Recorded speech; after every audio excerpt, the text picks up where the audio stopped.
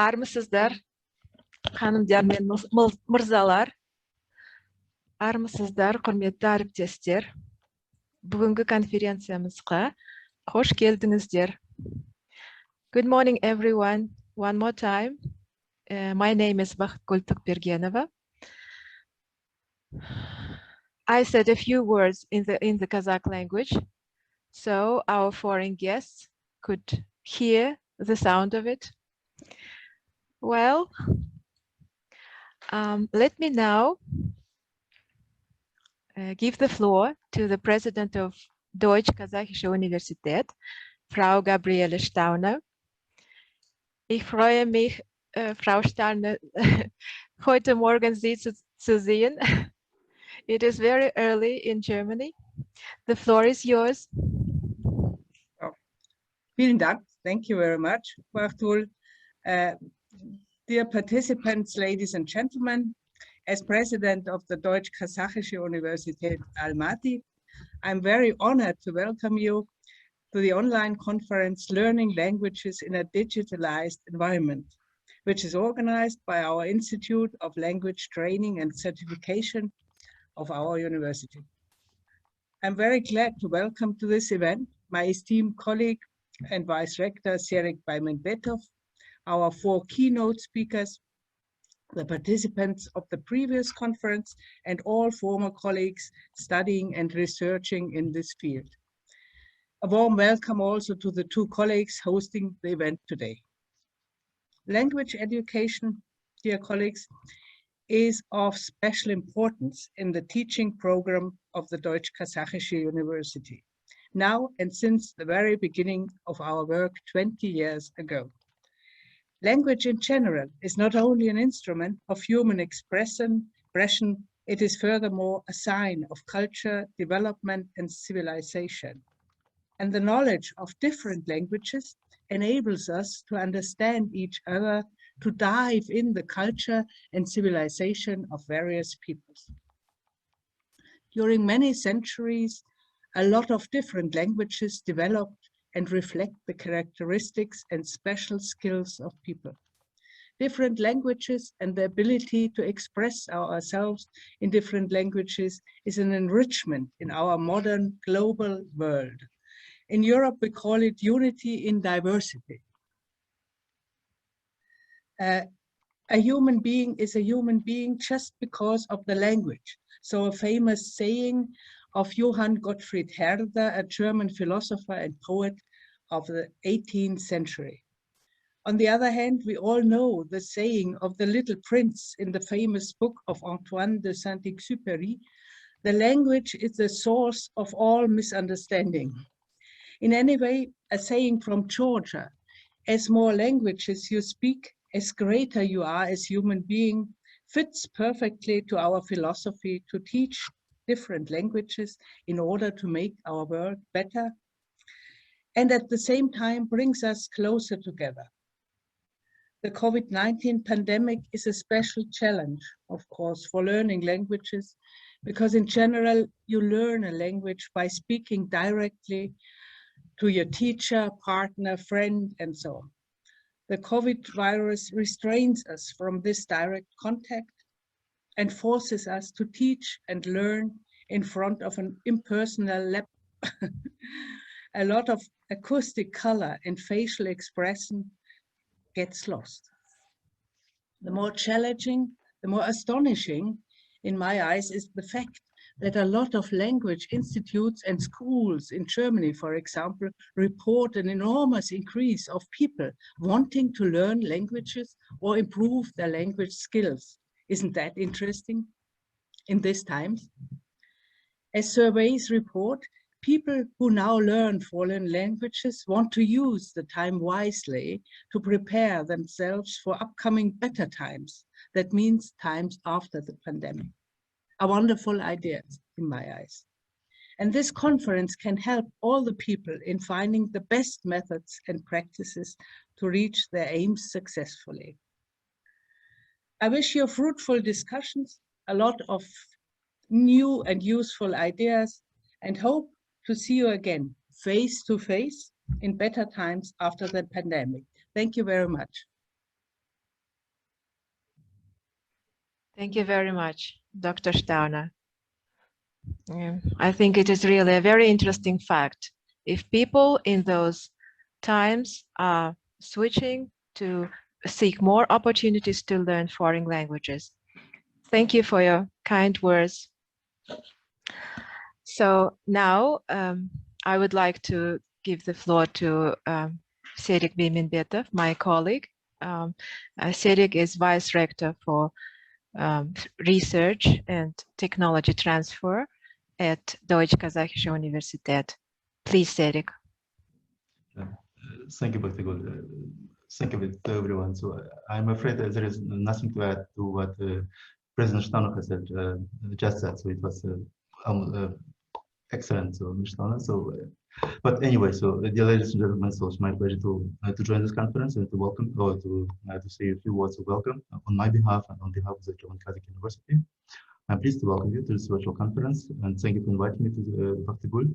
So the title is very great. So learning language in a digitalized environment is very topical issue that we have to discuss right now.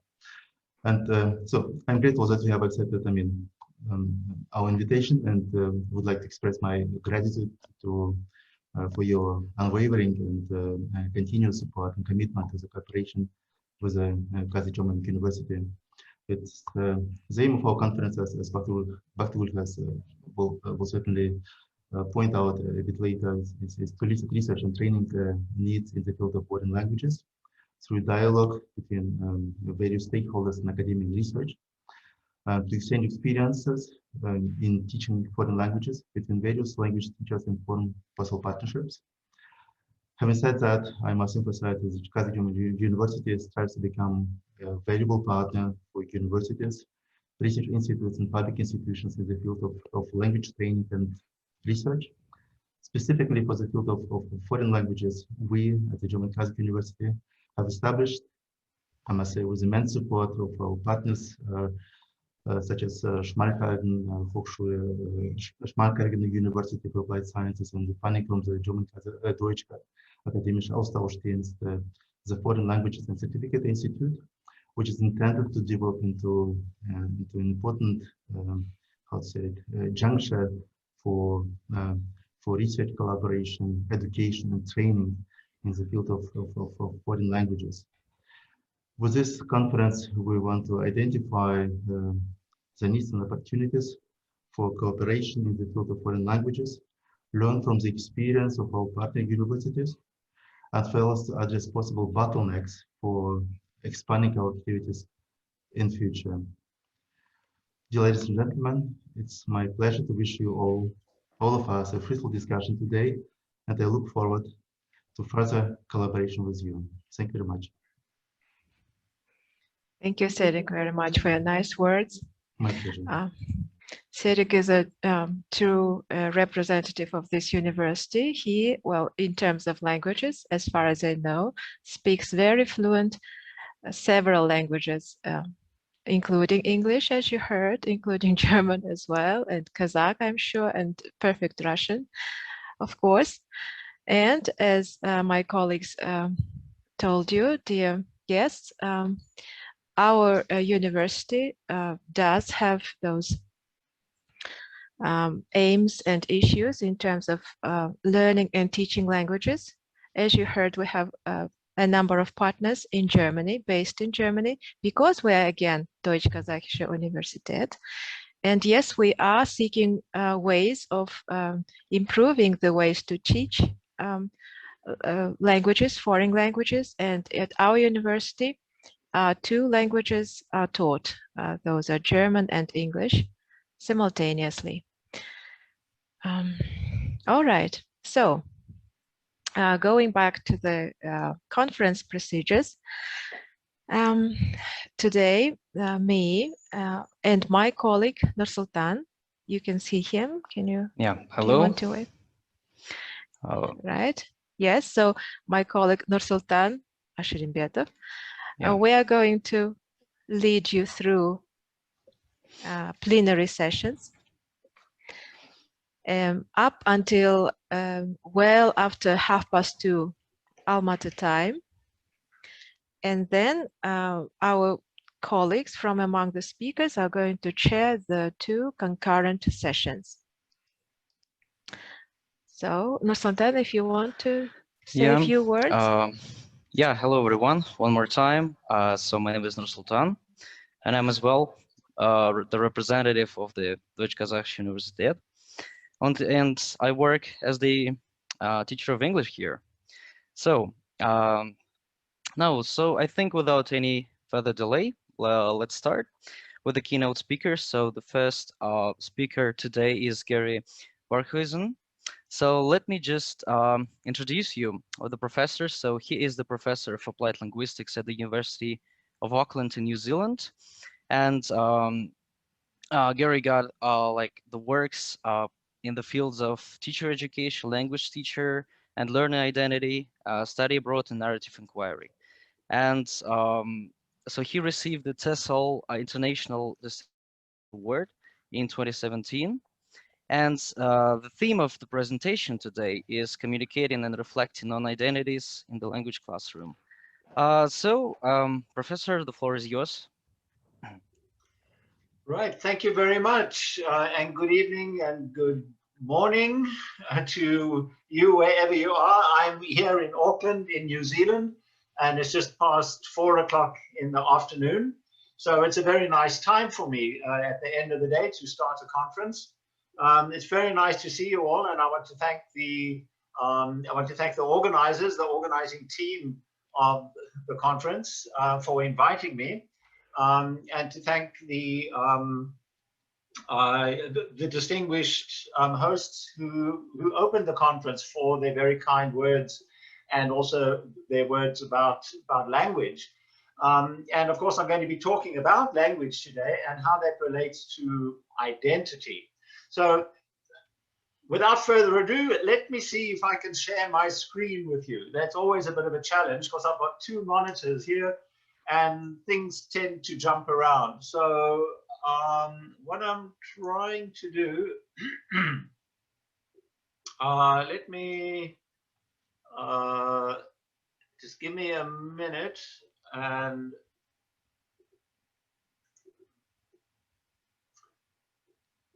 sorry, I will finally get there. Sharing screen, so you can see that screen, but that's not the one. You can see it. Do you see, what screen do you see? Do you see the full screen? A part of it, slide 33. No, you're seeing the wrong one. So let me stop sharing. I need to get to screen 2.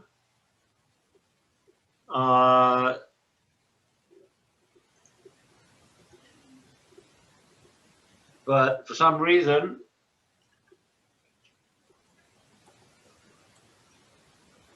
It must be the last one. we're right at the end, so I'll just go back to the beginning. There we are. So you see screen 2, right? You see the full presentation. Is that correct? Yes, it's correct. Okay, cool. Thank you very much for that.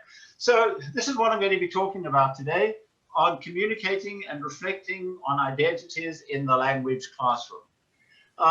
And why I think this is an important topic is that in this particular time that we're all living through, this time of disruption in our lives, a lot of us has moved online with our teaching. We in different teaching contexts. We are moving into digital teaching platforms. Our lives as teachers have been disrupted. We've gone through transitions. We've gone through changes.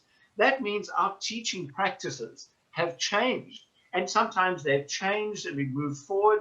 And then we've gone back to what we did. We moved into lockdown and out of lockdown. That's certainly been the case with us here in New Zealand. And we've been thinking maybe we can go to the way we always taught before 2020. But then we're thinking that's probably unlikely. And now we have to change our teaching. And so we're in this constant state of where are we? What are we doing with our practice? And that has implications for who we are as language teachers and for our learners, who our language learners are as language learners. So when I say who we are, I'm talking about identity.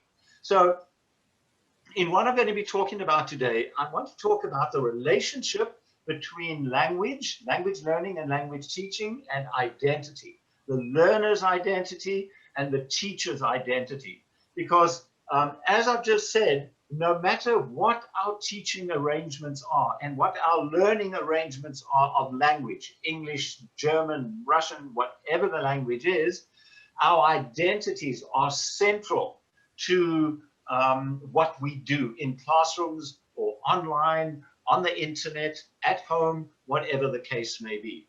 So if you have a look at this outline, I've got 45 minutes, I know that. I will start by talking about very briefly what I mean by identity. And then I will talk about how we can go about communicating identities in the classroom, how we can use identity as a topic in the classroom, in the language classroom. So yes, it's a language classroom, but how do we bring in identity as a topic of discussion to reflect on our identities and our changing identities in the language classroom? And at the same time, not just the learners, but also the teachers reflecting on identities. And then I want to move on to ways in which teachers can reflect a little more systematically about identity, to inquire, perhaps doing some teacher research on identity. And I'll suggest one way that's a teacher-friendly way of doing research on identity, either on one's own identity, teacher identity, or on learner's identity, which I call short story analysis.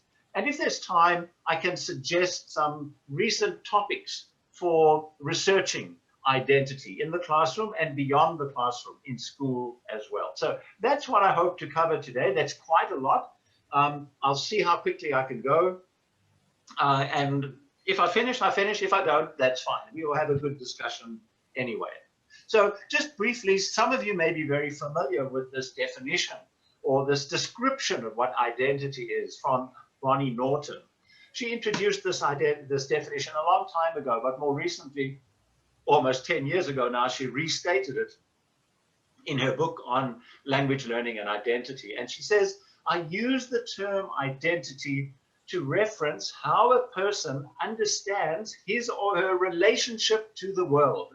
So that is important. Identity is not something that's fixed, the way we look or the way we get told who we are, but rather it's our relationship with the world, how we understand our relationship with the world. That means relationship, it's always changing, right? Our relationships with other people, with objects, with things are always changing. So identity is something that changes as our relationship with the world and the people in the world changes. And she goes on how that relationship is constructed. It's constructed, we work on developing an identity. It's constructed across time and space. Over time, it can be short time in the process of an interaction with someone, or it can be over time, over a teaching career, or over learning language over a semester, or over 2 semesters, or over an academic year, for example, and how the person understands possibilities for the future. And that has this time dimension. So that when we are learning language, we're not just learning language for now, but we're also learning language for the future. And so our identities relate not only to now, but our identities relate to the future.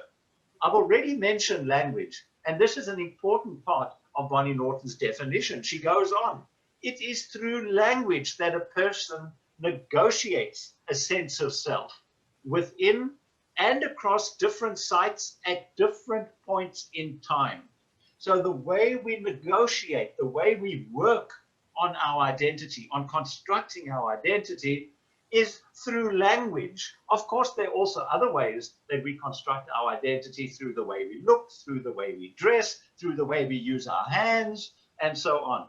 And so language is one of the semiotic means in which we negotiate, we work at our identity, the way in which we work at constructing our identities. So as you can see from this definition of identity, it's something that's negotiated, it's something that's moving, it's dynamic, it's not fixed and essential, and we're not stuck with the same identity, and that's important.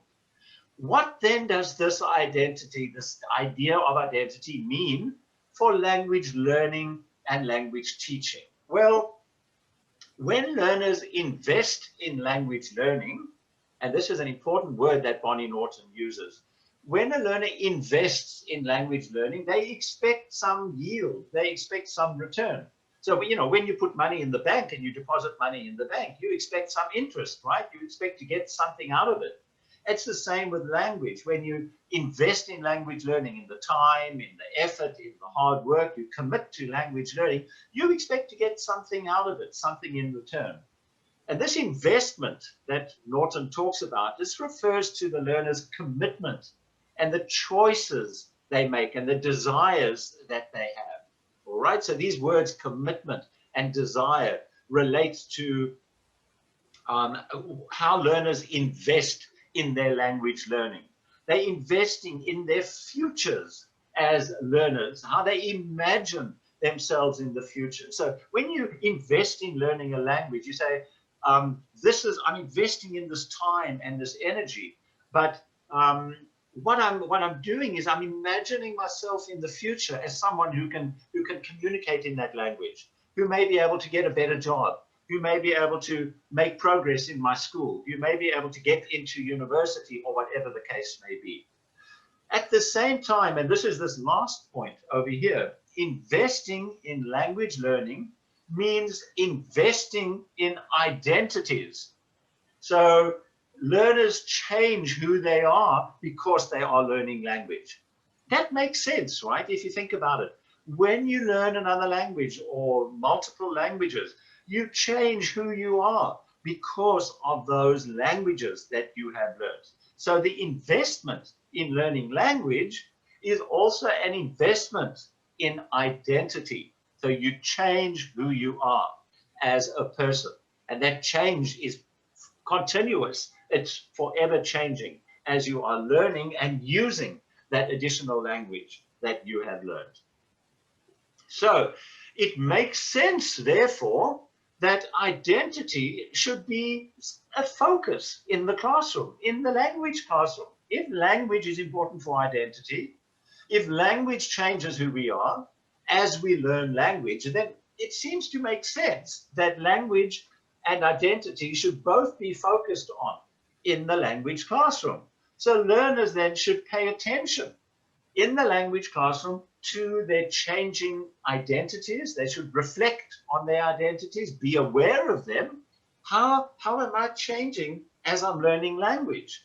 What questions do I have about who I am now that I'm learning language? They should explore their identities. And I've said question twice there, because it's important to question your identities as you acquire and learn another language. And there's long been a call to include or integrate identity into classroom language learning activities. I don't know if some of you have read any academic articles, research articles on language and identity, and many of them end with the implication section saying, we really need to include identity in the curriculum, in our lessons, in our lesson planning, at school, at university, in our teacher education programs. So there's been this constant call to include a focus on identity in the language classroom as part of the language learning activities. So what a colleague and I did, Pat Strauss, last year we published this book called Communicating Identities, in which we've got a number of activities, 48 activities designed for communicative language classrooms. Communicative language classrooms, a focus on language, but in each activity, the topic focus is identity. So it's all about focusing on identity in the language classroom, although the focus is, again, it's a language classroom, and these are communicative language teaching activities. So as I've got at the bottom here, communicative activities that focus on learner identities. And what we've done in the book is we've divided it up into 4 different facets, 4 different aspects of identities. And I just want to explain these different facets to you, and then I will show you some examples of these activities in the book. And the purpose is not to make you go and buy the book. The purpose is rather to show you some examples that you can design some of these activities yourself. If you feel that you would like to include some identity-related activities in your language classroom. So I'll just show you some of these activities. But before I do that, I just want to explain what we mean in the book by these 4 different types of identities, or these 4 different aspects to identity: reflecting, projecting, recognizing, and imagining. And it's quite useful. Often when I start to talk about identity with my students, or I talk about identity with other teachers or academics, we often say, what do we mean by identity? And I find it quite useful to break it down into these 4 different facets of identity. So the first one is reflexive or reflexing identity. This is sort of inward looking, who we think we are, or the self's view of the self, the inner self. And this looking inwards, this, who am I? How do I see myself? You know, I see myself as multiple identities that are variable. They're always changing. From a learner's perspective, learners may see themselves as a language learner or maybe a language user. They may think, well, I'm a learner, yes, but I can also use the language. So my identity is one as a language user. From a teacher's perspective, the teachers, when reflecting on their identities, may think about how effective they are, what role they play as a teacher, what status they have, and so on. So these are reflexing identities, looking inwards, the self's view of the self, who we think we are. But obviously, when we interact with other people, we project our identities. We don't only keep identities to ourselves, but we interact with other people in other places, in other spaces. And so we project our identities, how we want others to see us, the public representation of our outer self. Again, these are multiple. Sometimes you're a mother, sometimes you're a teacher, sometimes you're a sports person, sometimes you may be a specialist in some hobby or something. So you have these multiple identities, and they vary over time, and they vary depending on who you're interacting with. And we use language and other semiotic resources to project our identities. Learners may project their identities through exhibiting their proficiency in language or their motivation as language learners. And teachers may project their identities through their classroom practices or the way they act professionally and so on. So it's projecting identities.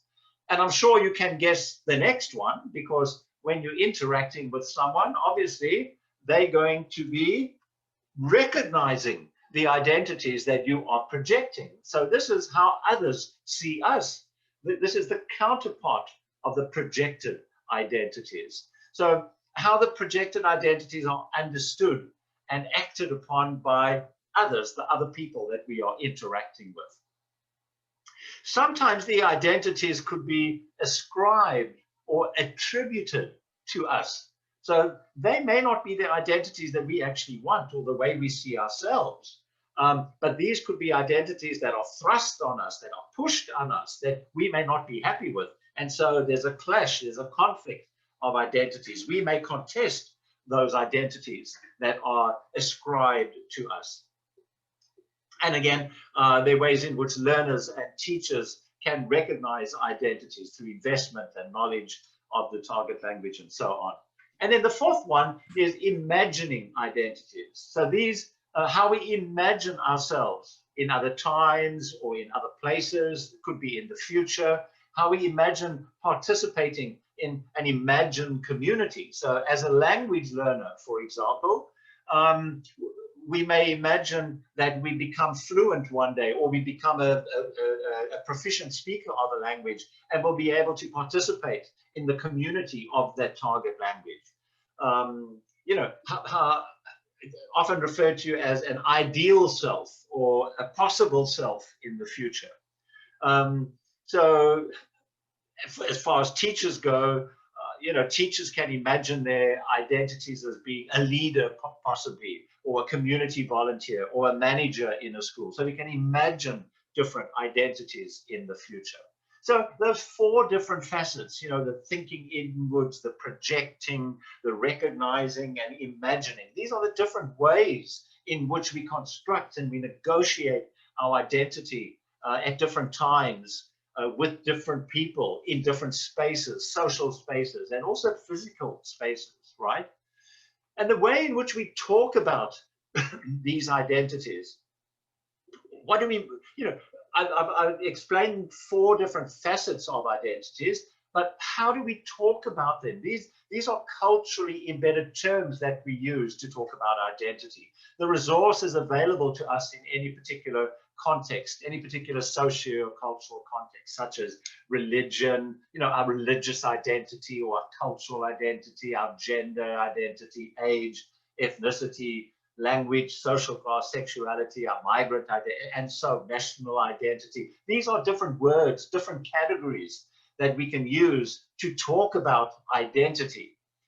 So when we talk about a reflexing identity or imagining identity, we can imagine a religious identity or a gender identity, or we can project a migrant identity or social class identity. So these are just the categories that we can use. So in designing any activities, this is a list of different categories, and there are others as well, I'm sure, but this is a list of different categories that you can design your activities around. Okay, all right, I'm doing okay as far as time goes. So let's have a look at one of these activities. This is the very first activity in the book. So as you can see, each activity has a little introduction. This one is called "This is like me" or "This is not like me." And in this activity, the students, it says in the introductions, students usually have access to a course book or a textbook in their language course, whether it's hard copy or electronic. And this short activity asks students to flip through their course book for a few minutes to examine images or any other diagrams, keywords, figures, anything that catches their eye in the book that may or may not reflect how they see themselves. So their identities, right? So how they see themselves. This relates to reflexing identity. Very simple activity. Anyone can do it. So students write down why this is the case and share their response in pairs. So in each activity has got an aim. It gives the level, the time usually required, what is needed, and also on the bottom right over here, you can see what skills are focused on: reading, sentence level, writing. It's very elementary, very easy activity this. So here, for example, if you look at the procedures, these are suggested procedures, and you can see that any experienced teacher would easily be able to do this. It's a communicative, elementary activity. You ask students to take out their course book or their textbooks, or they have them log into a common online learning platform or distribute a magazine or newspaper, any material that's used in the classroom. Even online, if you're doing online teaching, any web page, internet page, and so on, that they use as part of their learning. Give students about 10 minutes to page through the course book, and students will pick out 5 images or figures or tables or keywords or designs or whatever, which could be of people, photographs, diagrams, keywords, and so on. So for each of the 5 images, the students write down the page number and then complete the sentence. This is like me because, and then they say why that image is like them. So for example, there may be a picture of a woman, and then this person says, this is like me because I am female. Very simple. a photograph of a cow in a field, and the student says, this is like me because the grass is green and I like nature and I want to save the planet. All right. Here's another one, an advertisement for a new car. This is like me because I plan to be a mechanic one day. So they write down 5 sentences like that. And then they find 5 more images, and they write down the page number and they say, this is not like me because. So they pick out 5 images and they say, this is not like me. Very simple activity. But again, it's focusing on me, reflexing identity. And after the students have their 10 sentences, you put them into pairs, and each student has a turn to show one of their images to the other person, and that person has to guess, is this like you or not like you? Or you can design some other activity. And when the students have had their turn, you stop the pair work, and then at this point, because it's activity number 1 in the whole book or the whole course, you could simply give an idea about what identity means, simply because you're going to be talking about it for some time. So you could say, you know, identity is who we are, how we see others, and how others see us, for example. But then what happens, so that's just one activity focusing on the learners, doing a little communicative task, very easy. What we do then at the end of each activity is there's an opportunity for the teacher to do a reflection.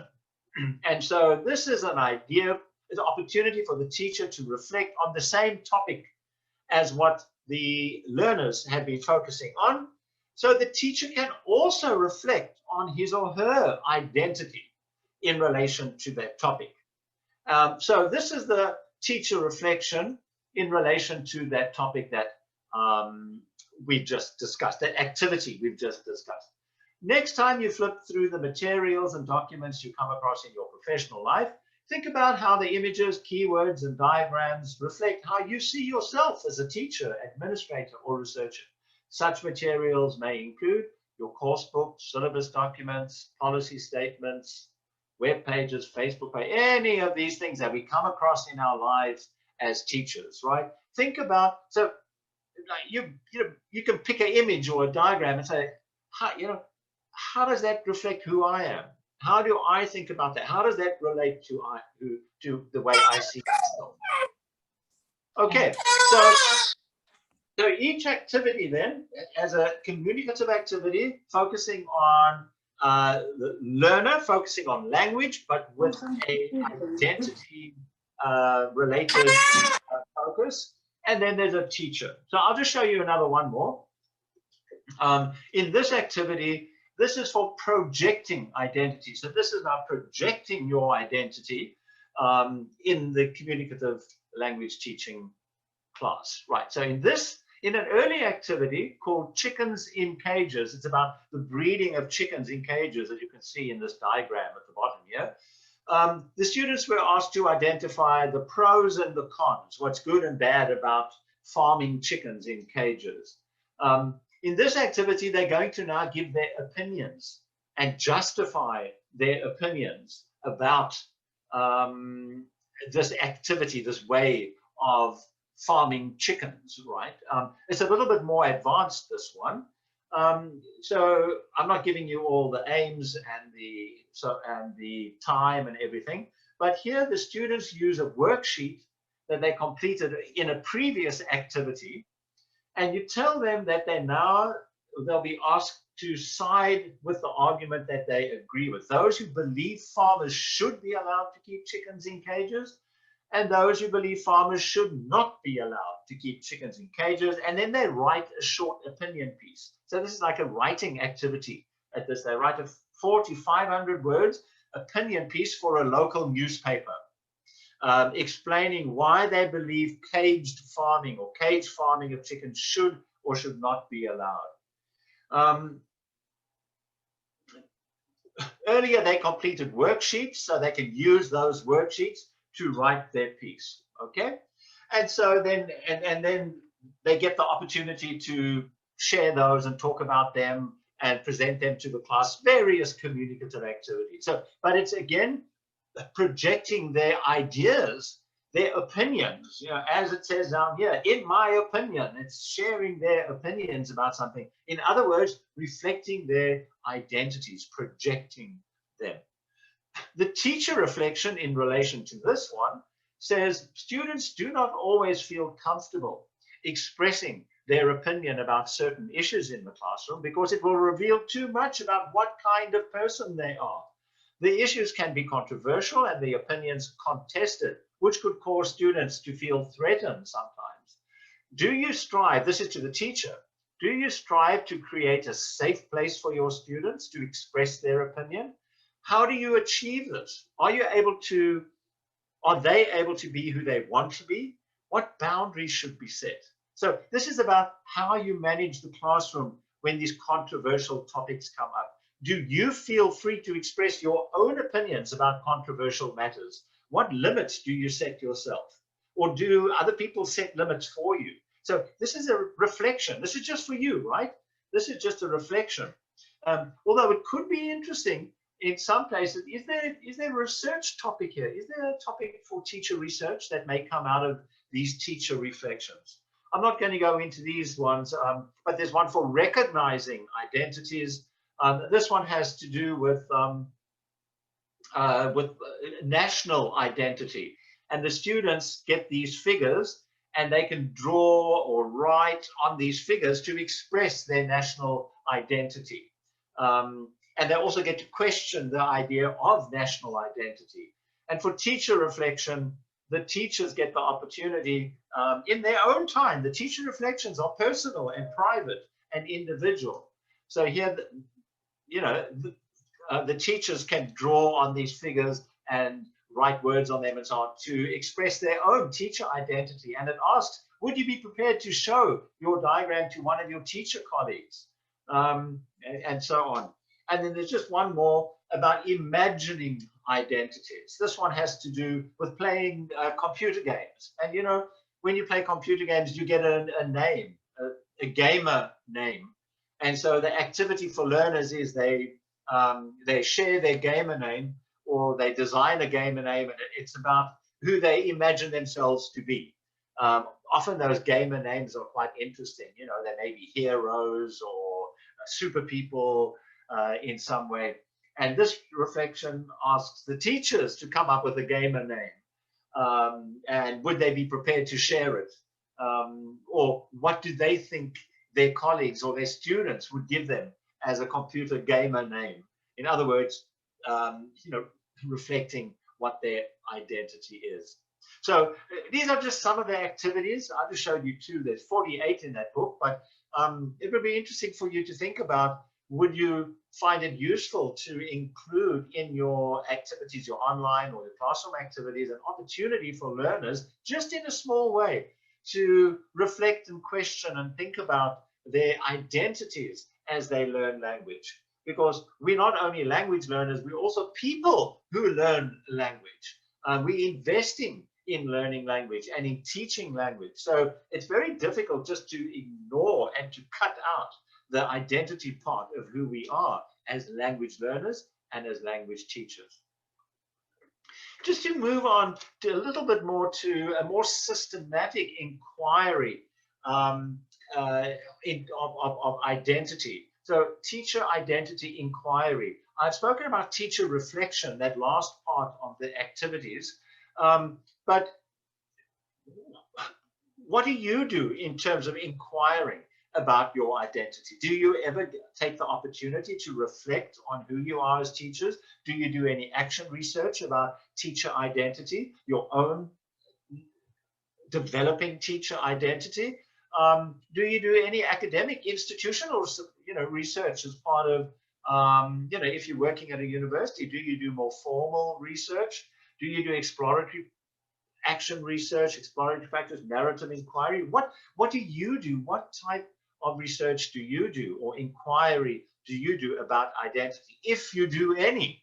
So what I'm going to just show you is one way of going about doing some reflection, or a little more systematic way of inquiring about one's identity, particularly during these shaky, disruptive times in which we are living right now, because we're so concerned with what we're doing online, we're so concerned with what we're doing in the classroom, what we're doing in the school.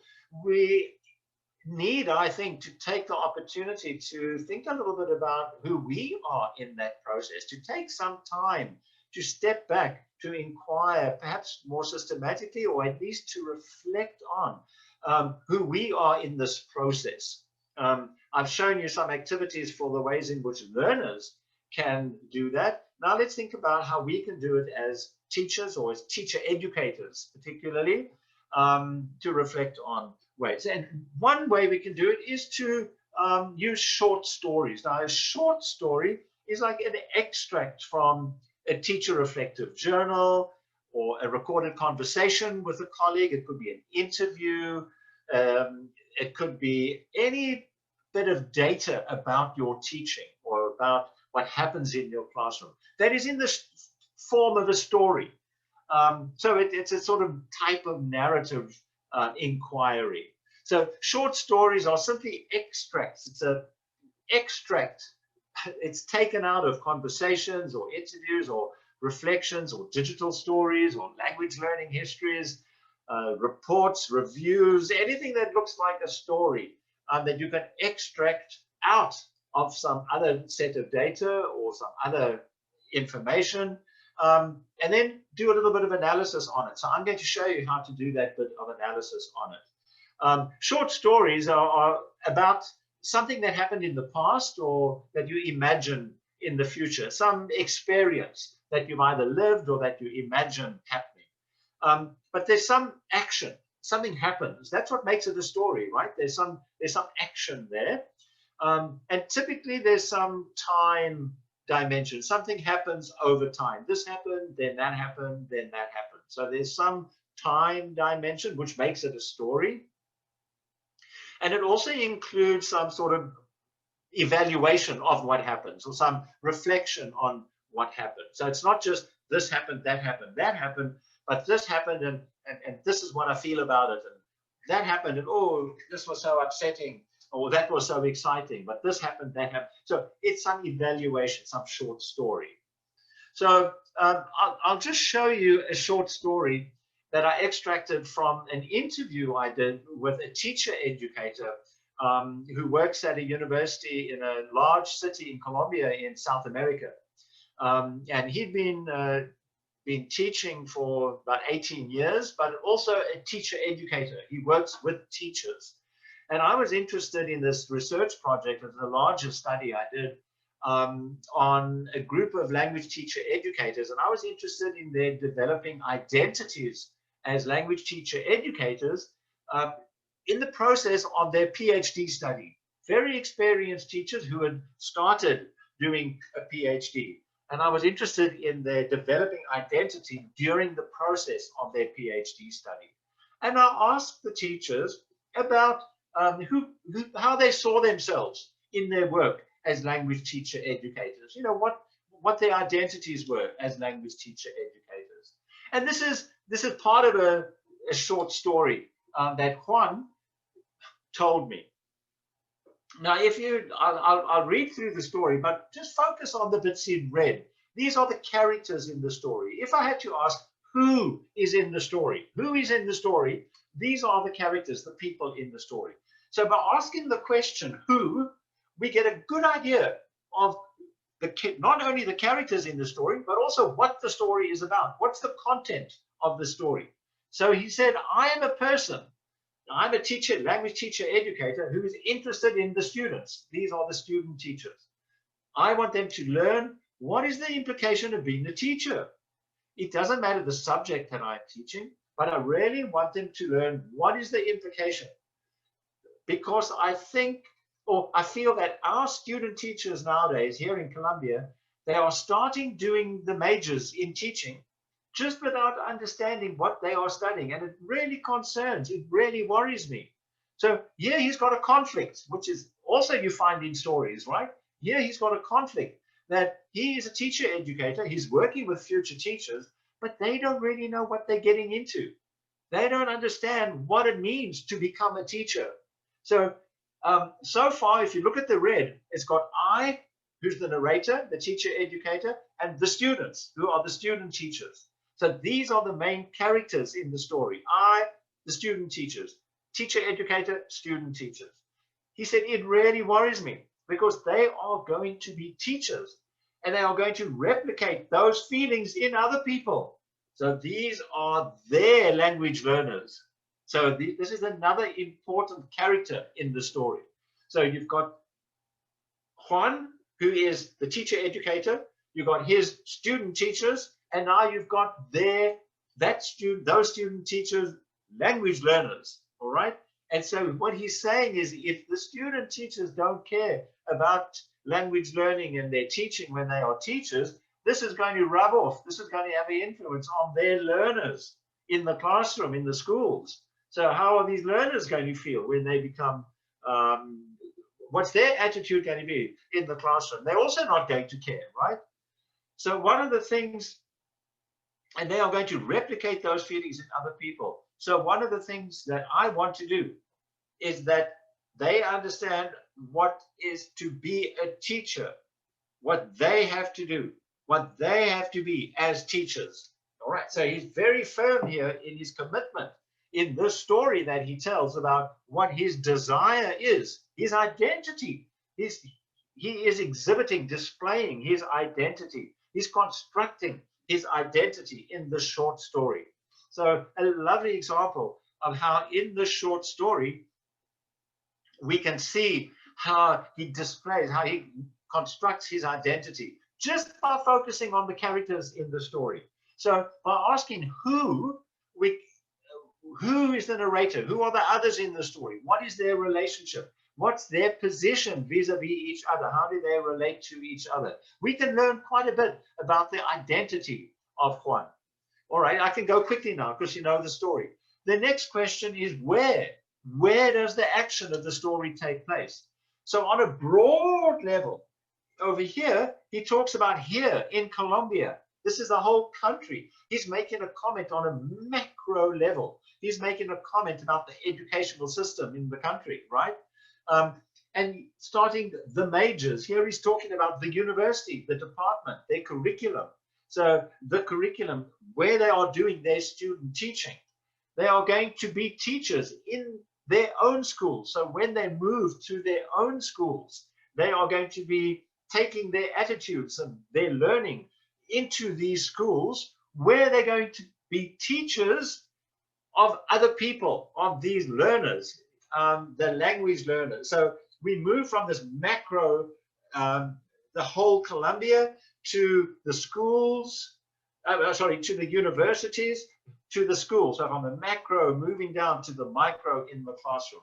So the characters and where this teacher education takes place, nicely displayed in answering the question, where does the action take place? So these places and these sequences of places, Columbia, university, school, classroom, and so on. And the final question I think is worthwhile asking is when? When does the action of the story take place? So we've got three questions: who, where, and when. So if you can find a short story in your documents, in your interview, find a short story and ask these three questions. When? Again, important. When I'm a person who is interested, if you look at the tense of that verb, I am now interested, and probably has been for some time. He said that I think that our students nowadays, referring to, currently here in Colombia at this time, nowadays, there's a problem. He's identified a problem that is current. They are starting in their careers doing majors, but they are going to be teachers in the future. And so they are starting now. There's a problem now. These teachers are starting now. In the future, there's going to be a problem. So these time references now in the future relate very much to who the characters are. So these who, where, and when are very useful questions to ask if you've got some data in the form of a story to inquire about the identity. So you can see that Juan is a very committed teacher. He's very concerned about the relationship that he has with his students and what he desires for his student teachers. Now remember, I made reference to this macro and moving down to micro. So at the micro level, we can think of it like this: at the small story with small letters story. A particular teacher story, and then we can move it out, story with a capital S. Yeah, we got story with a capital S, and are we moving out, right? These spaces. So you start in the classroom, now you move out to the school, the staff room, the neighborhood, the the community. So we're moving out. So when we're interpreting these stories, don't just think about what's happening in the lesson, in the activity, in the classroom. Try also to think about, how does this relate to what's going on in the school? You know, the curriculum, the assessment that we do. Try and move it out a little bit. And then even more broadly, move it out to the macro. What's happening in the nation with the government's curriculum? You know, the more political, the Ministry of Education decisions that are made about teaching will also help you understand what's happening in the classroom with the teachers, with the learners, and their identities. So these three levels all interrelate with each other. In interpreting the stories, don't only focus on one level. Interpret the story from all three levels. And remember, when we're asking who, where, and when, ask those questions on all three levels. One way of looking at it is asking them about the classroom. Ask who, where, and when about the school and community. Ask who, where, and when about these big macro questions about ideologies, about values, about the policies that are happening. That helps you really make sense of what's going on. Okay, I think I can end there. I was going to talk a little bit about some research questions, but I think that would just be too much information. So I think I've got a couple of minutes if anyone has a particular question. I know the next session starts in a few minutes, but if anyone's got a question, I'm happy to take a question. Yeah, Professor, so there's a question, I think it's in your chat. Can you check it up? Yeah, so we've got the question from Linguistics. Or should I read it for you? No, I can see it. Yeah.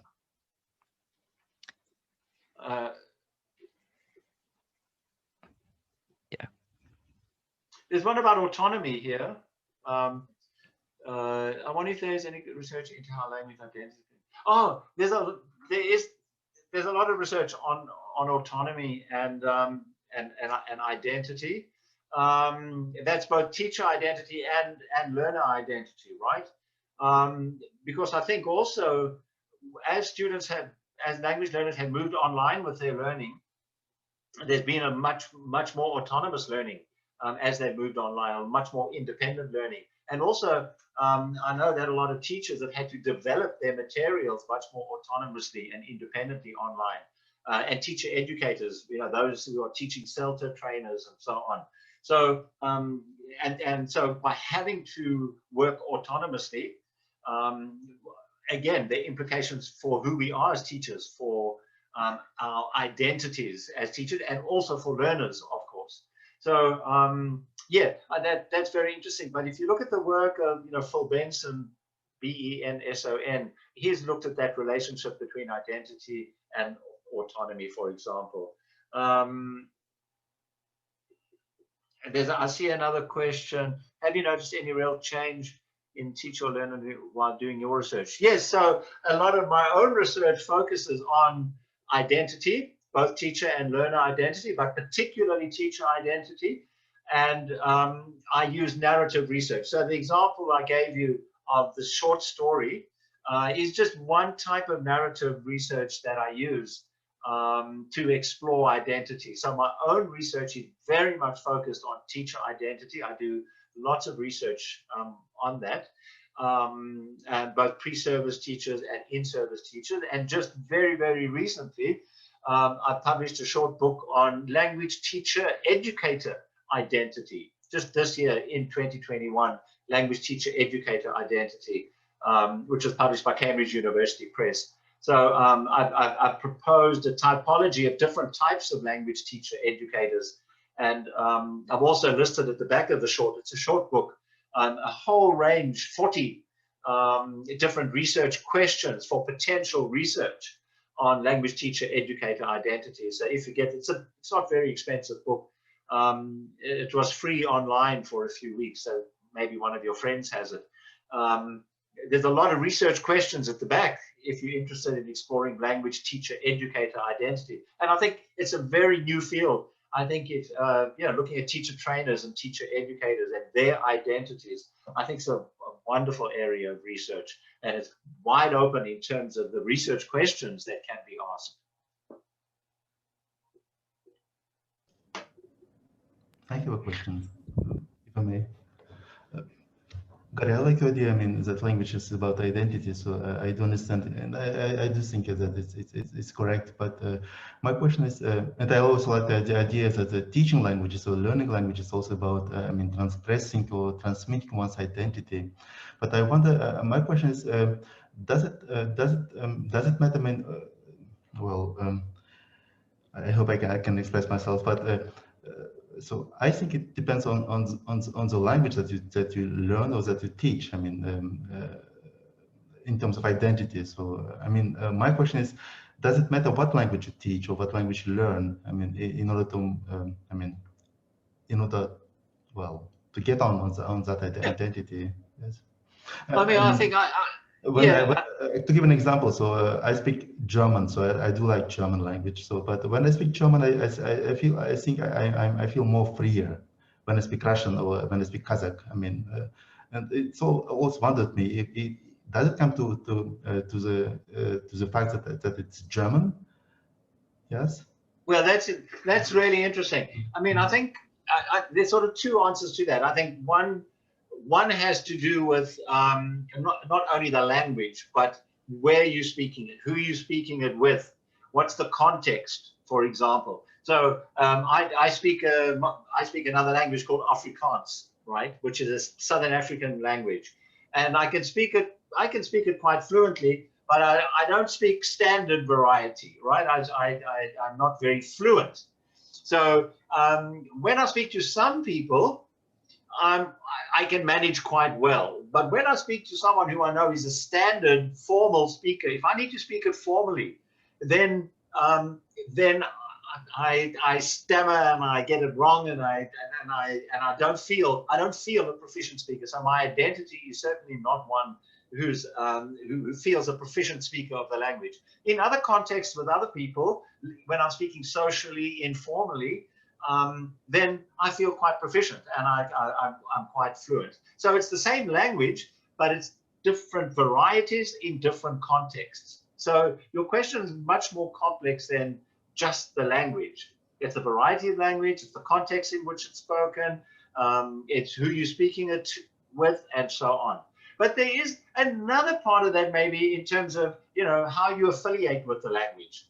How you feel about the language, whether you like it or not, whether you were forced to learn it, whether you want to speak it, whether you don't want to speak it. So there are emotions that are also related, to the language as well. So there are multiple answers to that quite complex questions. They may be emotional, they may be contextual, they may be interpersonal, and so on. But it relates to identity, I think. Yeah. Okay. I think my time's up, isn't it? Well, unfortunately, yeah, it is. So dear good. participants, so those who got questions, you could ask, I think you could ask the professor into the chat. Yeah, with the, or email. Yeah. Okay. Okay, so before we move to the next speaker, we would also to remind you too that time is like a really precious resource. So yeah, could you like do the presentation and wait for the questions? Sorry, I got this delay. I'm sorry. So yeah, if your presentation ends at, for example, 11:45, yeah, it's better if you dedicate like 10 minutes before this time for the questions, okay, if it's possible. All right. Okay. So thank you very much, Gary, and for your presentation, a really enlightening one. And thank you, dear participants, for your questions. Now it is time to introduce next speaker, and that's going to be Paul Woodfall. Paul is Oxford University Press's Regional Training Coordinator for Middle East and Central Asia. He has given training workshops from K1 to 12 and trained English faculty at universities in several different countries around the world, including Spain, United Arab Emirates, Kingdom of Saudi Arabia, Iran, Turkey, Lebanon, Egypt, Kazakhstan, Kyrgyzstan, Kuwait, Qatar, Bahrain, and the Sultanate of Oman. He has lived and worked in the region for over 20 years. Before joining OUP in 2011, Paul was ICT coordinator, team leader for Cambridge English Language Assessment, an IELTS examiner for 9 years, as well as teacher and teacher trainer based at the British Council in Dubai, United Arab Emirates.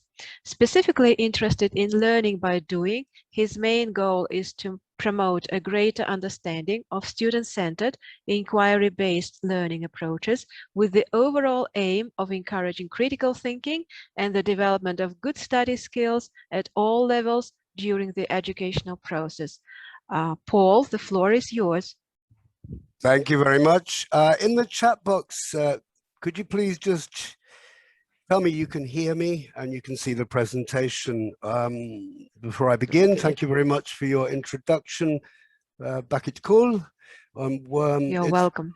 Pleasure to be with you all from Dubai. It's very hot and sunny in Dubai. The summer is with us. You can all hear me. Great.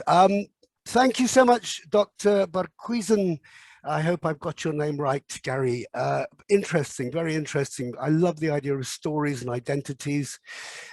We are going to be looking at digital stories a bit later on, a particular digital story, but first we'll look at video and a quick look at cognitive load. I'm not going to be very theoretical. I will actually require people to type into the chat. So please have the chat box on your screen ready to participate, because I do believe in learning by doing. And even though we're online, I want you to use the chat box. So we will be looking at cognitive load, a brief overview of cognitive load. We're going to look at a particular video on critical thinking. It's a published video for a course book. It's a course book called Q Skills, 3rd edition. I'll give you a brief taste of that video and look at it as an example of how we can reduce cognitive load with online work. Autonomy came up in the last session, and learner autonomy is something very dear to me. Because very often people say, you know, go away and find out. And it's a kind of irony that teachers will say, well, you go away and find out. I believe that we have to scaffold their experience and help them find out, give them strategies to find out. And in terms of cognitive strategies, one of the main things is that they don't try and attempt to do too much in one go. We'll be looking at that, and we'll be looking at reading for pleasure, which is an incredibly important part of learner autonomy. And reading gives us an insight into different cultures around the world through the language, as we saw earlier on. Digital readers are very, very useful. They have important benefits over just reading print books. And we'll look at an example of a digital reader. So, and finally, there will be time for Q&A. I'd like just to begin, no need to put in the chat anything. Just if you'd like to count on your fingers or in your mind, close your eyes. I'm going to give you some words on the screen, and I'd like you in 20 seconds to remember them. Do not write them down. No pencil, no paper. Just try and remember them in 20 seconds. So are we ready? 20 seconds starting from now. Here are your words. Remember, no writing, don't cheat. Keep them in your mind. Maybe you want to use your fingers to count them off. You've only got 3 more seconds and stop. Okay, looking at cognitive load, I'm going to give you 4 statements, and I want you in the chat box to tell me if each statement is true or false according to your experience. In other words, how much do you know about cognitive load? When you put your answers, put them all together like the example, so A, B, C, and D. Statement A says, cognitive load is a theory from positive psychology that refers to the used amount of working memory resources. True or false? B, information can only be stored in long-term memory if it has been attended to and processed by working memory. True or false? C, working memory is limitless. And D, there are 3 types of cognitive load. In the chat box, please, can you put your answers? Let's see how much you know about cognitive load. I look forward to reading your answers as soon as you've thought about them. Olga, true, true, false, true. True, true, true, false. We already have a bit of dissonance in terms of cognitive understanding. I like it because we could, oh, good Ludmilla, true, false, false, true. 3 different answers. Thank you, Tatiana. Thank you, Olga. Thank you, Ludmilla. Olga Bainova, another Olga says true, true, false, true. So now we have 2 answers which are similar, Olga Bainova and Olga Ishenko. The Olgas true. Okay, right. Anybody else? Larissa, true, false, true, true, true, true, true, false, false. Oh, Dinara. Basically, the Olgas are correct. There is only one statement which is false, and that is that working memory is limitless. Thank you for putting in your answers. Everything is true. It is a theory. Cognitive load is a theory from positive psychology. I'll be giving you references at the end, links for you to have a look at for a quick understanding of the main ideas, and references at the end, which I'll put into the chat box for further reading. It is a theory from positive psychology, and it refers to the used amount of working memory resources.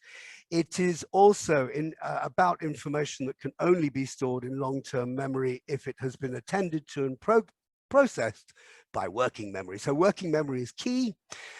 Working memory is limited, very, very limited, which is why we don't have the facility to take in everything that surrounds us all the time. We are very, very focused on specifics because our working memory is very limited. And there are indeed 3 types of cognitive load. Thank you very much. The Olgas, well done. 3 types of cognitive load, and very briefly, we have the intrinsic type of cognitive load, which is how much effort we put in to learn something, specific topic. That's intrinsic to us, just like motivation is intrinsic. The effort we, excuse me, got a bit of a summer cold, but thank goodness, no heavy temperature or high temperature, no heavy feelings, just a head cold. So I have headphones on, but I'm also rather stuffed up. Extraneous, outside, the way of informational tasks are presented to the learner. And in terms of structural design and the task, that is really important to reduce cognitive load, the way we present information or tasks to the learner. And the idea that the germane type of cognitive load is about the effort that we place in creating a permanent store of knowledge, creating a schema of understanding. And I think that intrinsic is something that we as teachers can nurture, but the most important areas for teachers is the extraneous and germane, looking at how we can present informational tasks in such a way that effort is not too much when creating a store of knowledge in our students' mind. Looking at working memory, Alan Baddeley produced this diagram, which shows in a nutshell working memory. There are lots of people involved in research on memory. Baddeley is one of the big figures in the research over the last 40 to 50 years. And we can see in the middle that the central executive is at the same time receiving and transmitting information about what we see, the visuospatial sketchpad, and what we can hear and what we can articulate, the phonological loop, the articulatory loop. And that's happening right now as you're listening to me. This is going on. I will, as I repeat, I will give you references later on. Just to move on, how many, don't write the words in the chat box, don't, just give me a number. How many words do you remember of those words? In the chat box, give me a number. How many of those words can you remember from earlier on? Dinara, thank you, 6 words. Right, Ludmila, 6 words. This is interesting. That's almost all. 7, 7 words. Who said 7? Liazat, 7. Congratulations. 7, 5. This is what's happening. Yes, Larissa, Tatiana, 5, 5, 5. I imagine that's probably 5. Oh, Bakit Cool has only got 3 words. Don't worry, Bakit Cool. But that is a fairly good representative sample of what happens with our working memory when other information is coming in, and you know, we're making choices about what we want to understand. Talking about choices, can you write, we've written the number in the chat box. Can you label the diagram, I wonder? Do you remember what the orange is? Do you remember what the yellow is?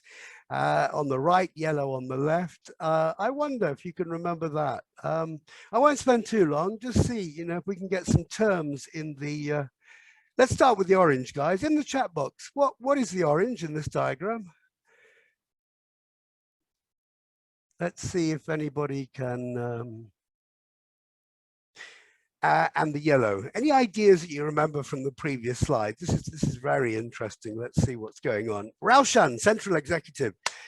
Saul is saying executive process. I'll accept that. Thank you. So there we go. That's the orange. What about the right hand yellow on your screen? What's that? Central executive. You've all got that.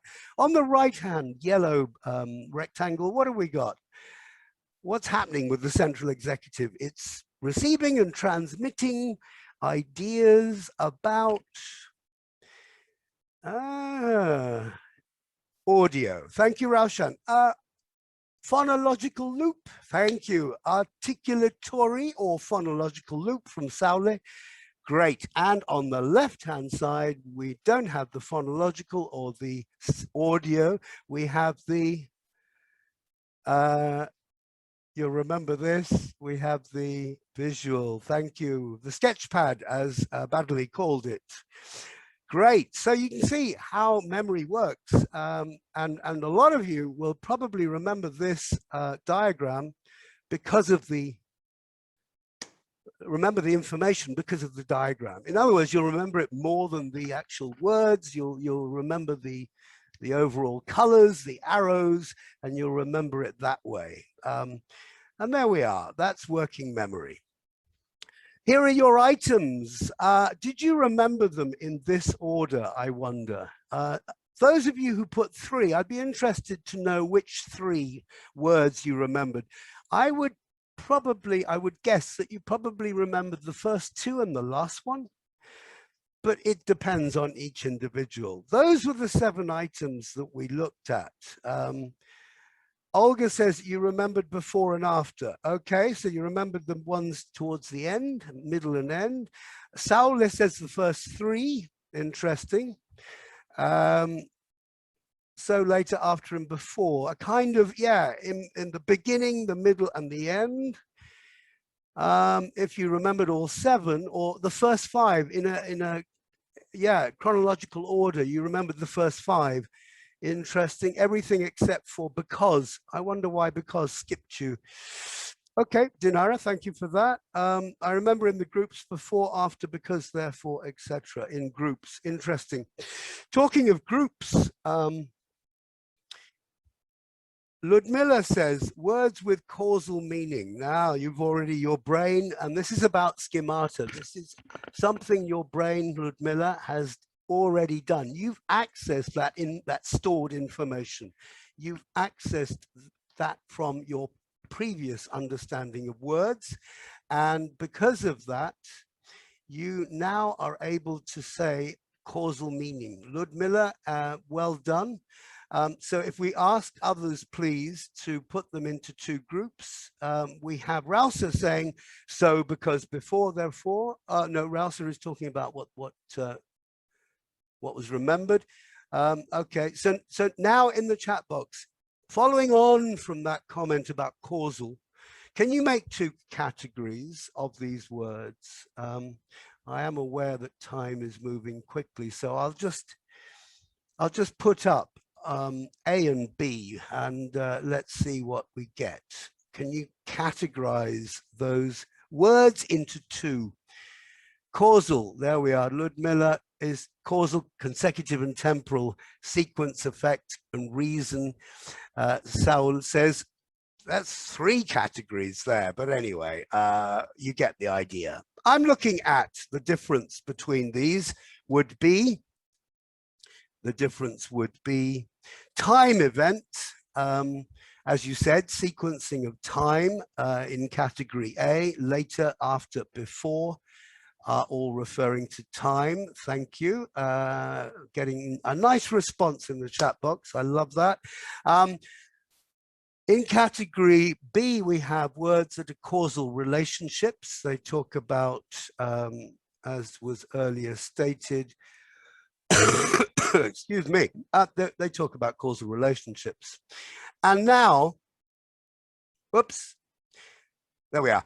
Now we have some more words which we can put in, and we can make, with first, since, and next, we can make 2 lists. And these 2 lists are quite easy to remember. Later, after, before, first, and next. And the list B, which is looking at causal relationships, so, consequently, because, therefore, and since.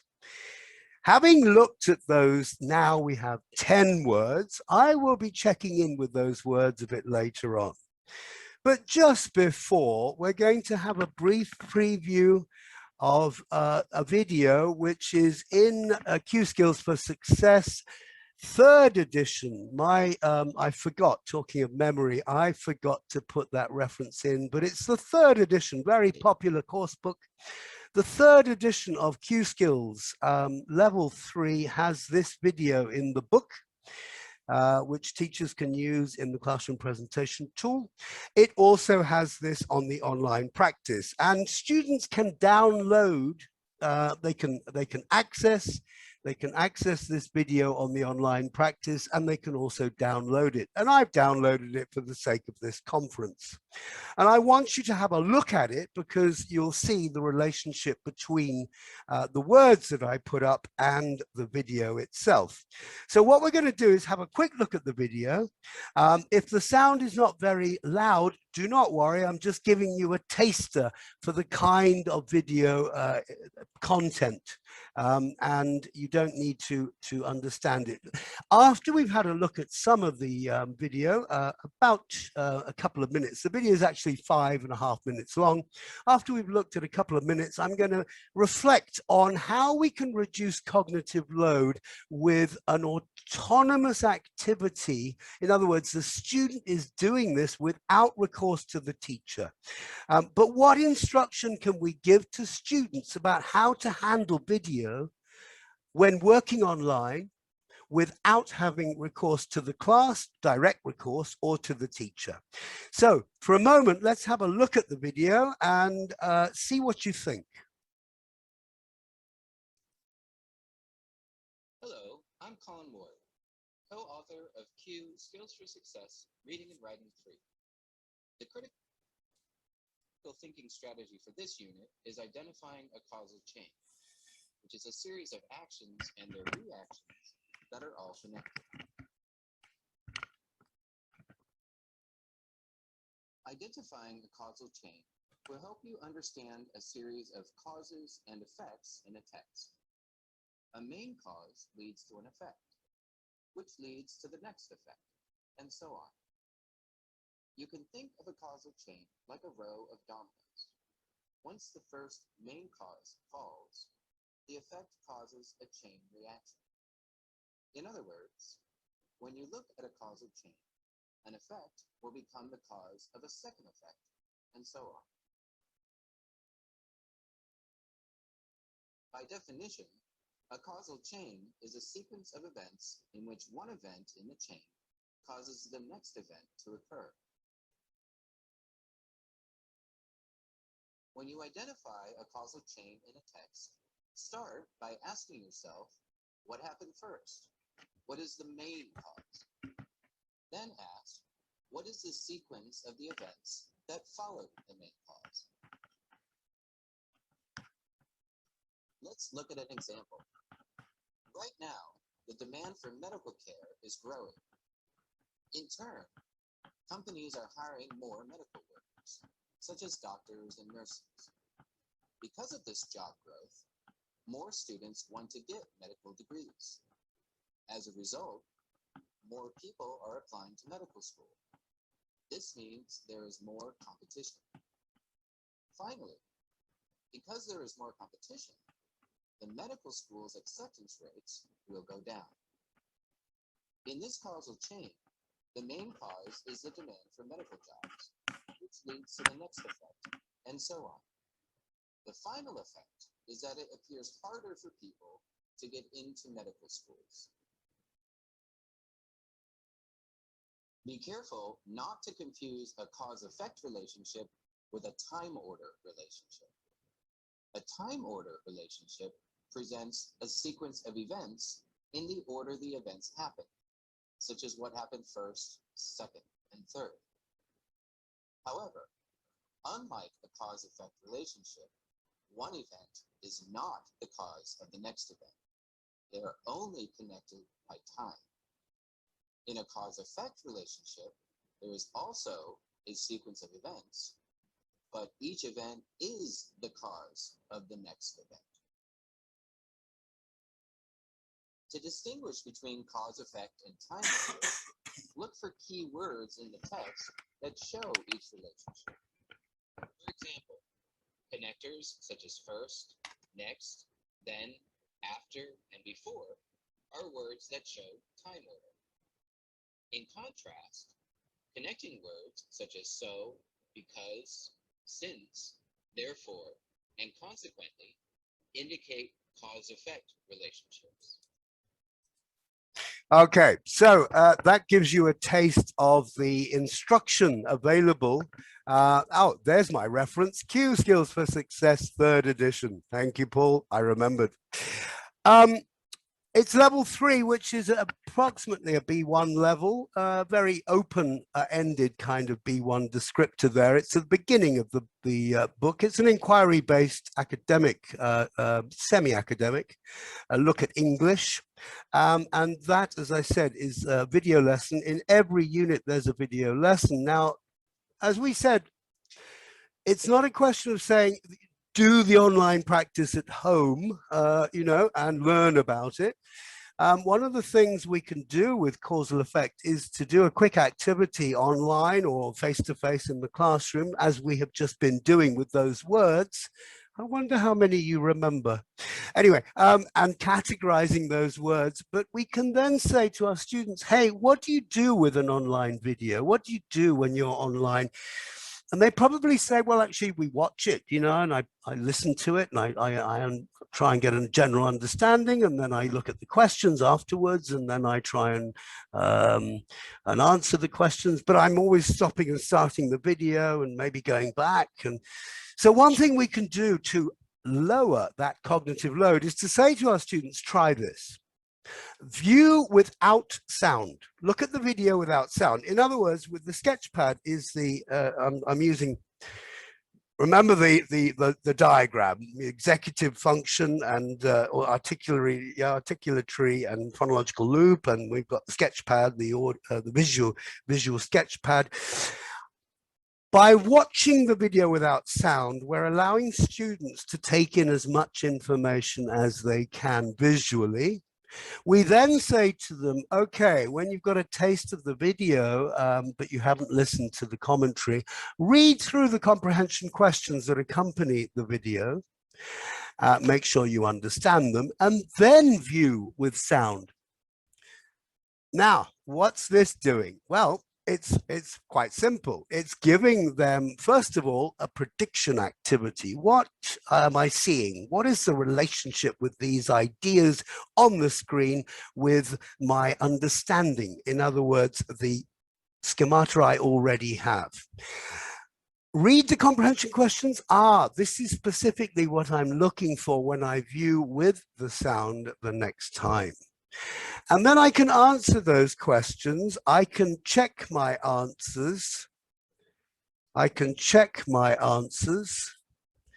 And I can do that because online practice, it's automatically graded. I can click submit, the answers come through. And then, of course, I can review any errors in my second attempt. I can check with my peers or with the teacher if I still have any kind of problems. And then going back to a more open class activity with the teacher, we can do some application. And here's an example of what kind of application we can do coming up after we look at the first attempt by this student here. You can see the video is on the left-hand side, and the student has looked at the questions, has got one wrong. Another one is wrong there in number 4, but then 5, 6, and 7. So that student on the first attempt is pretty good, doesn't need to have, maybe those were slips, but then on the second attempt, they can check on those slips. And in terms of the actual book and the classroom activity, there is an activation stage where we take that information from the video and the exercises, and we look at a paragraph. In this case, paragraph 3 of a reading text, and complete a graphic organizer. Now, you haven't looked at this reading text. I'll tell you what it's about. It's about small talk and beginning conversations with a stranger. But I wonder if you, from your schemata, from your idea of how you meet somebody for the first time and how you become a friend, can you fill in the graphic organizer without me giving you the answer? So in the chat box, we begin a conversation with a stranger is the first thing that happens in a causal relationship of events. What happens next? You have options. A, we find common interests. C, a new friendship starts. D, we discuss more interesting topics. E, we use small talk. Can you fill in the flow chart in the chat box? What would be your sequence? Thank you, Rauza. EADC. EADC, I like that. Do we all agree? Ludmilla agrees, EADC, so you must be in the right direction. We have 2 people agreeing there. ADDIC, that's interesting. Let's have a look at this. Can ADDIC work? A, we discuss more, we find common interests, we discuss more interesting topics. Then we use small talk. Not sure we use small talk as a result of discussing more interesting topics. I think small talk would be the reason we discuss more interesting topics. And most of us, including Bakit Kul and others, all agree. So I think, you know, we can fairly safely say that we use small talk after we begin a conversation with a stranger. And then we find common interests, which then as a result of that, consequently, we discuss more interesting topics as a result of looking at finding common interests. And eventually, as a result of this step, we become friends. So applying in reading, applying in writing, that's how we cement our idea of causal effect. The book says, why don't you compose, do a bit of composition about the wrong way to use small talk. I like that, but a critical thinking there. They write a paragraph, 5 to 8 sentences, talking about the wrong way, and again, using causal expressions of causal, adverbs of causal effect. So in order for those words to remain in the vocabulary, in the memory, but also to become part of, to be able to drag up those ideas into working memory, we need to apply them. Not only study them, use them, but apply them.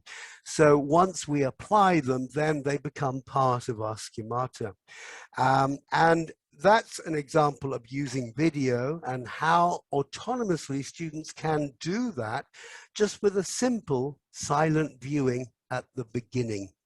And if we look at this, you could ask them to even do this. If we've done the reading together as a class, you could even ask them to do these two activities autonomously as well, perhaps with a check-in using Telegram or WhatsApp so that they can check their answers like we did in the chat box there, which gives students a feeling of that they're going in the right direction. Moving on from what we would call intensive language work, let's have a look at a graded reader. This is a digital graded reader from the Oxford Learners bookshelf. Essentially, graded readers are for reading for pleasure, in which case this is from the A2B1 collection, or is it yes, A2B1 collection. So we would ask students to choose books that they're comfortable with, which would be a linguistic level below their ability. And I've chosen this, The Bird of Happiness. It's a tale from Russia. And I just wonder, before we listen to the beginning, the very first page, does anybody know The Bird of Happiness? It's a very short story. It comes from a collection of short stories from around the world. And I chose this one because I thought maybe in Almaty you will have heard of this Russian story. In the chat box, have you heard about it or not? Put in your ideas. In the meantime, I'd point out to you that a digital graded reader, thank you, Olga, for telling me you haven't heard of it. Graded readers have the ability to do two things, and they are key benefits. One of these benefits is to listen. So, going through what we said, would we listen and read at the same time? Would we encourage our students to listen and read, or would we encourage them to read and then listen? I'll leave that open for you. But what I'll do is, to give you a taste, I'll just play the first page for you. There is a Russian song about the bird of happiness. Oh, really, Ludmila? I didn't know that. I hope it's a happy song. Let's find out. Maybe you can tell me in the chat. Is it a happy end? Does it have a happy ending? I hope so. So let's listen to the story, the beginning of the story. Chapter 1. The Bird of Happiness. A Tale from Russia.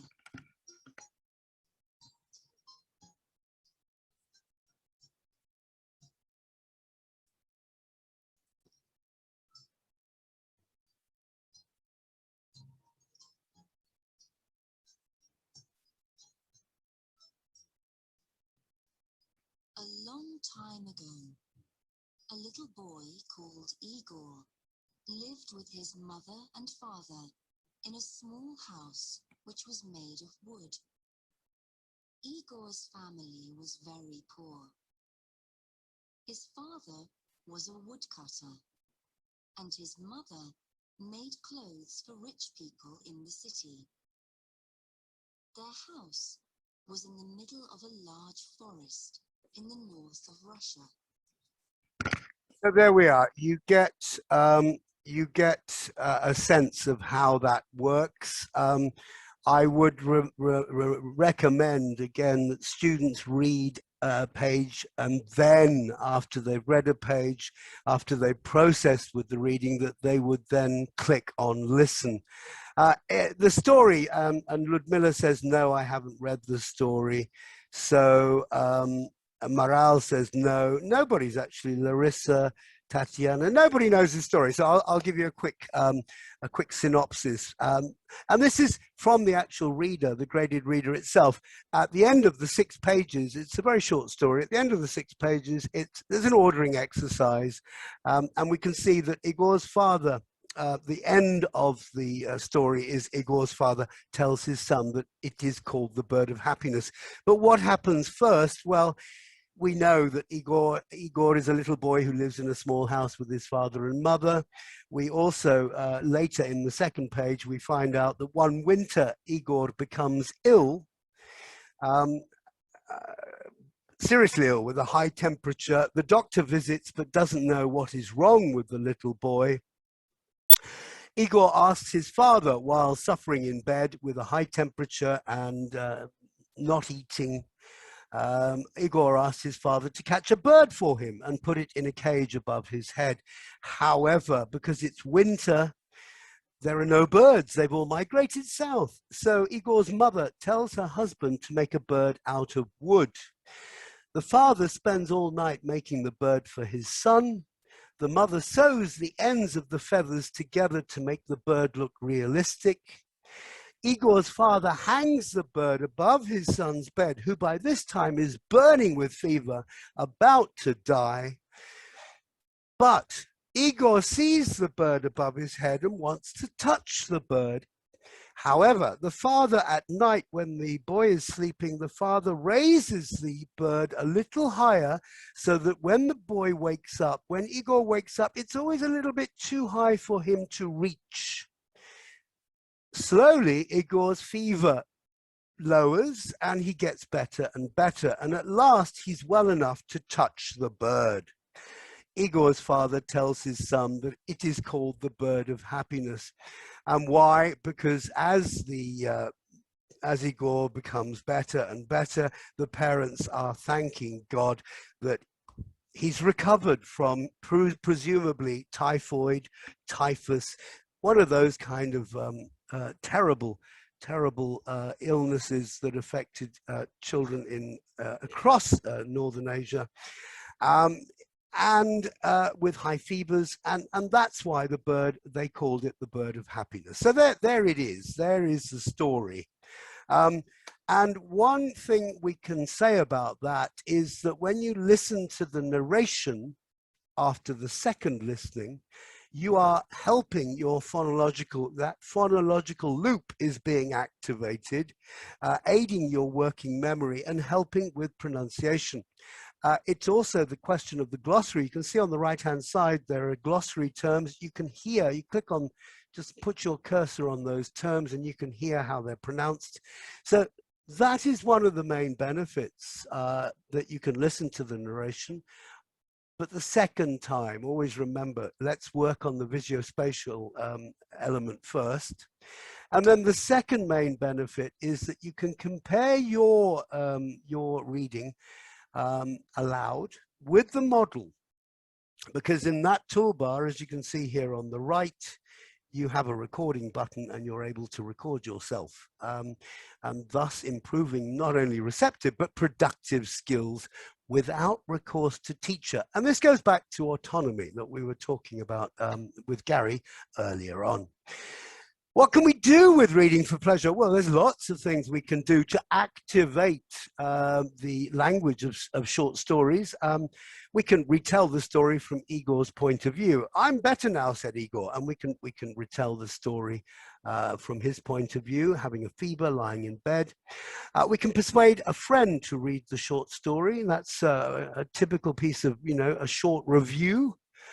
which would be like a blog. We can get students to write down their recommendations, or recommendations to read or not to read. In other words, persuade a friend not to read if you didn't like the story.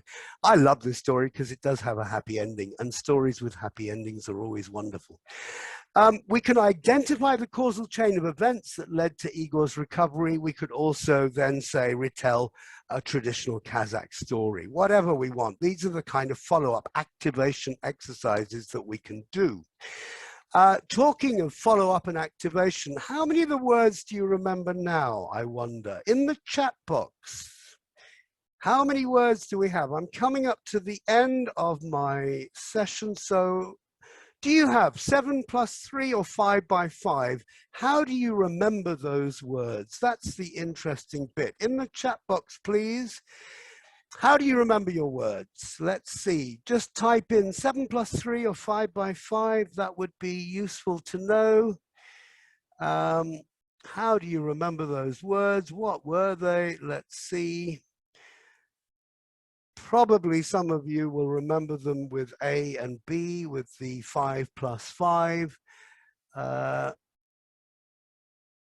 Nothing coming through in the chat, but there are the words, and whether you remember them one way or another, the conclusion we can make is that 7 ± 2 or 3 is the absolutely the best amount of lexical input that we can give for new vocabulary. If we try and get students to learn 15 words, they're never going to do it.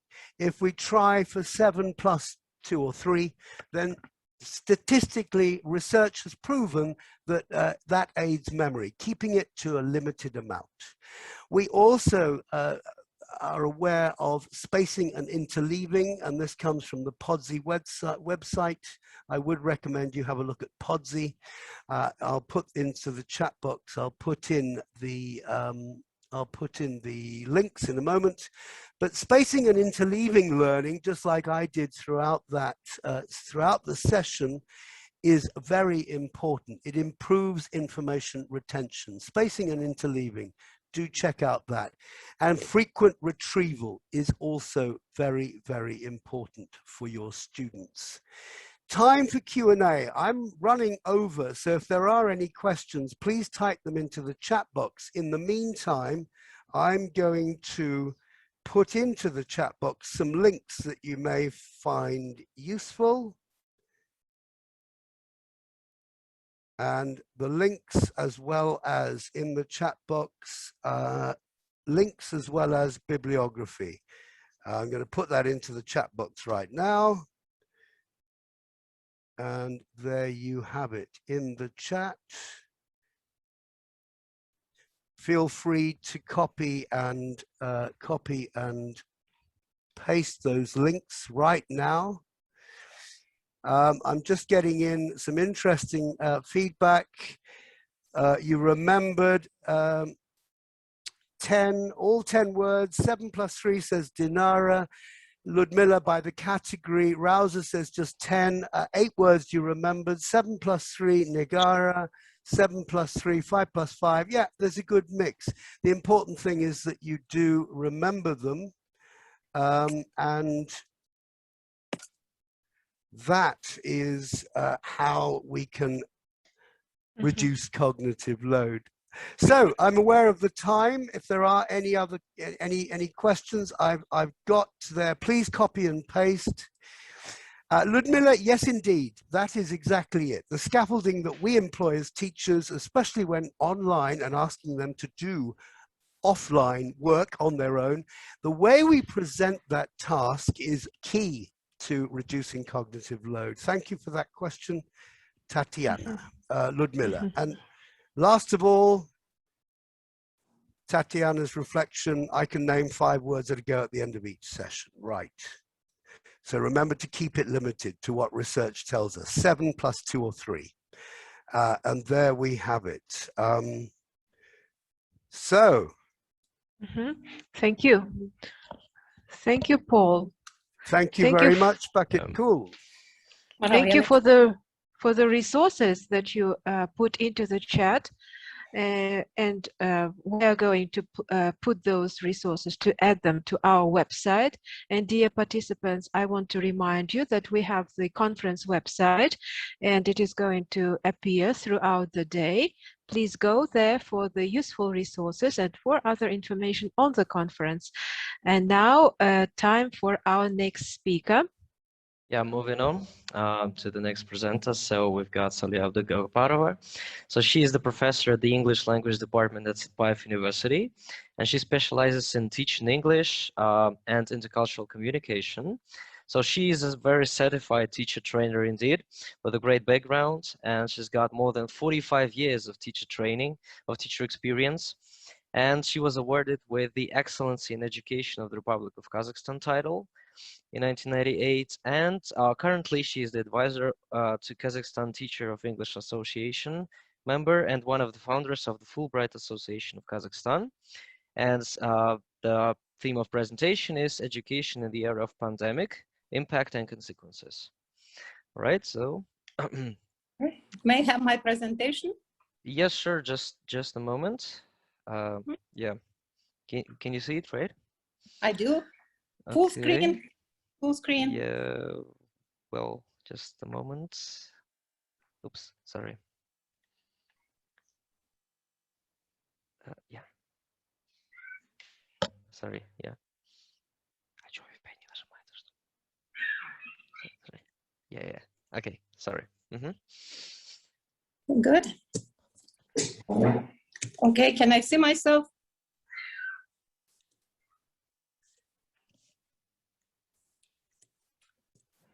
Good morning or good afternoon to all the participants. I'm glad to be part of this conference and to move to the next slide. 2 years ago, two universities, which is German Kazakh University and Satpayev University, organized a conference which was called Teaching Foreign Languages in the Era of Pandemic. It was in October 2019. That was actually the first conference on digitalizing, and lots of participants from all regions of Kazakhstan and other countries came and shared their experience on how they use digital tools in language teaching and learning. It was a great experience, and now this is the second conference, and I'm very grateful to the Kazakh German University for having courage in those difficult times to launch this conference and invite so many interesting participants. And I wish all great success to your conference. Now, if we go to the next slide. Because there was great interest on behalf of the Kazakhstani English language teaching community to the topic of digitalization, the partner of both conference, which is Kazakh Teachers of English Association, have discussed what follow-up ideas could be worked on after the first conference.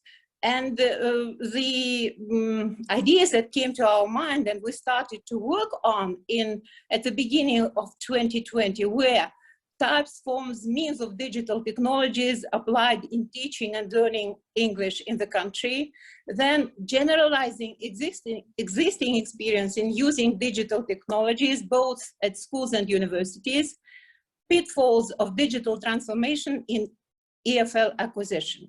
That was, well, figured out as the first stage of our joint work. But we had also plans for the future, such as methodology for using digital technologies in teaching English, combining modern and traditional teaching methods in a digital environment, something like priorities, approaches, and compatibility, and to investigate the modern student body, which technologies are most effective, and for which competence level of users each of them can be used. So with these ideas in mind, the pandemic knocked at our door, and we were immersed in that digital environment. The next slide, please. So to follow up our preliminary ideas and what can be done at the current stage, I have chosen the topic of my presentation, which is education in the era of pandemic, impact and consequences. So let me cite the paper, which I have chosen as a very profound one. It is called The Impact of COVID-19 on Higher Education and around the World. And this is a global survey done by the International Association of Universities. I say it is very profound because 424 universities and other higher educational institutions from 109 countries and 2 special administrative regions of China, Hong Kong and Macau, took part in that survey. And they have identified that the major impact of the pandemic was that, or they called that transfer as emergency online education. And the impact is that our students need assistance, staff face unprecedented challenges, including job insecurity, and university leaders had to reinvent how to run their campus operations. What are the major consequences? They are felt already now, but will be felt away into the future. And in order to envisage medium and long-term scenarios, it is important to capture what is happening now. Next slide, please. Next slide, please.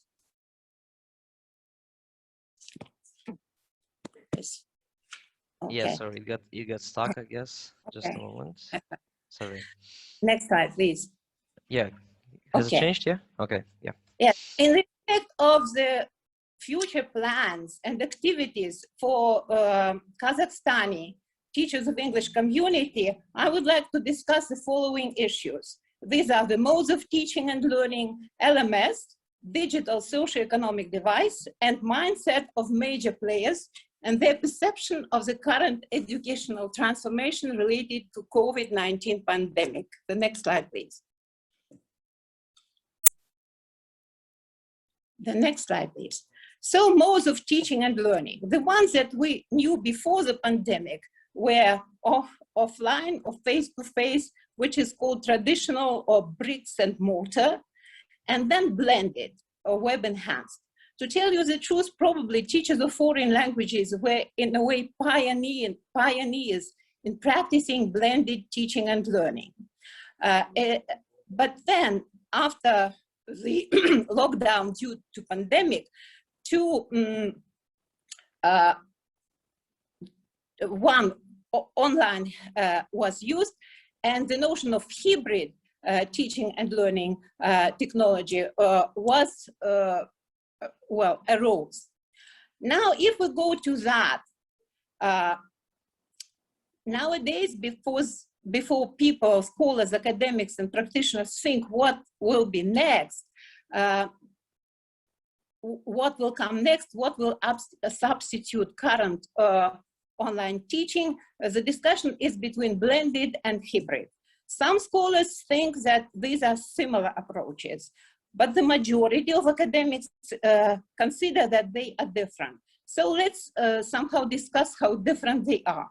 I will give you the general definition of blended mode of teaching and learning, which is instructors combine in-person instruction with online learning activities. Class sessions take place in a traditional classroom, but technology is used to facilitate activities, deliver content, and or assess students. As for the hybrid type, the definition is an integrated educational approach where some individuals participate in person and some participate online. Instructors teach remote and in-person learners at the same time using technology like video conferencing. Well, how different these approaches generally are. They both combine a mix of face-to-face and online learning, but in the blended approach, learners are the same individuals, while in the hybrid, approach, learners are different individuals. So to say, blended approach has heterogeneous groups of students. Blended approach is sequential, while hybrid approach is parallel. And blended is asynchronous, while hybrid is synchronous with elements of asynchronous type. Well, today we have, I saw in the conference program, a report on synchronous teaching and learning by my colleagues, Roshan and Dajan. I hope they will give more expanded insights into that type. Now, of course, both approaches or both modes are here to stay in the future, but the majority of experts, again, talk in favor of the hybrid approach. And the reason of that is that the hybrid approach combines offline, online, and blended components into its structure. There are some extreme also opinions that hybrid approach might also be the approach that can commoditize certain part of teaching. For example, the courses like fundamental-wise, like they cite Pythagoras theorem, can be taught from additional sources like Coursera does, so that the universities can save cost and direct finance to research in the university. But each, of course, institution and each country will decide what they are going to use. What the situation that we have now is that both are here to stay and to stay for the future. Why hybrid is considered to be a better option is because, according to business experts, the future business marketplace will be hybrid. Business organizations are now trying to recruit employees from all over the world to work remotely, because then they have better options and they can save resources and they can somehow enrich the way they work. That is regarding the modes of teaching and learning that we have to envision, and we have to investigate how they can work after the pandemic. The next slide. This is LMS, Learning Management System. During this time, lots of software platforms, they appear on the market.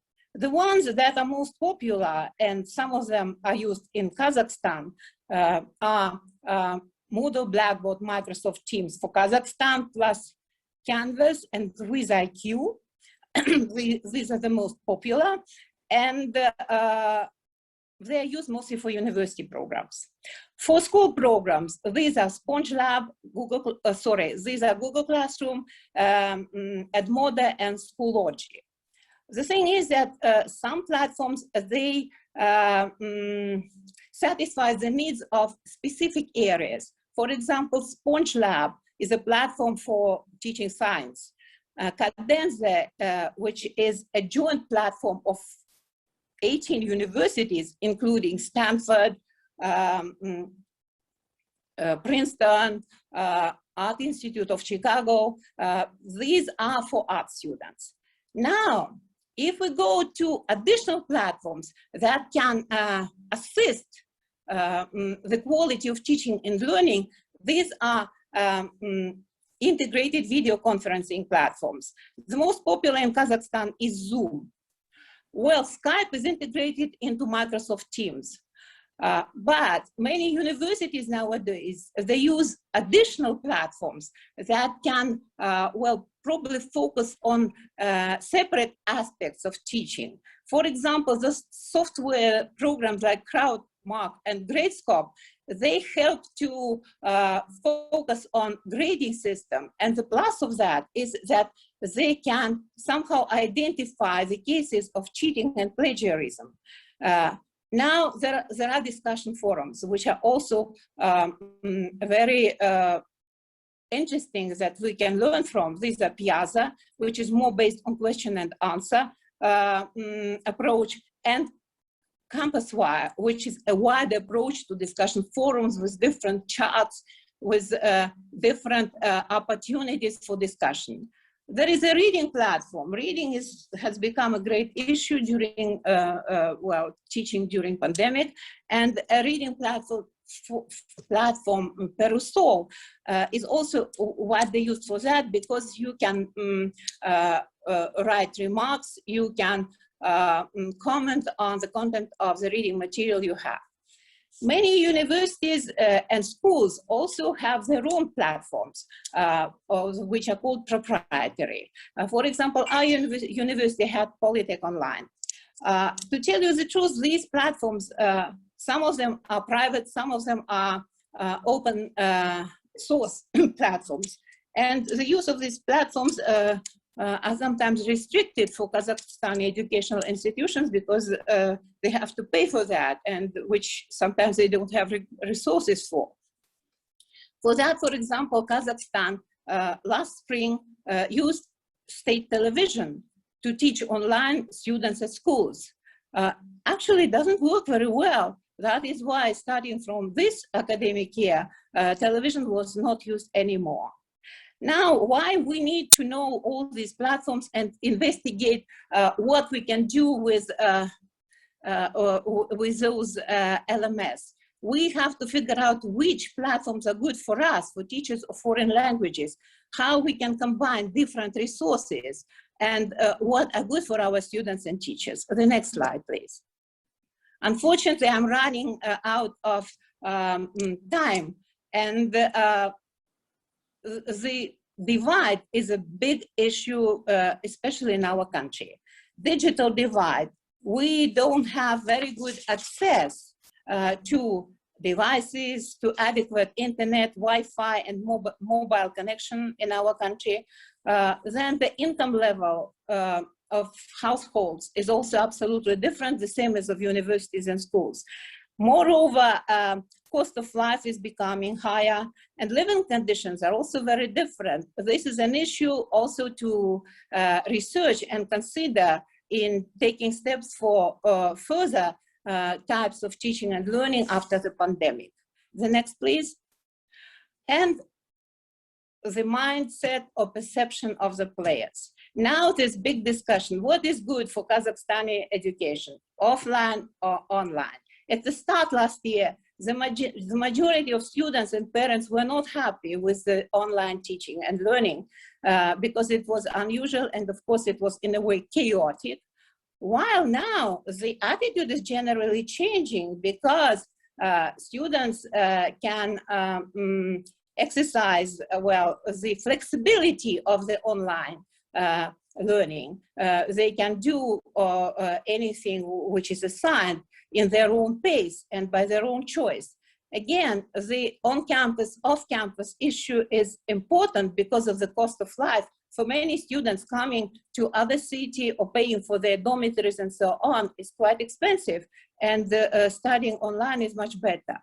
Workload is a great issue, especially for teachers, because according to the research done by, let me just a minute, by Virginia Gowen, and it is published in the Nature of magazine of 2020, the online teaching mode have increased teacher preparation or workload 3 times, and actually teachers average 35 hours just for preparation for their classes per week, which is very high.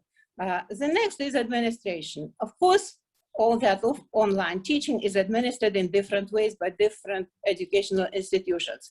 And sometimes they, in Kazakhstan, depended on what Ministry of Education can impose, whether they can already transfer to offline or not. So far, they cannot. Another issue is Zoom fatigue. Well, cognitive load, the previous speaker was talking about, is much connected to Zoom fatigue. And the last is accountability. Student engagement is not high very often because of the offline teaching. Moreover, cheating and plagiarism have become big issue in Kazakhstan, both at schools and university levels. Can you go further? So I've cited the resources. So I've read through dozens of different resources, but these are the most reliable. And the interesting thing is that you can find how different areas deal with the education in the time of pandemic. For example, the second resource, which is National Perspectives of the Impact of COVID, they investigate different regions of the world. Moreover, there was a survey done by jointly by International Association of Universities and Erasmus StudentNet, where they investigated student perspectives on how they perceived and how they function during the pandemic. And the last, it's a interesting survey of the Institute of International Education on how student mobility was restricted during the time of pandemic and lockdown, and how universities who focus on international education, how they deal with that program. Because I'm running out of time, I'm very much sorry. Probably I don't even have time to answer the questions, but if you write them in the chat, I will be very much pleased to answer all your questions. And thank you very much once again. It was a pleasure to be part of this conference.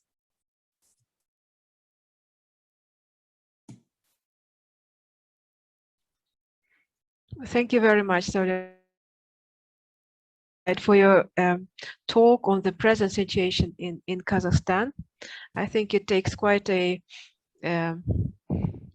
courageous identity, using today's words, yeah, to offer such an insight and showing the downsides of the aftermath of this COVID pandemic. Unfortunately, we do not really have time for the discussion, but as I can see, there is some discussion going on in the chat.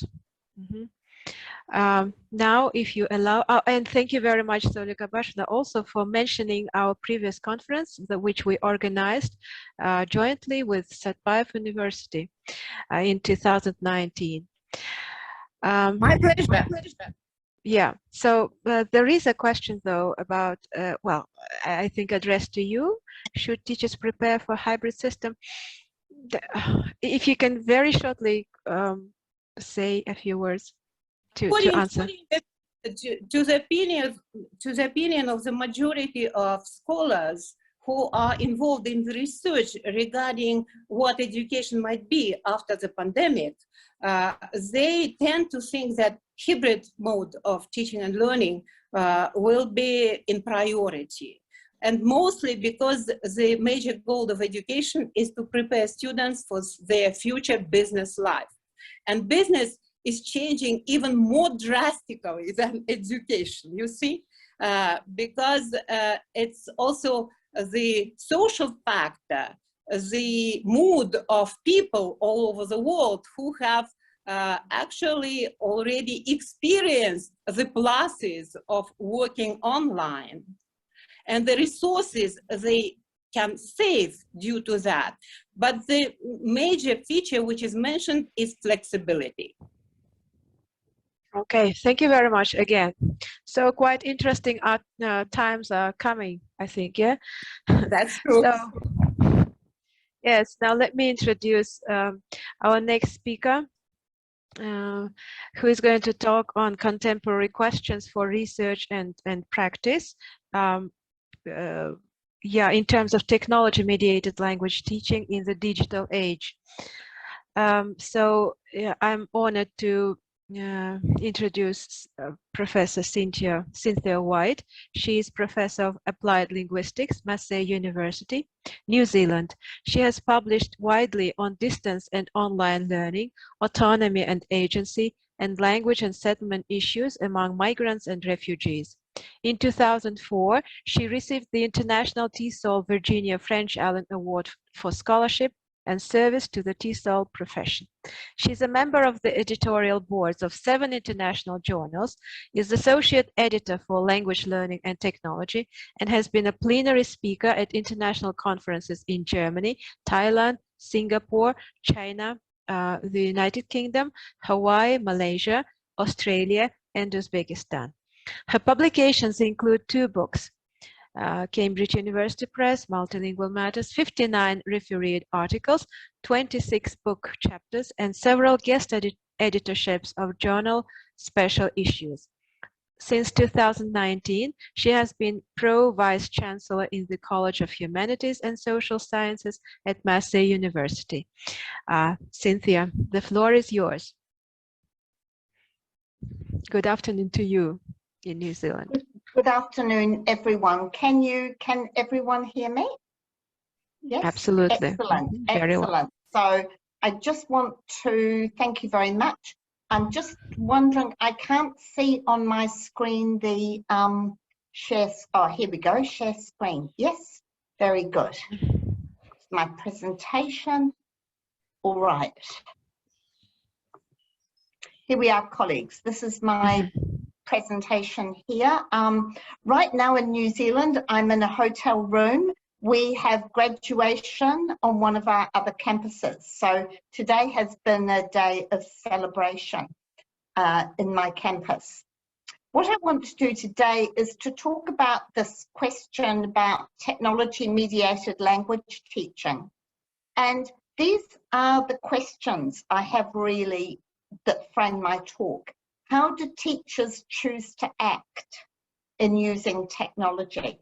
So I'm not really asking how they use technology or which technologies they use, but how do they make those choices and why? Secondly, the question will be, how have new tools transformed what they do in the classroom? So what is the impact of technology on them? And thirdly, how do they interpret and use the experiences with technology? So how does technology continue to change what they do? So this will be my focus.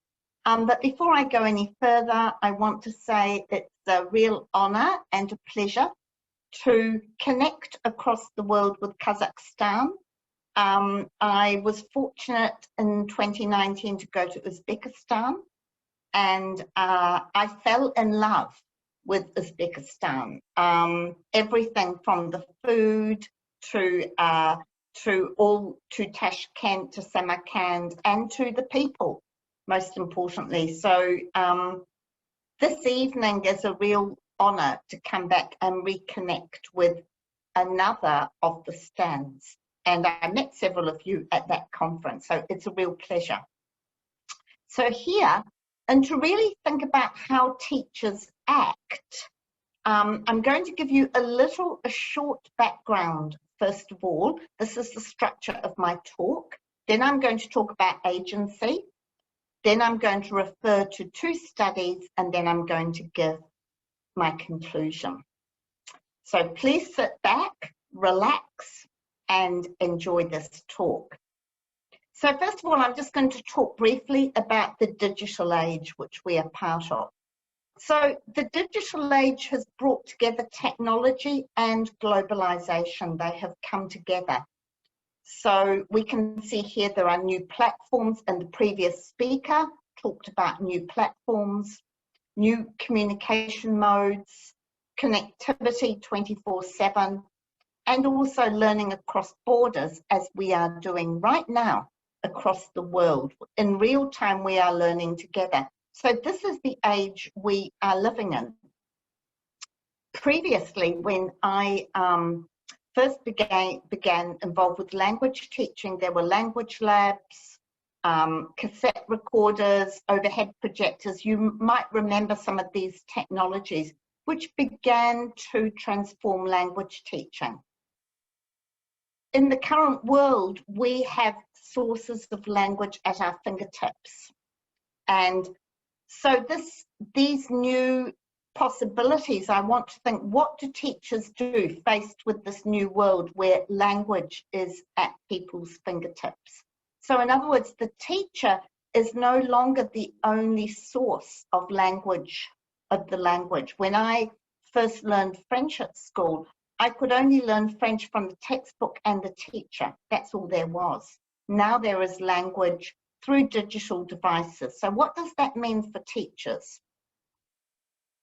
And the other point, we had the previous speaker talking about hybrid learning. There are all these other opportunities too. So this title, Expanding the Margins of Practice, means that the classroom is now expanded. So there are many, many, many possibilities. So this raises questions for the teacher. What does the teacher do in this brave new world? So I hope everyone's understanding the focus of my talk, to look at how individual teachers act in this brave new world. And in some of my earlier research, I pointed out that teachers are challenged to transform themselves as they face new experiences and new ways of being a language teacher. So how do teachers transform themselves? They're also challenged to make many decisions, to act in new ways in order to pursue their goal. There is no going back for us to the old days of just the textbook and the teacher. So how do teachers act? Okay, so one way we can look at how teachers act is to look at language teacher agency. And I hope you're going to find this idea helpful. Personally, I find it very helpful. So if we ask about agency, we think, what actions do language teachers take at a particular moment in a particular learning environment? So when we look at agency, it's possible to zoom in to very particular moments. So not a general approach, but very particular. And the second question, how do they choose to act and shape the learning and teaching environment? So I'm going to give you some examples about that. And how teachers act, they then shape the learning environment, then that learning environment influences them again. So I'm interested in this relationship between the teacher and the environment and how they affect each other. So this is the basic idea of agency, how individuals act, the decisions they take, how they appraise and use the affordances of the environment. I don't have time to talk about affordances very much, but it really means the possibilities in the environment. Okay, and then the reciprocity between individuals and their environments. So you can give a teacher teachers the same set of digital tools, and they will use them very differently because they see different opportunities and possibilities in the same tool. So I'm interested in that. Okay, so agency has 3 dimensions. So I'm looking at Leo Van Leer here. So how we act, agency is really how we act. It's the initiative you take, the action you take, and how you regulate yourself. So it's about action. But we don't just act. How we act for the second part depends on the socio-cultural context and the relationships within that. So you think about that. And the third thing, your actions are not only influenced by context, but the third point is the really interesting one, is that you have a critical awareness of responsibility. And this becomes very interesting when you see how teachers use technology. And I'm going to emphasize that third dimension of critical awareness or responsibility throughout this talk. So as teachers, we're very aware of our responsibility to the students, to the curriculum, to the school, to other teachers, to parents, to the students' futures. And so those responsibilities impact how we work with technology. Okay, so that's the same, they're the same ideas: action, context, and responsibility. So here's an example from a Thai teacher in teacher of business English. So here, I'm sure everyone has their smartphone. Here is mine in New Zealand. Very helpful to connect with you all earlier with DKU. So the teacher says, let's see how she acts. She said, since every student has a smartphone, I sometimes ask students to use their smartphone to search for vocabulary and correct pronunciation in class. So if you think how she acts, she says they already have these phones. It's a useful tool for them. Therefore, she feels responsibility. She should train them to use this tool. So when you analyze that, you can see the responsibility under there. She uses it for vocabulary and pronunciation. If you notice, she's a teacher of business English, so she's very aware of the real world needs of the students. She says, but we need to monitor them. It's difficult to monitor them because they will use their smartphone for other purposes when we forget to monitor them. So she's aware also of her responsibility. She must check on them. This is an extra duty for her. And then she says, class management is more difficult and complicated. So the smartphone introduces new opportunities in her class, but it means that she has to take on new duties to check the students and to manage the class. So the environment influences her. This is what I'm interested in. So this is a simple example to give you for the idea of agency. Again, so here she says, the context is every student has a smartphone. What she does, she sometimes asks them for only two things, pronunciation and vocabulary, but we have to watch them. So she controls it, pronunciation, vocabulary, and has to monitor them. Okay, here's another example. This is on a English for academic purposes discussion list. Here they're saying, we are questioning if we should also allow laptops to be used for note-taking under exam conditions. So here is a teacher.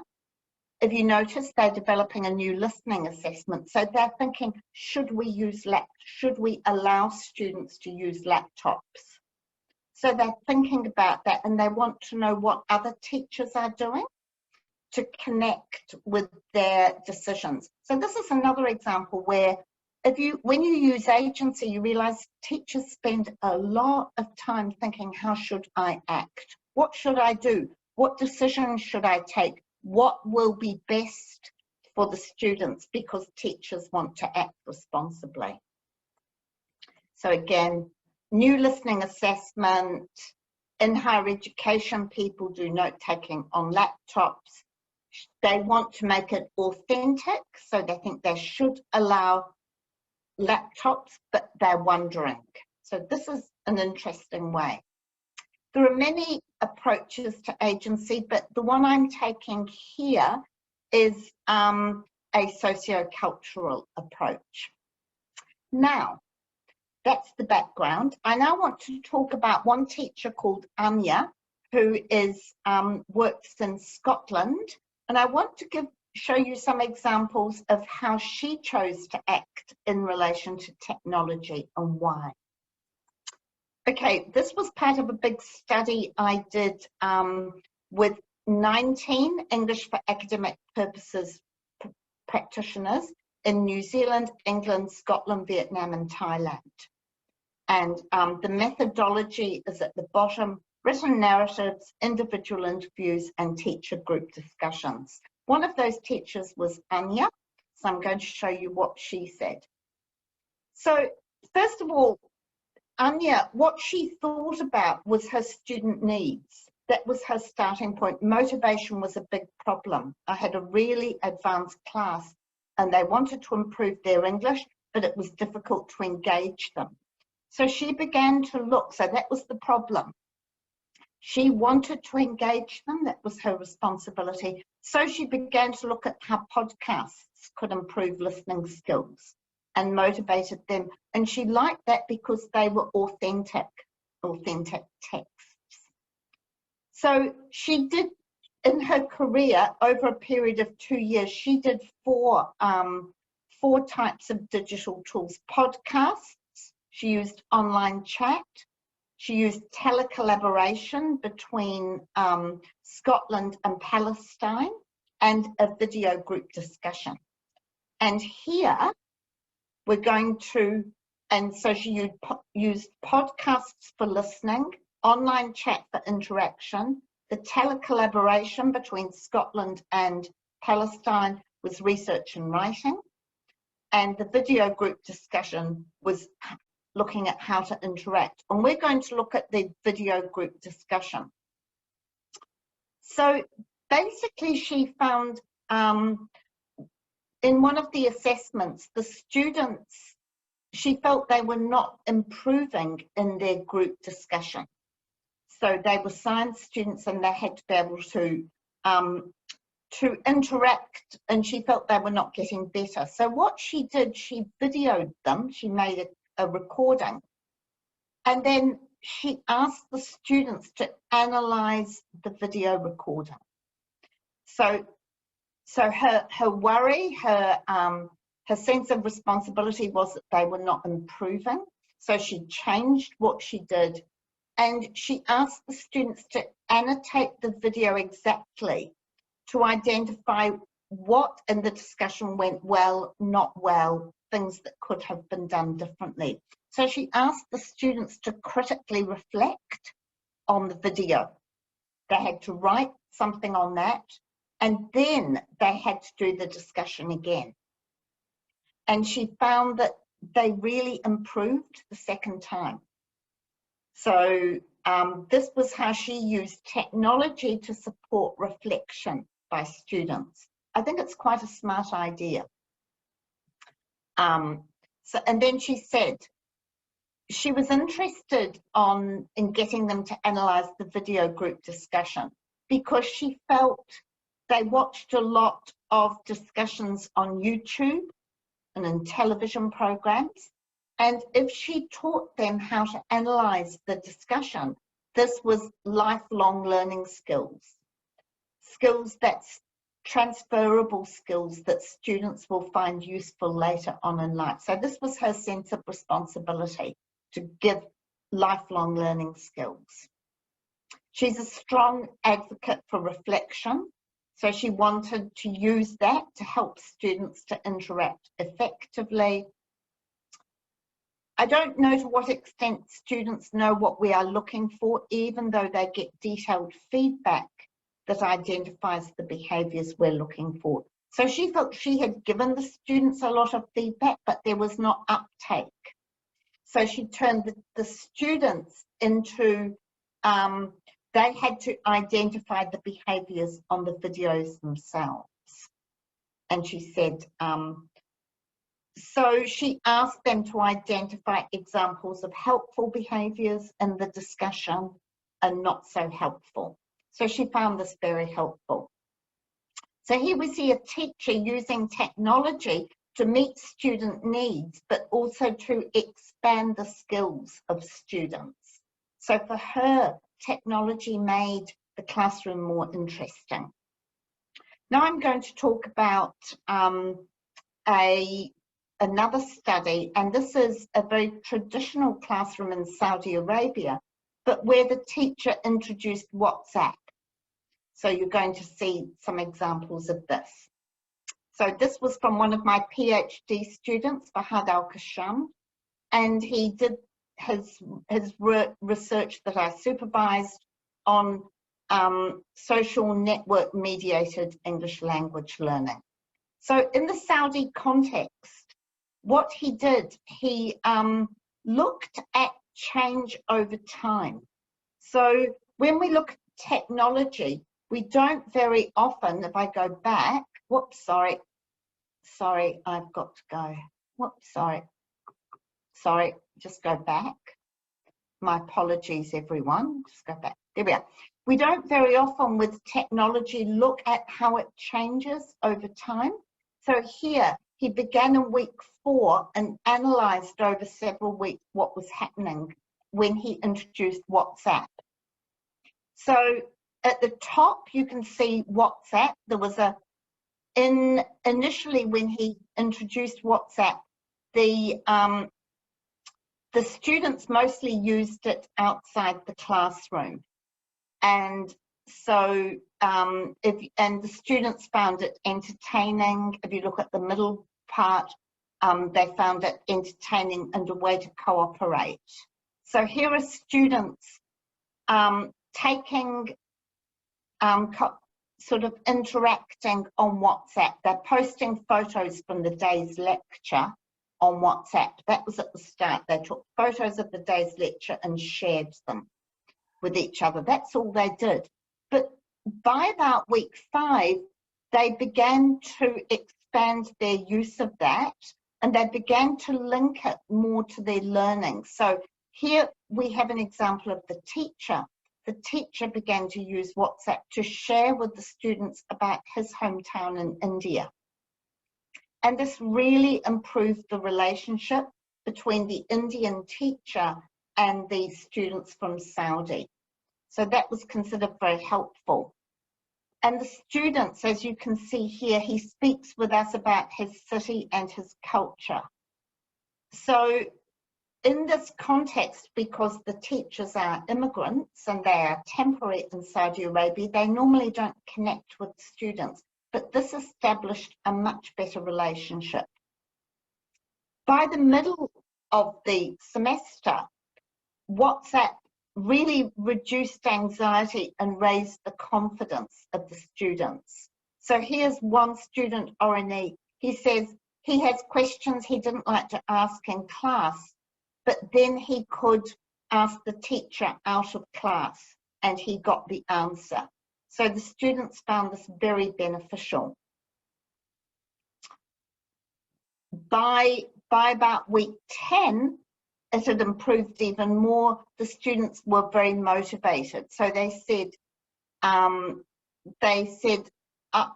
initially they didn't know anyone, but now all the students know them, and that encourages them to participate.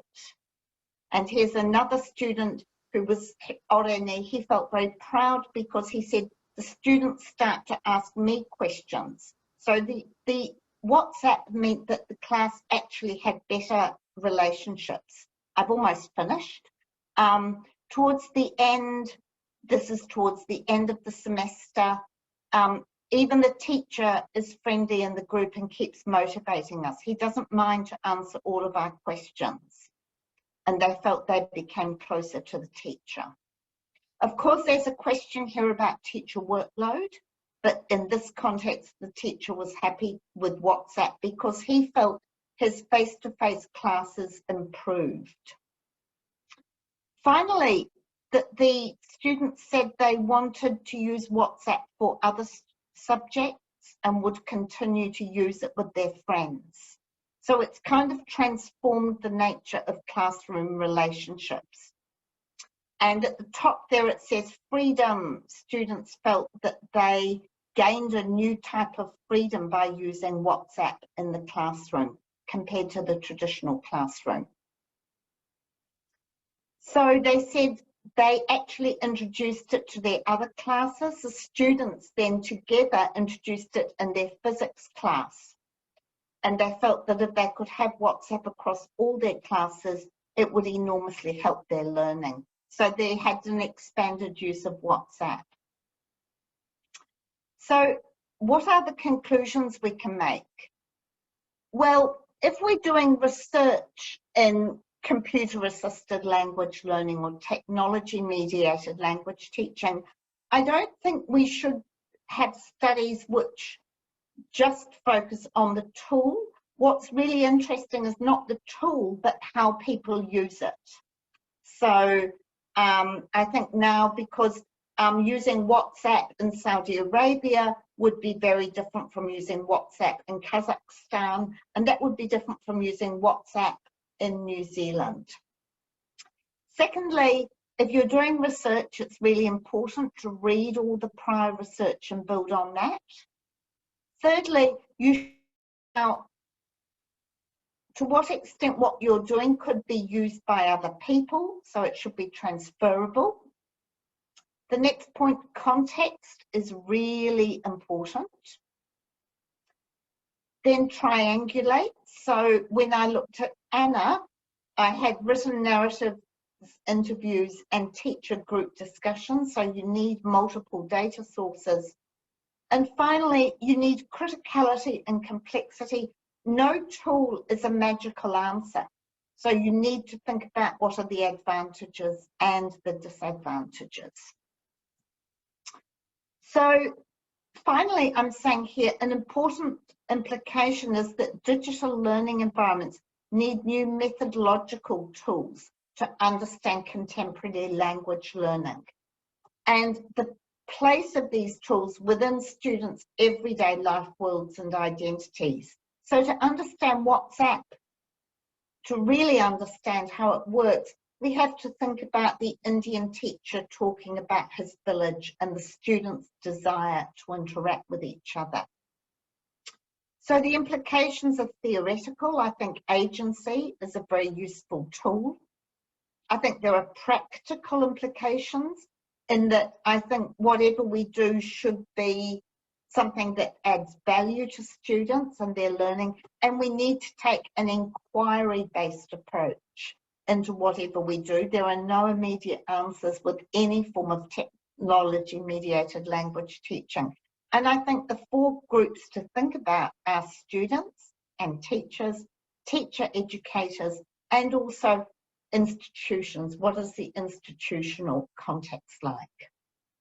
So thank you for listening, everyone. I hope you found that interesting and helpful. It's lovely to connect with all of you in Kazakhstan. I'm not sure, is that about the right time? I think it is. I think, Cynthia, your timing was quite perfect. Good, good. Yeah, we have to learn from you, I think, how to manage the time. I have to go to a graduation dinner. So I'm all dressed up here. Yes, so I couldn't go over time. It's graduation season in New Zealand. So we have a dinner with the students. So that's very nice. Yes. Right. And so you have it the dinner offline, but I mean, I'm saying this because here in Kazakhstan, we are all in distance format of learning, so we do not really see our students. Well, actually, my university is mostly distance, but they all travel to come to graduation. And at the moment, we are not in lockdown, but you must still wear the mask on aeroplanes. Oh, yeah. So, okay. And public transport. So, but we are going into winter in New Zealand. So I think we're all a bit worried that COVID may come back. But good for New Zealand. As far as I know, it is the situation has been much better in New Zealand compared to around the world. Yes, thank you. I cannot believe, I mean, when we meet across the world like this, we have to talk about the virus. This is unimaginable 10 years ago that we would be talking at a conference about viruses. Sure. Yeah. Blessed land, though. Blessed land, though. For me, it is the land of the Lord of the Rings. I would like really to see the setting, the scenery. I have the volcanoes near our house. It's Lord of the Rings. That's right. Yes. Active, by the way. Hobbiton and all of that. It's lovely. Well, all right. Okay. Dear participants, if you have questions or comments, please go ahead. Does anyone have questions or comments? Well, apparently not so far. Well, you just mentioned, Cynthia, your visit to Uzbekistan. You said that you enjoyed everything there. I enjoyed, I had the pleasure of listening to your presentation there. I really think, very much hope that you'll be able to visit another stan, sometime in the future, and you will like the food here too. Good, very good. Very good. The bread was wonderful, wonderful. I would love that. All right, Yeah. so we just have to get through COVID and then the world will open up again. Thank you all very much. Thank you for your attention and this generous invitation. I really was very happy to respond in this way. It was very pleasing. Thank you. Thank you very much. Okay, Thank you. See you. Bye, everyone. I'll go to my dinner now. Okay, thank you, Sure. everyone. Thank you. Sure. Bye. Bye-bye. Goodbye. Bye. Bye. Bye. All right, so let's continue then. So next coming up, we have the workshop by Olga Mishenko. And sorry, is it Mishenko? Yeah, okay. So just a few words. So Olga obtained a master's degree in Norwich Institute for Language Education, and she's also a member of CAST. And she completed the Professional Development for Teachers Trainer course conducted by Arizona State University, where she was working on creating a training course, Authentic Materials and Actions. And now she would like to share the acquired knowledge with us. And the topic of the workshop is the power of images in the ASL classroom. Okay, Olga, please. Good day, everybody. Right, can you hear me okay? Yeah. Let me share my screen with you. Can you see the title of the presentation? Yeah, sure. Perfect. Now we can start. Okay. So as you can see, this thank you, Nursultan, for introduction. As Nursultan said, it will be a workshop. So I would appreciate if everybody takes active participation in this workshop. So the chat, you can type your answers in the chat. Let me see. Yeah, the chat is right here, and I will be able to see what you're talking about. Let's get started. Now, the first one, if you look at the next slide, you can see the adage here, picture words a. Anybody can tell me what the missing words are? Anybody can complete this phrase? Right, for some reason I cannot see the chat, so if somebody can help me. Well, the chat says a picture is worth 1,000 words. Exactly. Exactly. Yeah. Then Saulia says 1,000,000 words. The previous one was from Dinara. Okay. All right. Thank you. So, you're absolutely right. Yes, the picture was 1,000 words. That was the phrase. And if I ask you to imagine right now, to think about the word house, what do you see in your mind? You see the word or you see a picture?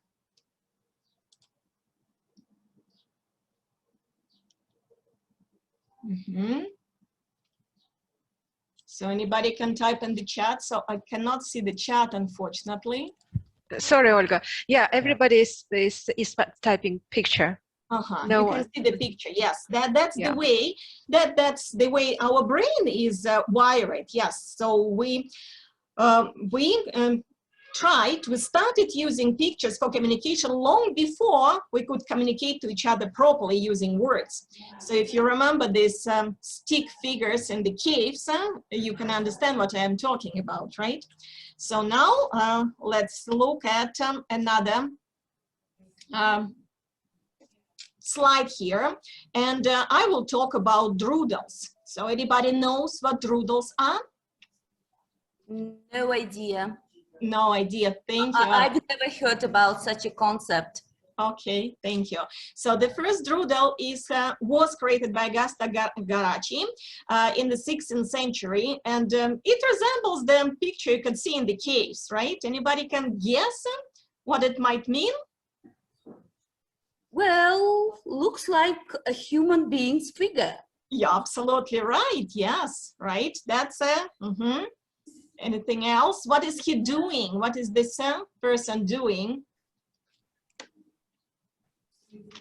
Well, standing by the wall. Absolutely, yes. This is standing by the wall. Thank you, Aral. Thank you very much. So this is the picture, right? The answer is this is the picture of a blind man behind the street corner. So the blind man is trying to use his stick to find his way along the street. So this is an activity which you can use with your students. Doodle is combined of two words. It's a doodle and the riddle. So you have got doodle. And the second picture, if you look at the second one, anybody can guess what it means? Look at the second one.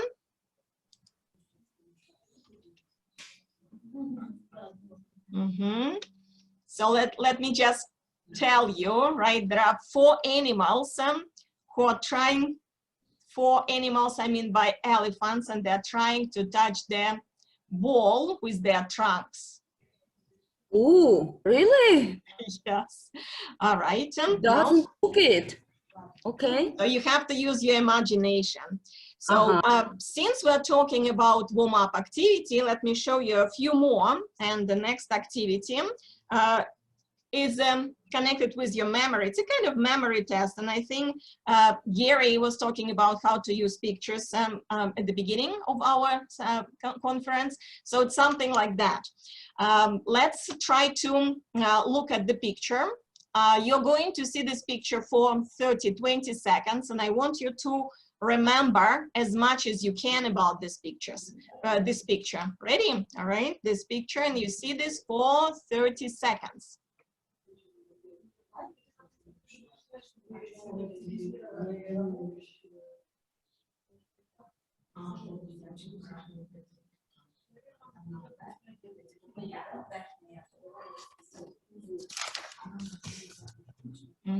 It will be better if you don't write anything down. Just look at the picture. Sorry, I like cheating. Okay, sorry. Okay.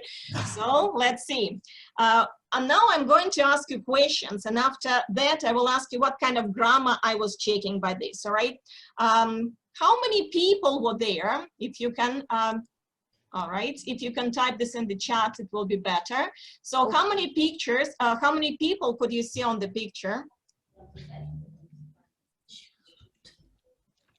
Most people say 6, yeah, 6 mostly. 6. Also have 5 and 7. Yeah. So there were actually 7 people. Okay, how many shops were there, or what kind of shops were there? Anybody remembers?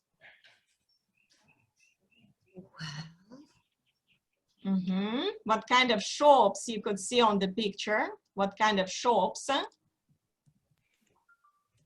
So we have very various answers here, like 3, 6, 7, 1. All right. What kind of shops? I would prefer if you tell me the name of the shops. Yeah. What kind of shops were there? Yeah.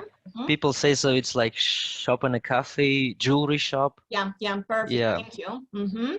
So they were also. I could also ask you a question. What were the people wearing? What were they doing? And etc. So when I ask you questions like that, what kind of grammar I'm checking? At least 2 pieces of them. What did I check? Well, it's hard to say. I was using construction. Present continuous, I guess, yeah? Yeah, thank you. Present continuous, there is there are. So you can use this picture as a warm-up activity to recycle or revise the vocabulary that you were talking about, or you can use this as the warm-up activity at the beginning of the class, okay? So let's move on, and I'm going to show you another activity. You can use this to introduce grammar, for example. Now, in my class, when I conducted this activity in my class, I usually project the picture on the whiteboard and ask half of the students turn around so that they cannot see whiteboard, and half of the students can see the picture on the board. And I can see people, places, and things on the pictures. So the students who look at the picture are supposed to explain what they see using relative clauses and using the relative pronouns like who, which, and where. Let's try. I'm going to give you a couple of hints for the first picture, and I'm going to use relative clauses who. This is the person who used to be the 44th American president. Okay, this is the person who got the Nobel Prize, a Nobel Peace Prize. And this is the person who was the first African-American president. Okay, anybody can tell me? So I cannot see the chat, so maybe somebody can. Yeah, we got the answers. Like everybody says it's Barack Obama. Barack Obama, exactly. So, and then you can see the picture right here. And you can do this with the rest of them pictures as well. So let's do one more. I will tell you a couple of sentences using which. This is the building which was built in the 7th century. This is the building, the architectural construction, which is considered the biggest, the longest Asian architecture. Right? Anybody can tell me what this is? Hedgestone. Hedgestone. Stonehenge. Yeah, I think they mean the longest Eiffel Tower. The answer the longest, also. I think Eiffel Tower will be the highest, so we're talking about the longest. Yeah, okay. we also have the Great Wall. Absolutely, the Great Wall of China. Yeah. So, and you have to use your students' background knowledge, because from my experience, when I showed them the picture of some political figures from India, for example, they didn't know the name, and some people knew, some people didn't. So that was quite interesting to see, to notice what kind of background knowledge your students have. Another example of pictures, how you can use them to teach grammar, will be deduction. And I would like you to pay this attention to these 2 slides, because if you're going to take, or if you're teaching your students to take exams like FCE, SIA, and CPE, this kind of grammar will be absolutely crucial, vital for your students if you want to get the highest score. So you can use these pictures to teach your students deduction, and you can see present deduction, so must, might, and can't. If you look at this picture, you can say it must be winter, because you can see the snow. So might, you can say this might be a music school, or it might be his house, right? Something like that. And when you talk about past deduction, also about pictures, you have to use must have, might have, and the 3rd form of the verb. So if you look at the first picture right here, anybody can tell me the sentence? What kind of deduction you can make about these people on the first, on the second picture? You can type this in the chat, or you can tell me if you want.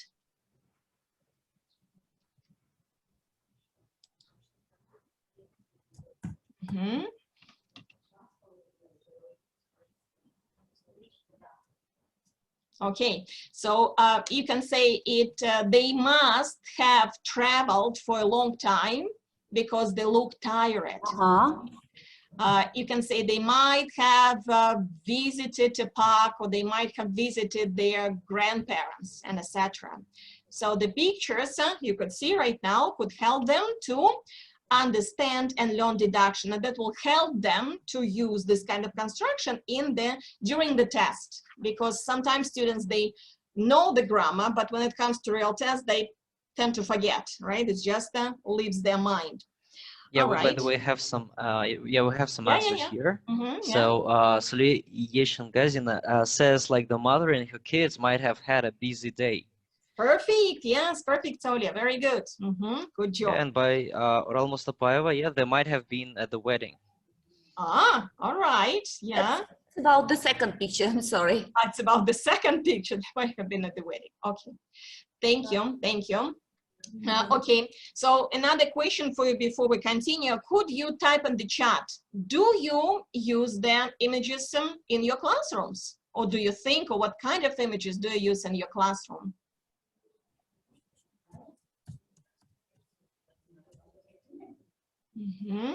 So you can type this in the chat. Yes, so most people say yes, they do. Okay, perfect. So we know right now, right? We know from these few slides that we can use images to learn grammar. Images definitely grab our attention, and images could explain tough concepts.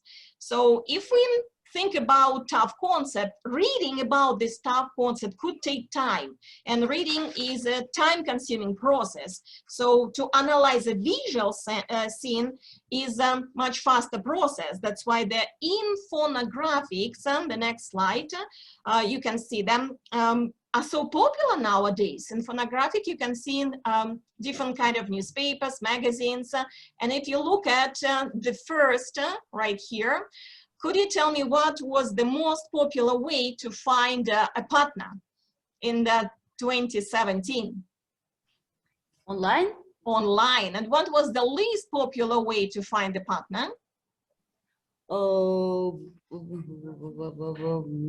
Through family? Through family, yes, thank you, Aral. Now let's look at another infographic. Could you tell me which country has got the highest number of electric cars? Well, the highest. The highest number of electric cars. Anybody? You can type in the chat and Sultan maybe can help me. 1020? So which country has got the highest number of electric cars? Yeah, we got the answers here. Yeah, China. Everybody says China. Yes, China has got the highest number of electric cars. And if you look at the last infographic, you can tell me which country is ahead of any other country in terms of vaccination. Israel. Israel, exactly, right there, ahead of most of the countries right now in the world. So if you're looking for the images where you can find these infographics, there is a website right here. Let me show you in a moment. And you can find tons of different kind of infographic on variety of topics, from space to business, medicine, and IT technologies. And they're all free. You can just find them useful for IELTS students, for example, if you're looking for images to describe. Second thing, how you can use infographic or images. Anybody heard about Pecha Kucher? If you type this in the chat, so could you please, or you can tell me, it will be very nice if you could tell me. Well, that's anybody knows about Pecha Kucher? That's about PowerPoint presentations, right? It's a type of presentation, exactly. So in this presentation, you're supposed to use 20 slides, and you have to speak for 20 seconds for each of the slides. Okay, so this way, if you visit the website, Pecha Kucher website, you have got a lot of different examples. And I usually ask my students to give presentation every semester. And it's very difficult to predict how long the presentation is going to last. But if you use Pecha Kucher presentation, you know exactly that presentation is going to last 6 minutes, 20 seconds, something like that. So quite useful way to use pictures. And last but not least, this website is also useful. I will share the links later in the chat box after the presentation is over. You can see the website which is useful for different kind of writing activities. And this website, this particular link here is presenting the random pictures, and the random pictures will, okay, you have to describe them. So when you get the random picture, you have to describe them. It could be one picture, it could be a few, so you can turn these pictures in the surprise Pecha Kucher presentation. Or you can use this for writing activities as well. All right, now, and let's move on. Scientists believe that we process images at alarming rate. We process images very quickly. So we can get the sense of the visual scene in less than 1/10 of the second. And this ability saved our ancestors from being attacked or eaten by the predators. And if you look at evolution, that we go over with right now from Facebook to Instagram and to TikTok, evolution is not over. We are moving to the faster pictures. So let's see if we still have this ability to grab idea as quickly as we used to did. So you can see examples from the book, which was created by Gary Larson. The book is called The Far Side, and he uses cartoons to present his ideas, to convey to his ideas. Let's look at this one. Let's look at the middle one. Anybody can tell me what this picture represents? Oh, the way how we see. So the way we see ourselves, right? at least most of us can see that. So these images, they have got the meaning behind them. And I use these images as the part of my speaking test in order to determine the proficiency level of my students. And some students don't understand what's the punchline, what's the joke here. But the students who did, from my observation, they usually were very successful in learning languages. So that could be the coincidence, so it could be correlations, who knows. Okay, so to understand some of the images, you definitely need knowledge of the word, or you need some background knowledge. So if you look at the photographs by Chemamadas, let's look at the one in the middle. You ask your students to tell you, explain what you see, tell me what you see on these photographs. And you will be surprised that every student will tell you different story. They all see different kind of pictures depending on their life experience, background, or what they know about the world. So if you look at this picture right here, anybody can tell me, what does it tell you? What do you see here? Okay, I'll try the chat one more time. Oh.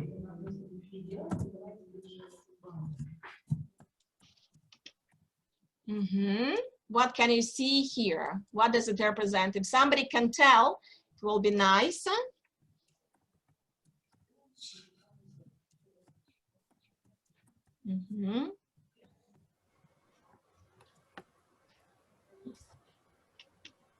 So there is, so there are some answers here. So our world is a stage where actors. Exactly, yes, that's what I was talking about. So to understand, to remember this quote about the we are the actors and the world is the stage, you have to know about Shakespeare, right? It's a background knowledge. That's something that you have to use when you look at this picture. Right. All right. And one more answer by Dinara Karimova. So our perceptions of things are different. It's about the spoon and the fork. Yeah, all right. I have got a different idea about the spoon and the fork, but yeah, this one also works. There is no one correct answer there. You can ask your students to discuss this, and you will be surprised by the answer they give you. All right, let's move on. Images, if you talk about the images, they have got potential to get emotional response. And from the audience, and the emotional response usually triggers the memory. And this technique using emotions and memory is employed a lot by advertisers in advertisements. So if you look at this picture, right, what is advertised? What is advertised here? Okay, you can see the product, and you can see that ants avoid this. So it's good for your children, it's good for your teeth. And next time you see this product in the shop, Chupa Chups, you might remember the picture and think that, okay, I'll buy something like that. All right, advertisement, Yeah, sorry, but couldn't this advertisement be like understood in a different way?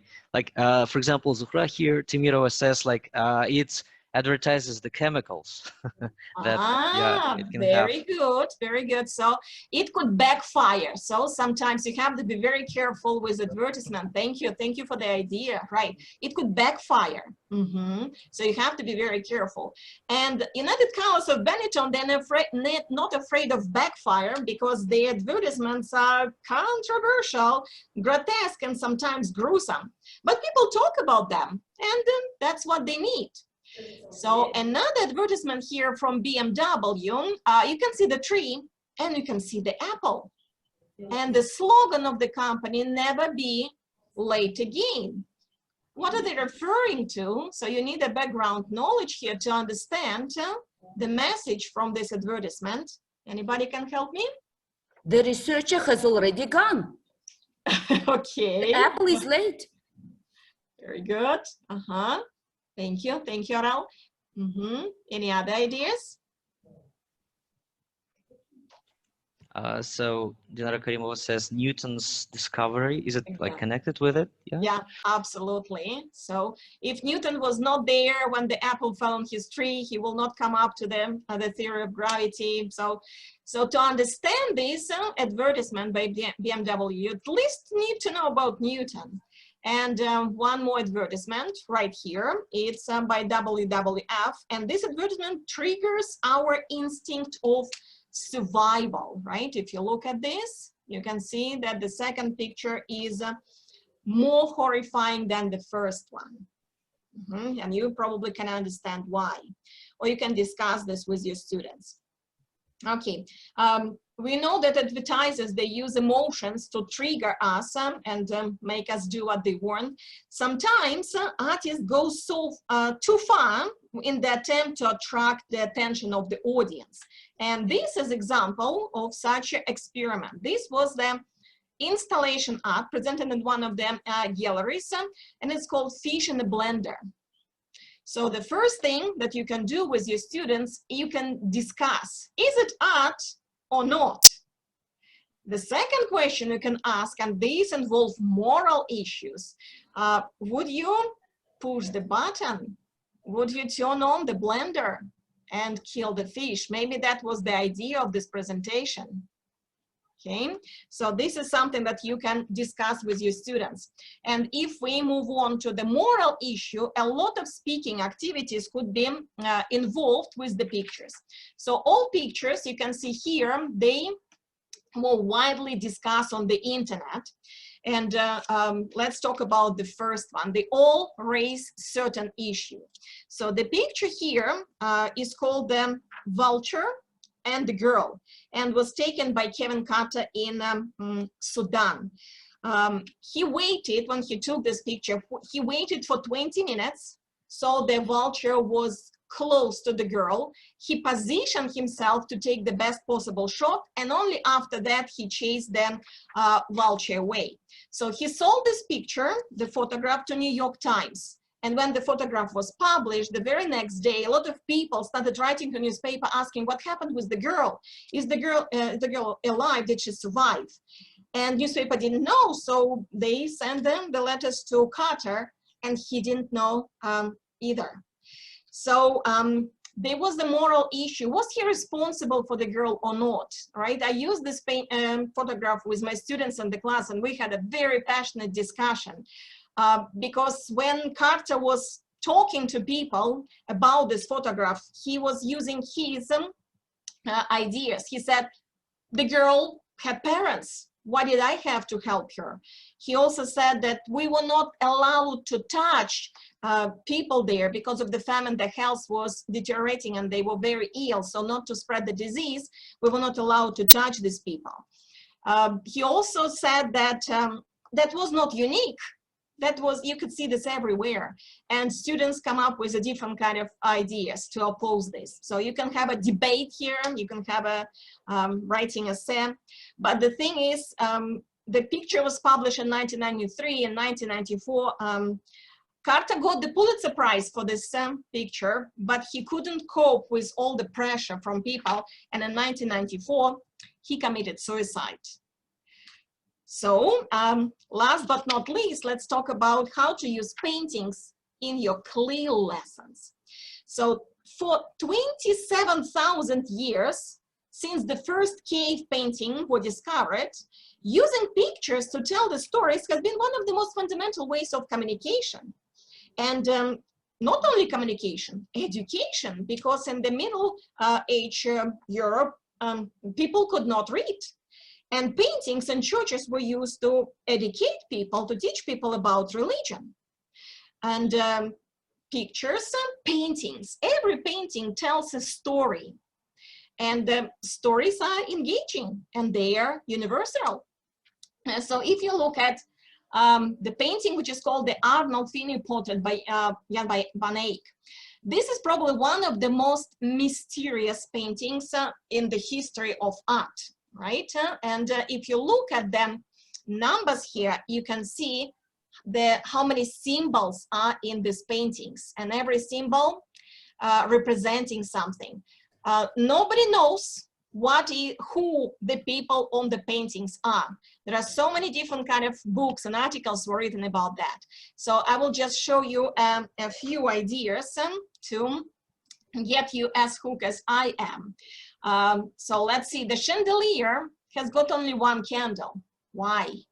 So you can see right here on the bed, Saint Margaret, who is the protector, the patron of the fertility, and you can see the brush, which is symbol of the womanhood and household. So if you look at the mirror at the back of the painting, you can see that there are not 2 people, but 4 people in the room. Who these other people? If you look at the painting, you can see that there are oranges here, right? And just 5 millimeter in the window, right here, you can see 5 millimeter. When you looked at this, you can see there are cherries on the tree. So it's summer. Why these people are wearing fur, right? There are a lot of different kind of questions could be asked. So in National Gallery, what they did, they took the infrared picture of this painting, and instead of getting answers, they got more questions. Because if you look at the picture, the elements are different. There is no dog, there is no a monster on the chair right here, and the position of the eyes and the hands are different. And there are so many different kind of theories about why that might be. So can you use your students to investigate this topic and see what the ideas they will come up to with. Okay, another example is the painting of Rembrandt, The Night Watch. This was the turning point. This painting was the turning point for Rembrandt, and it was a turning point for the history of art. By doing this painting, Rembrandt actually ruined himself, but at the same time, it's a masterpiece and why it happened. So you can talk to your students about the history, you can talk about traditions, you can talk about business here, what happened there, why he became ruined. One more example here, right? This is the legends about Helen and Hildebrand. This is the story from Ireland, the meeting on the turret stairs. What happened with these people, right?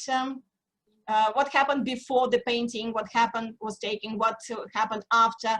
Definitely love story. Does this love story has got a happy ending, right? So you can see this painting in Dublin National Gallery. So quite a nice legend to talk about the history of Ireland with your students. You can use Bruegel's painting, about the Netherlands. When you look at this painting, you can find 25 proverbs painted in this picture, and you can ask your students to find them and analyze. All right, now you might ask yourself, I teach business students, I teach IT students, why do I need to teach my students about the art? And apart from the obvious reasons, you can look at this article from the Teaching Magazine, which is about that the new assessing criteria is discussed. So when it comes to the assessing speaking and writing, the new criterion, which is called literally competence. So apart from checking our students' grammar, vocabulary, pronunciation, they're thinking about checking the background, the scope of the knowledge. So that how much students know about the literature, about the history. So that will be one more criteria for to look at or help develop our students. You can ask your students to read and analyze the article from the National Gallery where they analyze the infrared reflection of these paintings. And I will definitely recommend them to watch this video by Simon Schama, The Power of Art, and you can learn a lot about Caravaggio, Bernini, Rembrandt, and you can use ask your students to do the same. So that's all I wanted to tell you about today, and I hope you have good questions.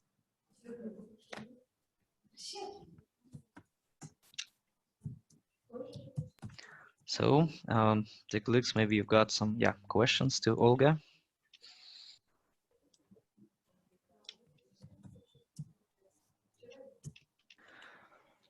All right, so yeah, everybody says that your presentation was very informative and very fascinating. Yeah. Thank you. Yeah, so I think that's it, right? So now, yeah, thank you. Thank you very much. Yeah, it was indeed very fascinating and entertaining as well.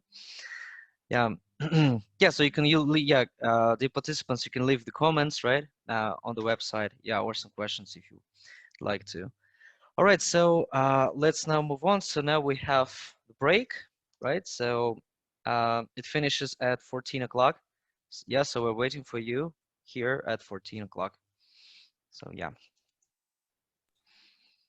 So in the afternoon sessions, guys, that's well, everyone, this is just a little reminder. We have one more plenary talk from Richard Harrison, and then we go to two concurrent paper sessions. They will be chaired by our colleagues from among the speakers themselves. All right, and so we will be waiting for you here at 2 o'clock. So see you later, everyone. Please, I want to remind you one more time. Please go to our conference website to leave your comments and also to see the information on earning certificates. Well, the listeners, the attendees of the conference, you have the opportunity to earn a certificate, and so there are some regulations, some rules for it, and please go to the website. Olga, thank you very much. You are sharing the resources, and we're going to place them on our website as well. Okay, everyone, see you in about 40 minutes.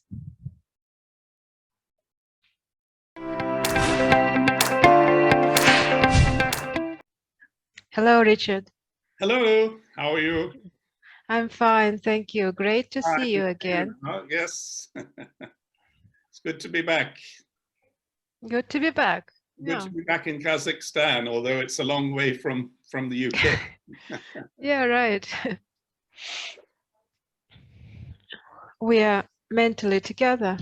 Exactly. Hello. Yes. Yeah. Yeah, we've got used to Zoom now, I think, so it feels as though we're in the same room. In my cases, I would say we're getting used. Yeah. Step by step. Yes, yeah. Well, hopefully we'll go back to face-to-face conferences one day soon. Hopefully. Yeah. Sure, we should hope. You are now in London? I'm in London, yes, that's right, yeah. Mm-hmm. So I've just finished my breakfast. I think you've just finished your lunch. Absolutely so. That's true. Yes. But it's a good time for me.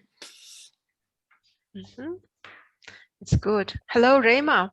I can see Rema is enjoying her tea or coffee. water. Yeah, to stay awake. Very good. Rema, what time is it now there? 11. 11. Oh, yeah. Mm-hmm. Mm-hmm. It's good. It's not too early, not late.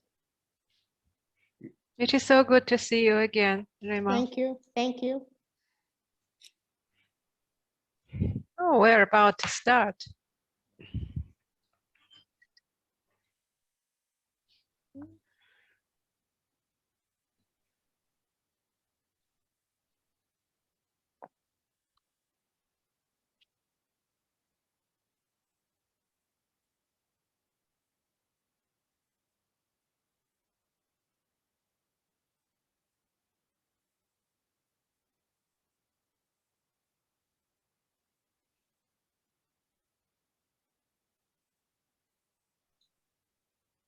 Okay.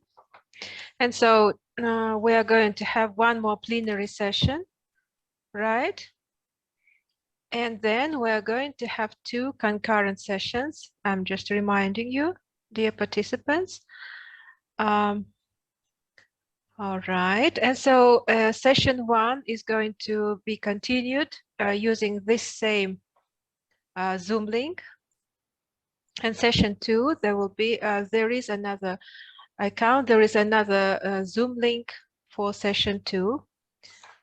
Well, and now I think it is time for me to introduce our next keynote speaker today, Richard Harrison.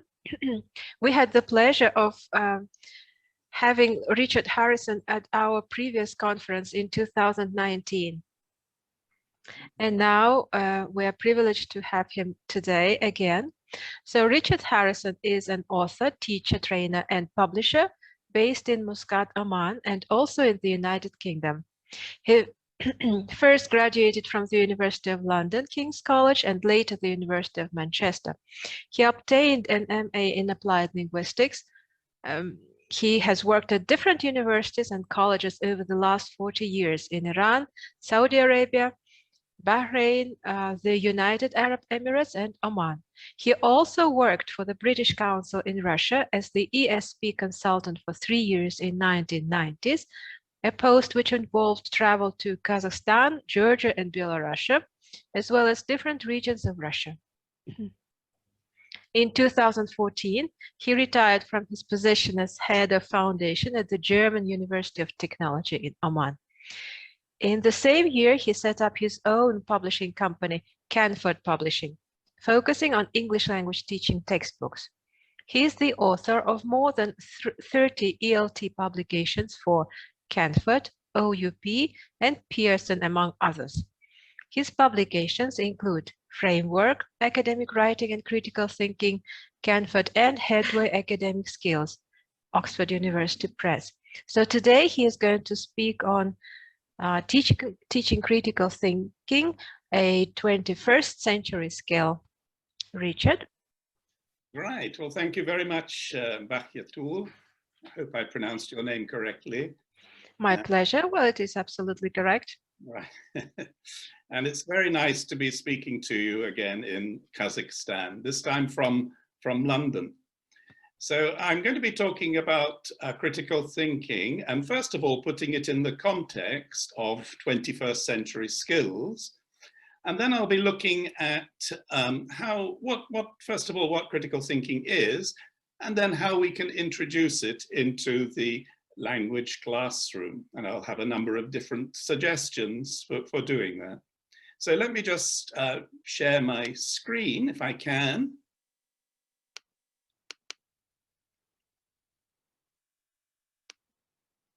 Okay, I think there we have it. All right. Yeah, it's working. Okay, good. All right, so the 21st century skills, those skills that are recognized as being necessary in the age of the internet. And here you see a list of the skills. Now, and there is critical thinking amongst that list of 12 skills. Just as a little critical thinking exercise, I'm actually going to put this list into a classification. So actually taking a list of any items and deciding what they have in common and how they are different, and then putting them into groupings is in fact a critical thinking skill. So when we do this, we divide it into learning skills, literacy skills, and life skills.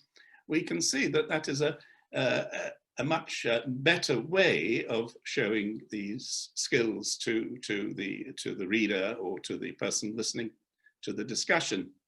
So that's just a little example. So let me talk about what critical thinking is. It's a type of thinking. So it goes alongside everyday thinking, scientific thinking, creative thinking, abstract thinking, and so on. Everyday thinking is the kind of thinking we do throughout the day when random thoughts drift into our minds, rather like clouds, and sometimes they're nagging thoughts, thoughts we don't want. They're not voluntary, they're involuntary. And that's everyday thinking. Critical thinking is not like that. It's very different from that. Critical thinking is non-random, it's conscious. So we focus on a particular issue, a particular problem. So it is also voluntary. We want to do this as well. It's reflective, meaning that it is deep thinking, and we do it over a period of time. And it is also, we can say, reasonable, meaning that it's based on reason. So we use reason to decide what to believe or what to do, what course of action to undertake. Another thing about critical thinking is that it's rarely taught explicitly.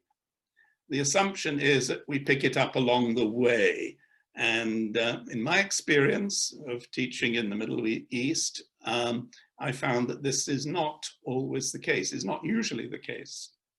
And yet it's an integral part of academic life. So everything our students do at university, whether they're writing an academic essay or reading a textbook or looking at data, analyzing data, taking part in a discussion, and so on, it involves critical thinking. Another thing we can say about critical thinking is that it encourages an examination of our cognitive biases. And these are biases that we have and we're not really aware of until we start to think about them. And psychologists have identified many different types of biases, but I'll just give you a few examples here. Confirmatory bias is a common one, I think. It's when we say, I'm just going to look for information that supports my view.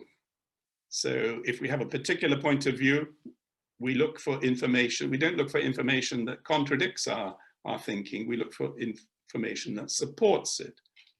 So this is a bias, conformity bias. That's what everybody thinks. We want to be like our friends and colleagues. So we tend to go along with what they are thinking, sometimes called group thinking or herd bias. Hindsight bias, I think we all suffer from this. I knew that all along. This is what I really thought. I predicted this would happen. But if you go back in time, then perhaps you didn't really know what was going to happen. And then another one, availability bias. I'll just look for information that's easily available. And of course, we're all guilty of this, but we can also see examples of this in the media.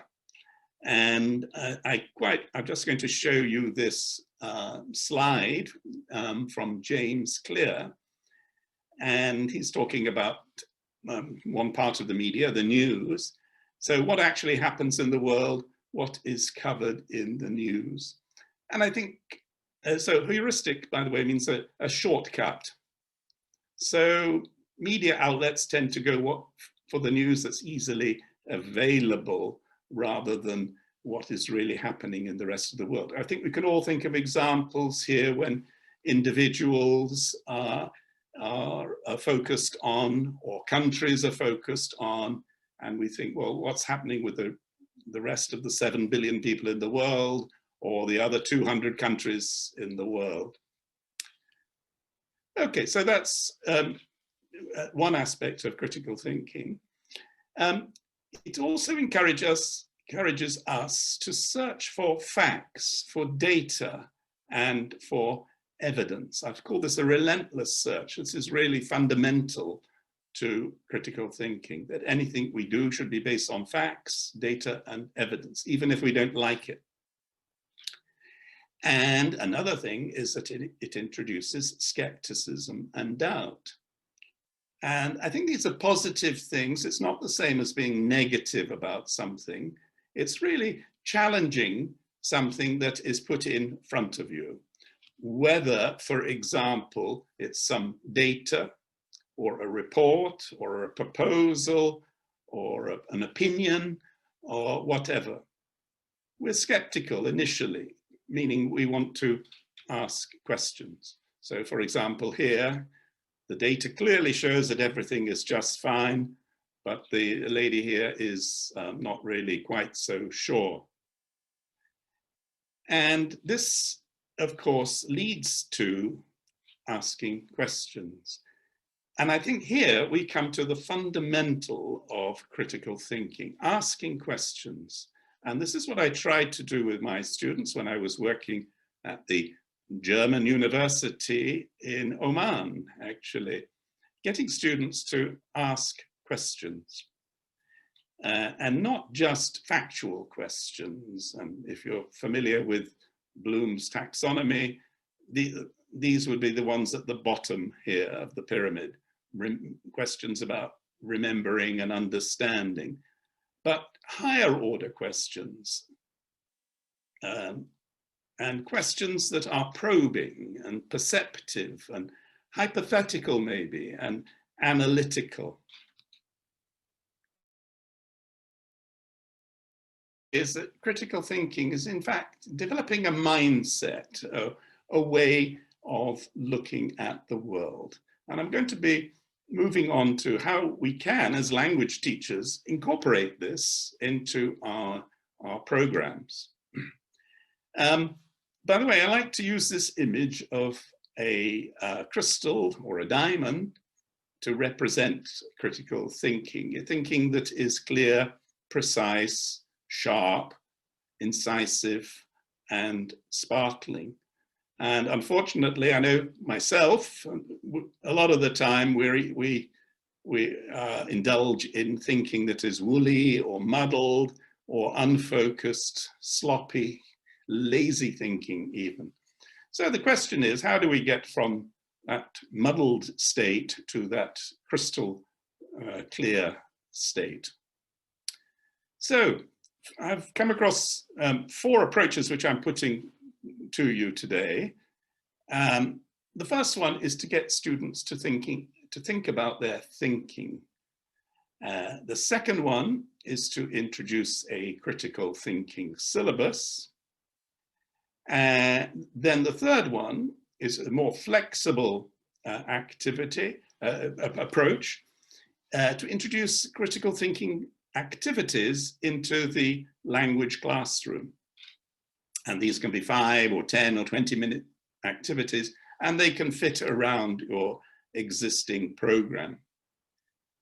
And the final one is, it requires very little change to your program, but just looking at the language exercises that you use in the course of your teaching, how can you add what I call critical thinking value to those language exercises? How can you take them up a stage or two to make them more representative of critical thinking? So I'll look briefly at all 4 of those now. So the first one, thinking about thinking, metacognition, it's sometimes known as. This involves getting students to actually, in a way, step outside their body and look at themselves objectively and ask questions about the way they learn, the way they study, the way they make decisions, and so on. And what I say here in the tip, think about your thinking by watching yourself, you will become a better student. So we want to get students into that habit of being objective about themselves, stepping outside of their body. What topics can we cover in this self-reflection? Well, making decisions, finding solutions to problems, completing a task. How do you prepare for an examination? How do you learn a new skill? For example, I don't know, driving or a new language or a new computer program or whatever, or skiing. How do you learn these skills? What steps do you go through? And then, as I mentioned earlier, overcoming personal biases, cognitive biases. So how do we actually go about teaching this? Well, I'm suggesting that we devise worksheets on each of these problems. So like this, for example, think about a big decision you had to make recently, a new job, a new home, ending a friendship or a relationship. What issue did you need to decide about? What steps did you go through? And so on. This isn't really a worksheet, it's more of a guide for a structured discussion. So I think in 2s and 3s, students could work on something like this, and it would encourage them to open up and also to examine the way, in this case, how they make a decision. Here's another example: conformity bias. Think about an important issue that you and most of your friends agree on. For example, climate change, arranged marriages, the importance of university education, and so on. So where there's an element of groupthink, choose a topic there, and then think of 3 opposing arguments to your view on this issue. It's not getting students to change their mind, it's just getting them to step back and think, well, there is another view, maybe I should reassess my opinion and not be influenced by people around me. So that's a good critical thinking practice. And we can do more and more of these worksheets to help this. Okay, let's move on quickly to a critical thinking syllabus. And here, if you have space in your program, in your foundation program, or whatever program you have, then you can insert a critical thinking syllabus, but not everybody has that luxury, of course, with time. I think of critical thinking as a bundle of skills, rather like reading is a bundle of skills, or writing, or speaking, or listening. And what I've tried to do is to unpick these sub-skills so that we can put them into a syllabus, we can teach them individually. So under the heading of arguments and opinions, build strong arguments, looking at both sides of an argument, supporting an opinion with examples, evidence, reasons, and sources. And as I said, when I was at the German university in Oman, my students had lots of opinions. They were very good at expressing their opinions. Well, they were very forceful in expressing their opinions, but they used exaggeration and emotion, and they were not very good at examples, evidence, reasons, and sources. So that's something we can work on. Another area is definitions. If we're going to discuss a particular topic, such as poverty, we need to know exactly what we mean by this term. And this helps us in our thinking, and it also helps the listener or the reader. So if we make a statement like this, poverty worldwide has been decreasing steadily for a number of years, but how do you define poverty? And this is a very good question to throw into any discussion. How do you define poverty, or stereotype, or genocide, or democracy? In this case, we could answer with the United Nations definition. Okay, so data, commenting on data, asking questions about data, linking cause and effect, and avoiding false correlations. And of course, because 2 things happen at the same time, doesn't mean to say that there is a correlation between them. There's not a causal relationship between them. Problem solution, another area we can look at. How do you identify and describe a problem?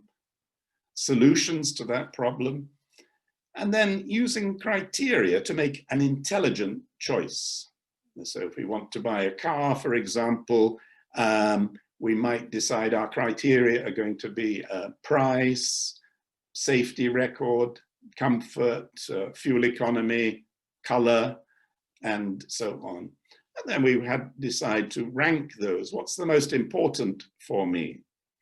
And that way we make what we could call an intelligent choice. I've already looked at classifying. So we can, this is a critical thinking in itself, putting skills into groups or rocks or books or sports or anything. A nice activity to carry out with students. Analyzing a process. So taking a process like tea production, for example, and breaking it down into a lot of steps. It makes it easier to understand, and it makes it easier to explain to people. And so going from picking the leaves to producing the tea bags at the end. In just a moment, I'll take a sip of water. Or a procedure. So that can also be broken down into a series of steps. So if you were going to send a parcel from Kazakhstan to London, what steps would you have to go through in the procedure to send this parcel? Distinguishing fact and opinion. We can use texts, and we can use those in many ways, but an important skill is distinguishing what is a fact and what is an opinion. So that's something that we can work on. And then finally, we mentioned thinking about thinking. Okay, so those are the things that we can put into a critical thinking syllabus. I'll just mention what I did with my book here, a framework. There's the critical thinking syllabus, or component, I could call it, which goes alongside writing and a language component as well. So there are the different skills underneath that. Okay, let's move on to classroom activities. As I said, this doesn't involve a lot of change to your existing program. These are 5-minute, 10-minute, 20-minute activities you can fit in where it suits you. And on the left here, I've got a list of these tasks and activities. You're probably familiar with most of these. But on the right, I've put what skills they are mainly practicing. So, for example, brainstorming, we all know about brainstorming. Well, this is practicing creative thinking, getting students to think outside the box, think of crazy ideas, which may or not be good ideas in the end. Building strong arguments in a class debate, dividing a class into 2 teams and with opposing views, and they have to build arguments to debate the issue, either for or against. And then self-reflection, we've mentioned. Here are some more tasks and activities. The ones in blue, I'm going to look at in a little bit more detail now. And there again are the skills which you would. So as I mentioned, reading the text, distinguishing fact and opinion, but there are other things, of course, we can do with a text that practice critical thinking. And then these scam emails, advertisements, misleading data, and scientific experiments. I'll look at very briefly. Okay, so I'm going to just give you a little task now while I have another drink of water. And I want you to read this email and decide, this is an email that I received recently. I want you to say, should I delete or open the following email? And if I can work out the chat, maybe I can find your answers there. So can you just say if it's, I should delete or open the following email? I'll just give you a moment to read it.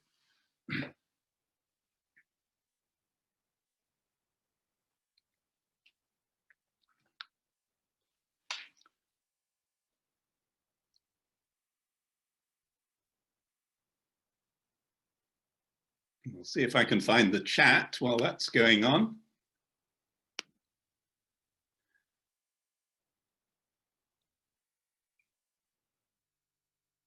All I want is delete or open. A couple of deletes have come in from Tatiana, thank you. And Dinara and Yelena, Nur Sultan. Everybody's saying delete. Okay, that's what I thought as well. Okay, excellent. Everybody's saying, Olga also saying delete. Okay, right, I'm relieved. You all agreed with me. Okay, now then, why did you choose that option, delete or open? Okay, well, I'm not going to have time to go through that, but here what are the reasons I chose for this. Okay, and I put them in red. First of all, it's a generic email. It's not addressed to me. It's supposed to come from PayPal, but it's not addressed to me. Also, it doesn't look very professional. They don't mention my account number. And then there's some strange language, alert activity. That sounds a bit strange. And then there's a mistake. We need to confirmation. That's not correct English. And you could also argue they need to put in the before problem and the before resolution center. So small things like that make me suspicious, and maybe these are the things that made you suspicious as well. Okay, so I would delete that. How do we use this in the classroom? I think this is a very nice activity, and I've devised here a kind of generic worksheet. What does the sender want you to do? You can use this with any email, or you can devise your own. So what does the sender want you to do? They usually want you to click on a link or to reply, or maybe even to send details of your account, bank account or whatever. So that's very suspicious. And the things I mentioned for being suspicious, they're not using my name, language mistakes, and also sort of a lack of professionalism with the, and if you looked at the email address, it doesn't look as though it came from PayPal. So that's what I would put in my worksheet. So you can do this with any email. And the wonderful thing about this is that what is really something very annoying, you're actually making use of. You're turning the tables on these people who send these emails, and you're ending up with a useful activity for or a task for your classroom. So that's a bonus, I would say. Okay, this is what a real PayPal message looks like, and it's addressed to me personally. And if you read through that, you'll find there are no language mistakes. And of course, it looks a lot more professional. Okay, right, let's move on now to advertisements, another rich source for critical thinking. Emails was a rich source, but also advertisements. And why advertising? Well, it's all around us. We can't avoid it. So that is very, very useful. But it's something to do with the values of advertising, which I think are very useful for us. Because advertisements, if you look at the one here, they're very subjective. They're full of emotion and exaggeration, misleading claims. There's very little evidence is provided for their claims, and sometimes they're not truthful at all. So these are the opposite of the values that we are trying to teach in the academic world. We're trying to teach students to be objective, to rely on data and evidence, and to, of course, to be truthful in what they are saying, and not to use emotion and exaggeration. So they're the opposite of what we want to do. And if you look around on the internet and from local sources, you find lots and lots of advertisements. And just give you a moment to study these. You can have a lot of fun with advertisements as well. These old cigarette advertisements often featured doctors, or at least drawings of doctors, saying that cigarettes were healthy. Bottom left, something very topical. There's a company that's produced an anti-coronavirus mattress. So, and then you have advertisements for sales, and then flights, special deals from $39. Well, we know the price is probably going to be higher. So how do we exploit this? Again, with the worksheet, let me use this as an example. So what, of course, there's a grammar mistake there, but don't worry about that. So what kind of questions would we ask about this? And here's a worksheet. Again, a generic worksheet we can use with anything.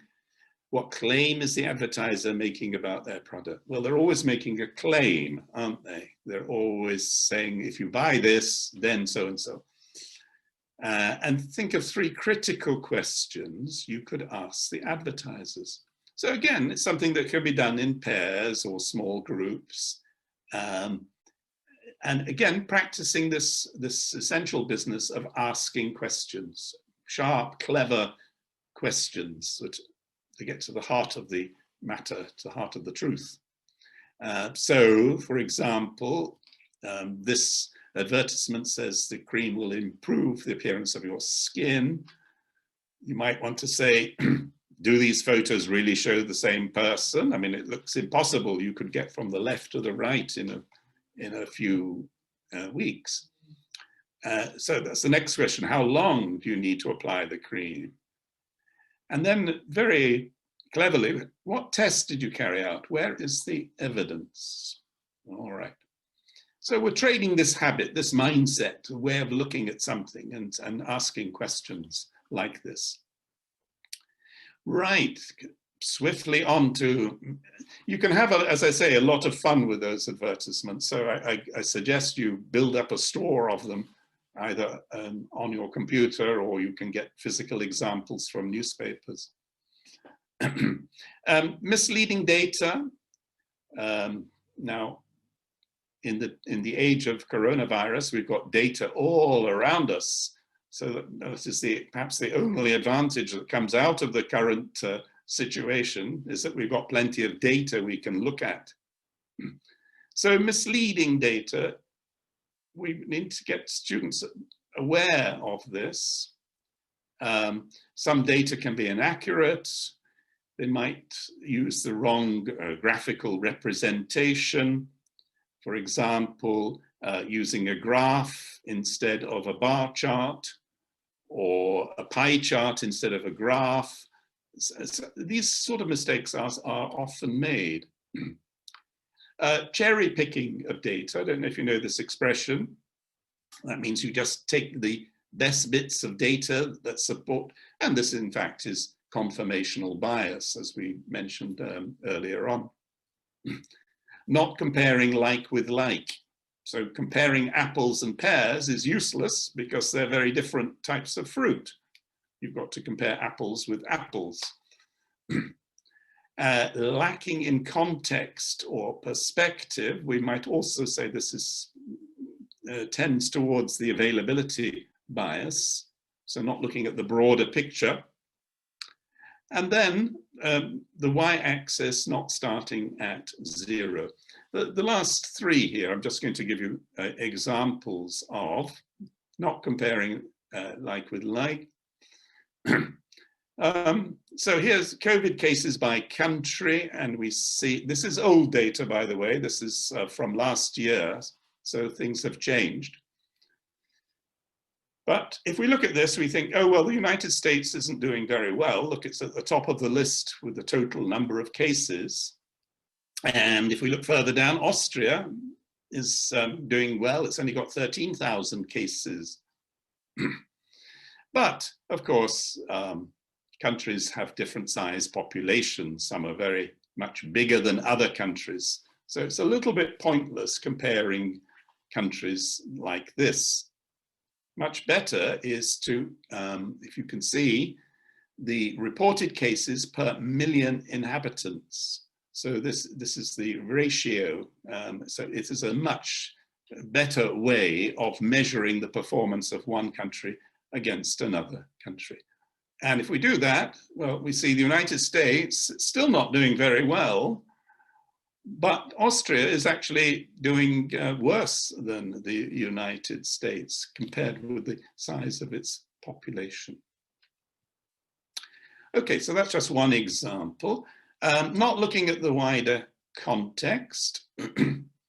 And I've just got a little example from a famous painting, or it's famous in Britain.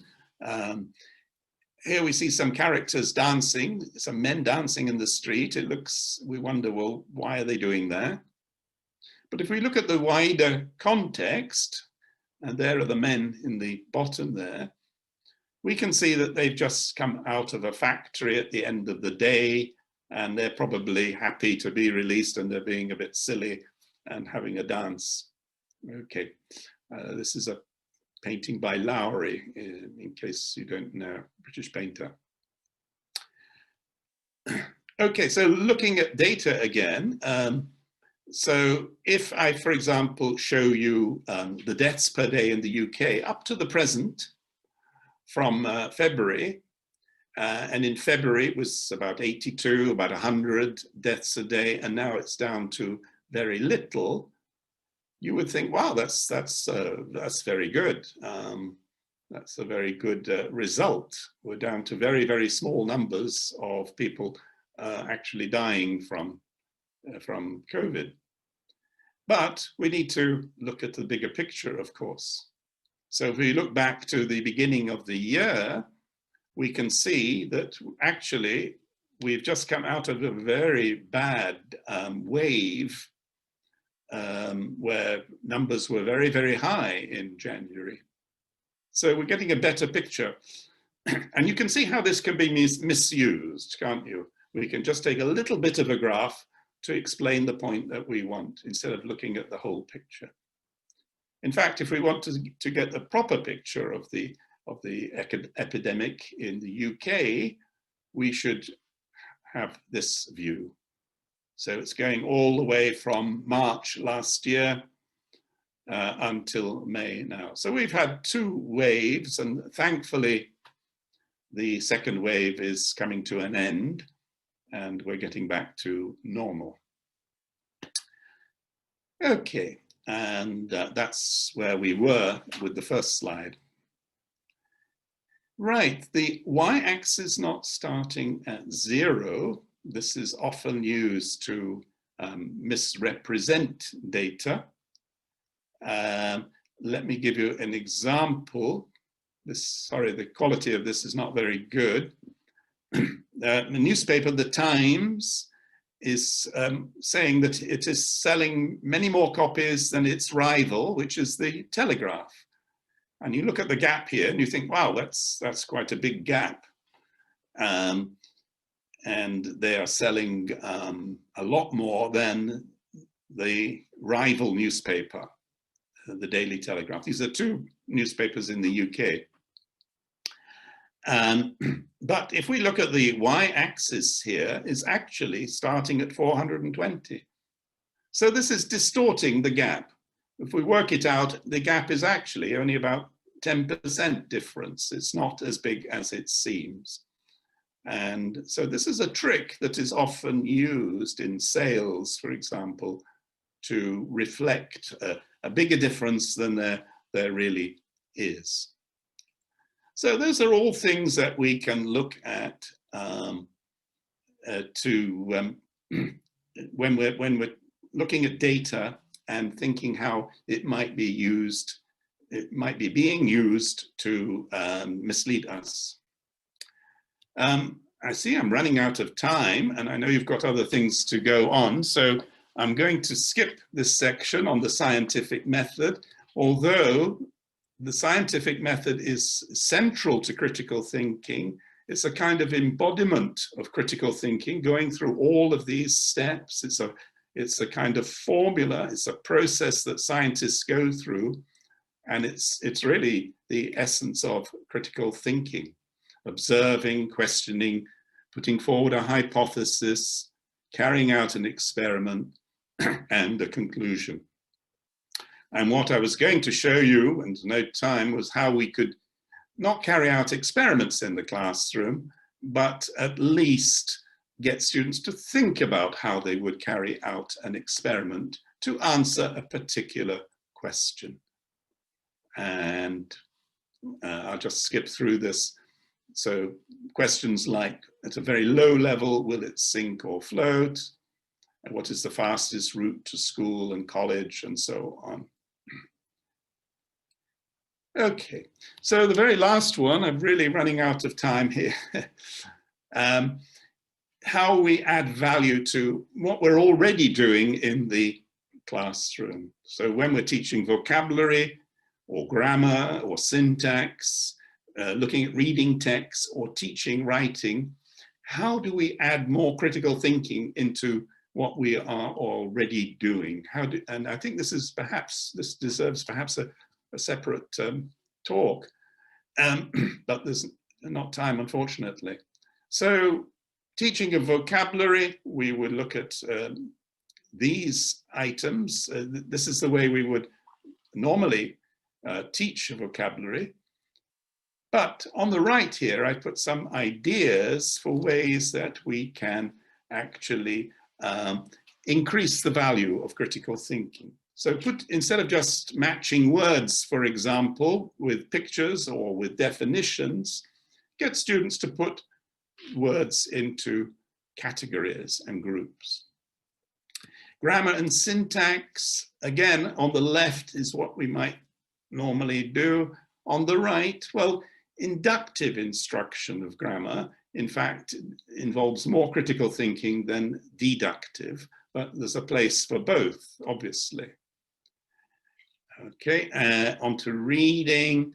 Again, questions, low-level questions, who, when, where, and how much, and so on. They're quite low-level questions when we're looking at the comprehension of a reading text, but higher-order questions and analysis of the text are a good way of increasing the critical thinking content. Writing, the best way to teach people critical thinking is to teach them to write. This is a quotation from Jordan Peterson, and I'll leave that with you to ponder on. I won't answer that question. Why is teaching writing a good way of teaching critical thinking? So I'm going to skip that, I'm afraid, and just leave that with you to ponder on. So there's my conclusion. I think it is something that should be taught explicitly. And I mentioned the 4 approaches: thinking about thinking, putting in a syllabus, or flexible activities and tasks, or adding value to your language program. And I'll just finish by mentioning my books, Framework at the higher level and Framework First at the lower level. And these are my contact details if you would like any more information. There's also some YouTube videos as well available on my website. Right, well, I'm very sorry. I've run over time and I've rushed the last part, but I thank you very much for your attention and I hope you found it useful. I'll hand back to you, back your tool.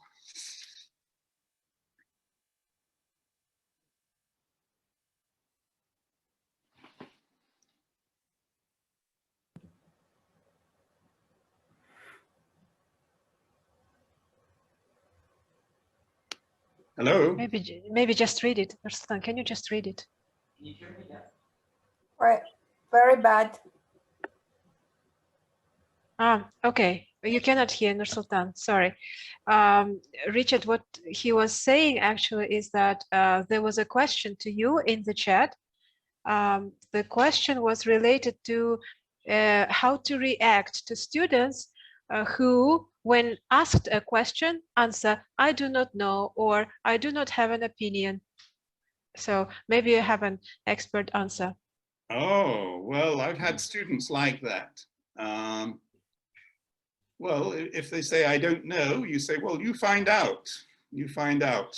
Give me the answer tomorrow. If they don't have an opinion, well, I'd be surprised. I always found students had lots of opinions. And what I found difficult was, as I suggested, was that they're not good at supporting their opinions with proper reasons or evidence or examples. They're full of emotion about their opinion. So I don't know what to do, really, if a student says they don't have an opinion. Maybe you've asked the wrong question. Maybe the topic is not sufficiently relevant to those students. So you'd have to think about that again. Mm-hmm. Absolutely, I agree with your answer. Thank you very much, Richard. We here in Kazakhstan, at our university, for example, I know that there is an issue of teaching critical thinking to students. Just a short question to you, Richard. You were mentioning introducing critical thinking syllabus. Have you ever come across real cases where critical thinking was really introduced as a separate syllabus in a study course? Yes, I think it's quite common in many universities. It might be part of study skills or life skills. I think it is quite widely used at university level. I'm not sure about school level. At the German university, we tended to include it with academic English. And this, I think, I didn't have time to expand on this, but I think there's definitely a link between academic writing and critical thinking. Well, sure. We also introduced it within the study skills program as well. So there are precedents for that. All right. But the question is always one of time. You know, in your foundation program or whatever program you have, there are only so many hours, and you want to focus maybe on reading and listening and other skills, writing and so on. And so to put another program in alongside is sometimes very challenging. Okay, thank you very much, Richard. The chat is full of actually many words of thanks to you for your very nice. Thank you very presentation. much. Yes, well, it's been a great pleasure, and thank you again. I apologize for, I always do this. I have too much material, and then in the end, I have to rush. So maybe I need to do some critical thinking myself and decide to cut it down next time. I guess we all need to, you know, sharpen our critical thinking skills, I believe. But thank you so much for this very well. material. And good luck with the rest of the conference. I hope Thank you very much. Enjoyable day. Okay, so we go on with the rest of the conference, as Richard has just said, and we go to two concurrent sessions. Actually, this session, session number 1, is staying here, right here. We have a chair for this session, and then session number 2, the link for session number 2 has been added to this chat. Please, dear participants who would like to attend session number 2, you can go there.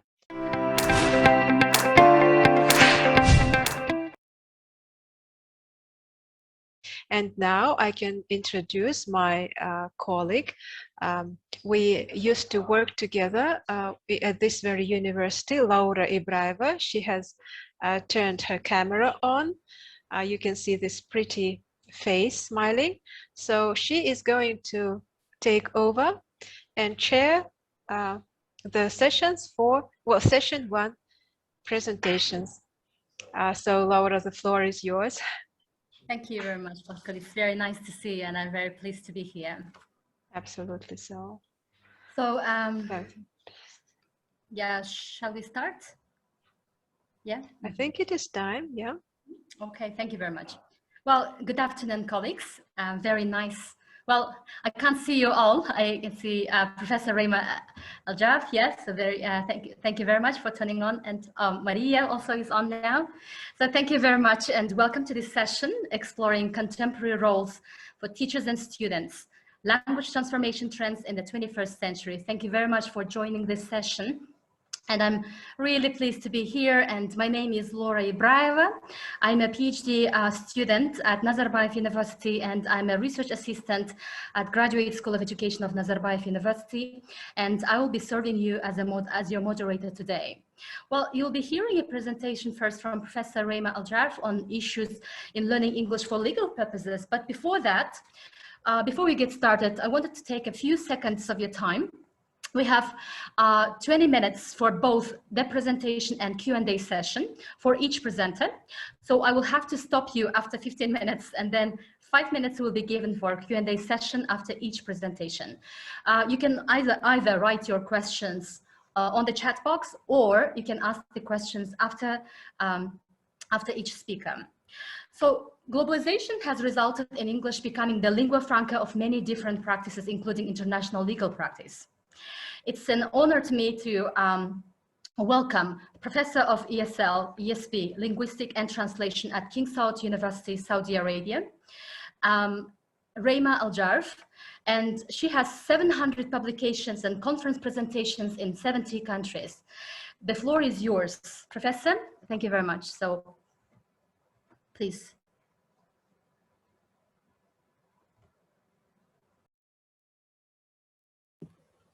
No sound. Sorry. Okay.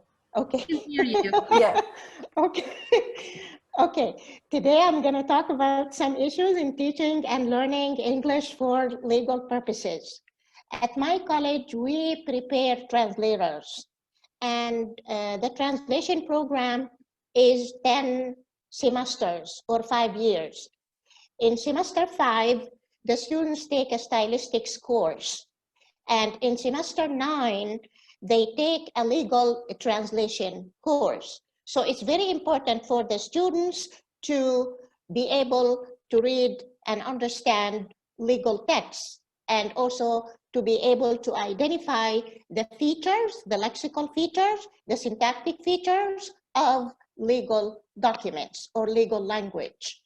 So in my study, what I did, I designed an instructional module for teaching the students how to comprehend the content of legal documents and how to identify the lexical and syntactic features of legal documents. And then I gave the students a test in order to find out which features of legal text are easy and which ones are difficult. Now, the module consisted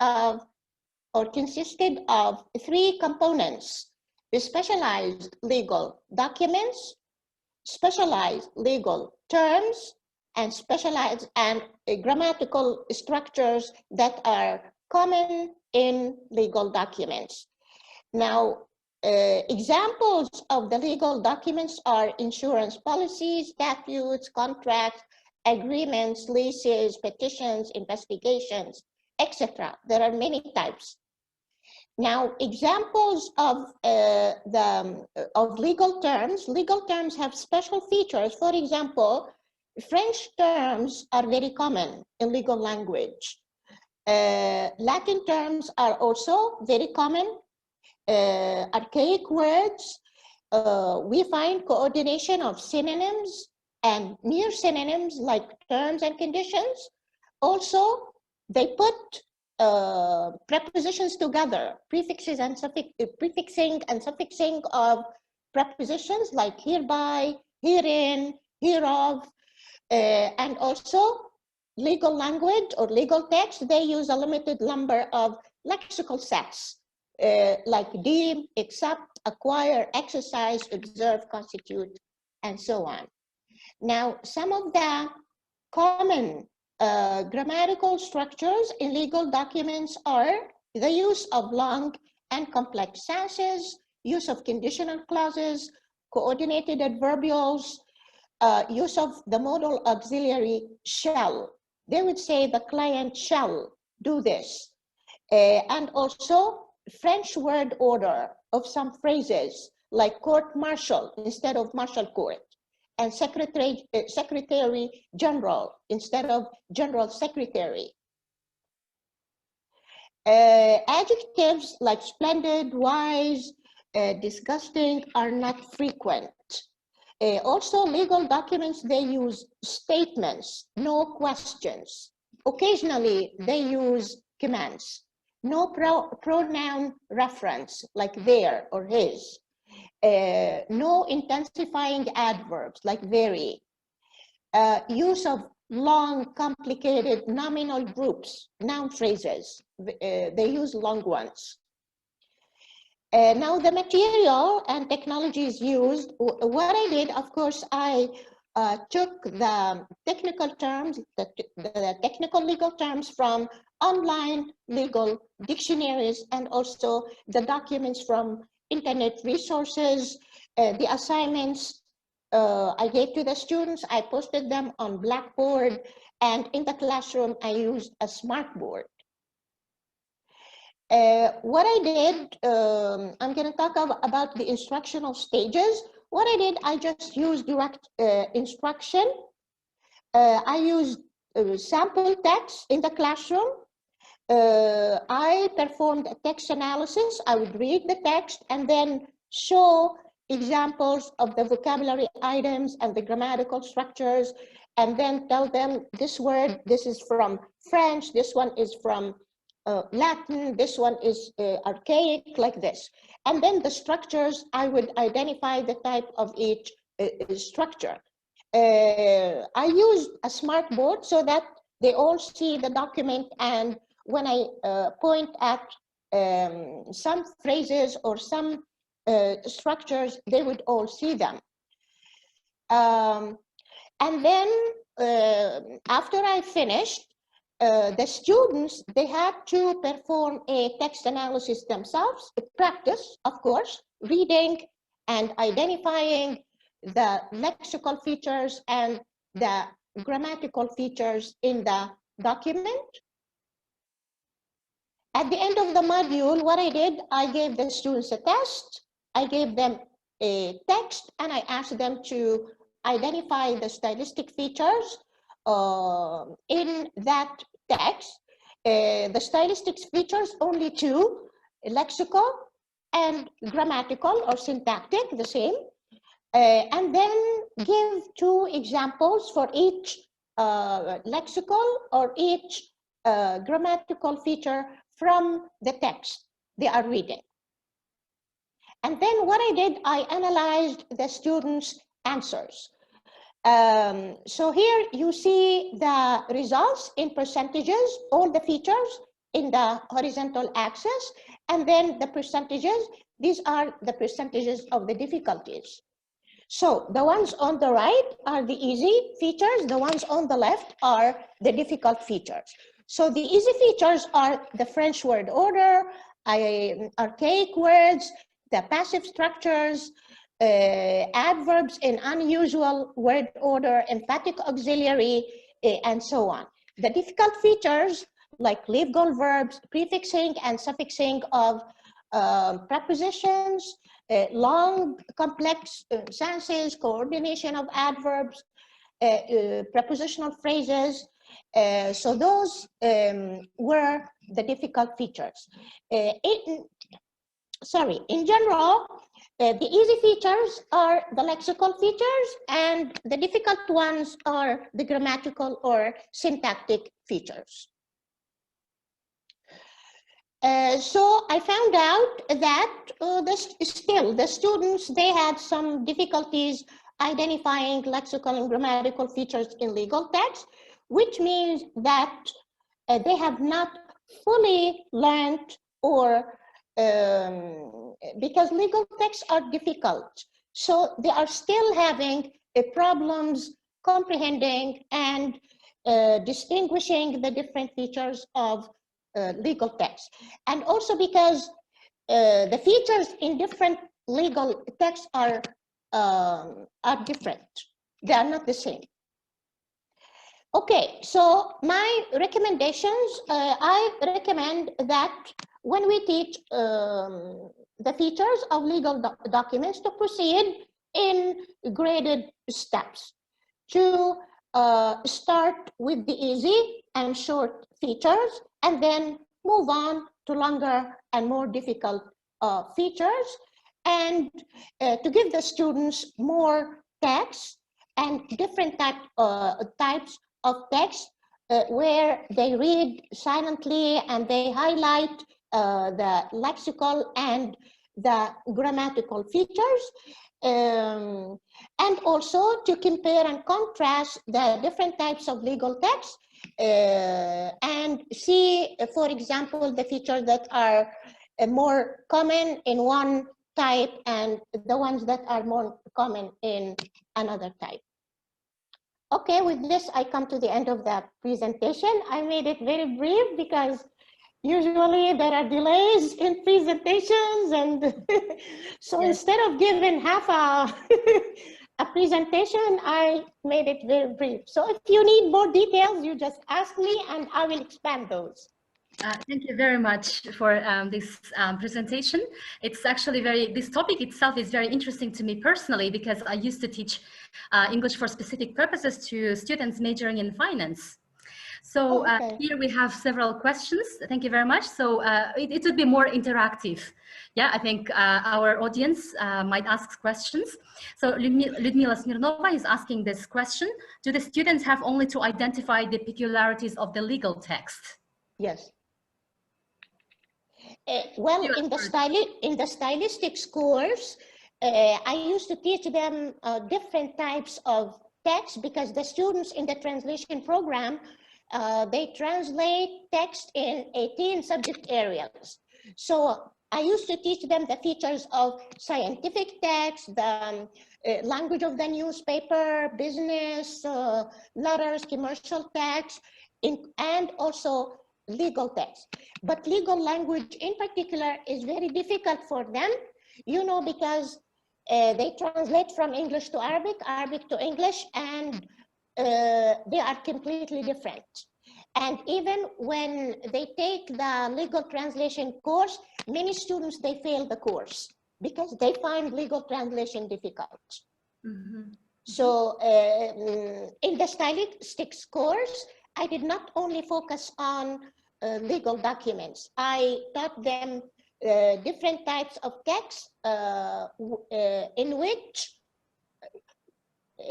because later in the program, they take translation courses in those like medical translation, scientific, commercial, educational, literary. So whatever courses they take, I taught them the features of those texts in the stylistics course, so that later, when they go to those courses, they find them easy and they feel they are familiar with the language. Mm-hmm. Here is another clarifying question from Ludmila. Thank you very much, Ludmila, for asking these questions. Are they able to apply the knowledge when translating the legal documents? To some extent, yes. Although I did not teach them the legal translation course, but usually they tell me later on that they benefited a lot because at least they get a general idea. And then when they take a medical translation text, a media translation course, or literary, or computer, or whatever commercial, they have some idea.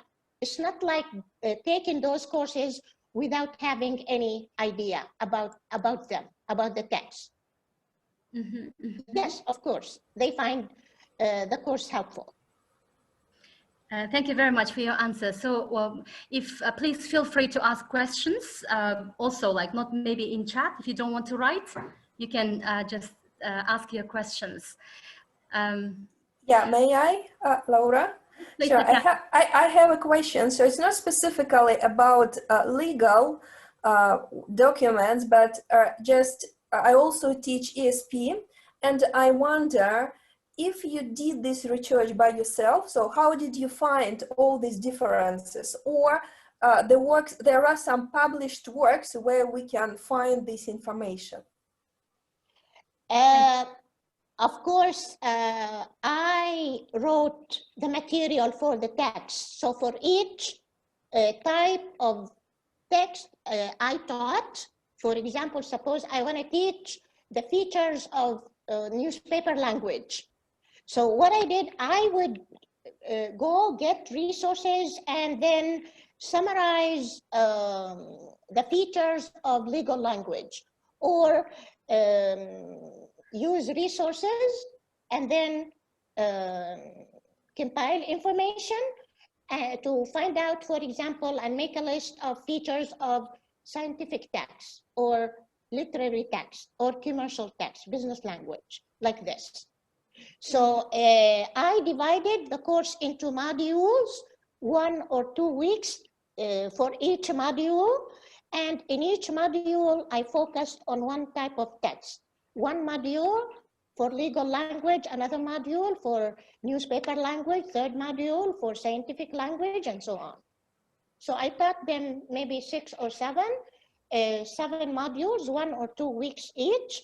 And in each one, first I would give them some theory and then application, because application is more important than theory. Yeah, sure. Yeah. Okay, thank you. But still, in general, they had difficulty because the students were still beginners. They were in semester 5, and they had been taken language courses for 2 years, 4 semesters. So still, they are having reading problems. They can read general type of text, but not specialized text, especially in English. In Arabic, it's not that difficult. Like newspaper language, in Arabic, it's like normal language. Nothing, I mean, different. So they don't have the same difficulties.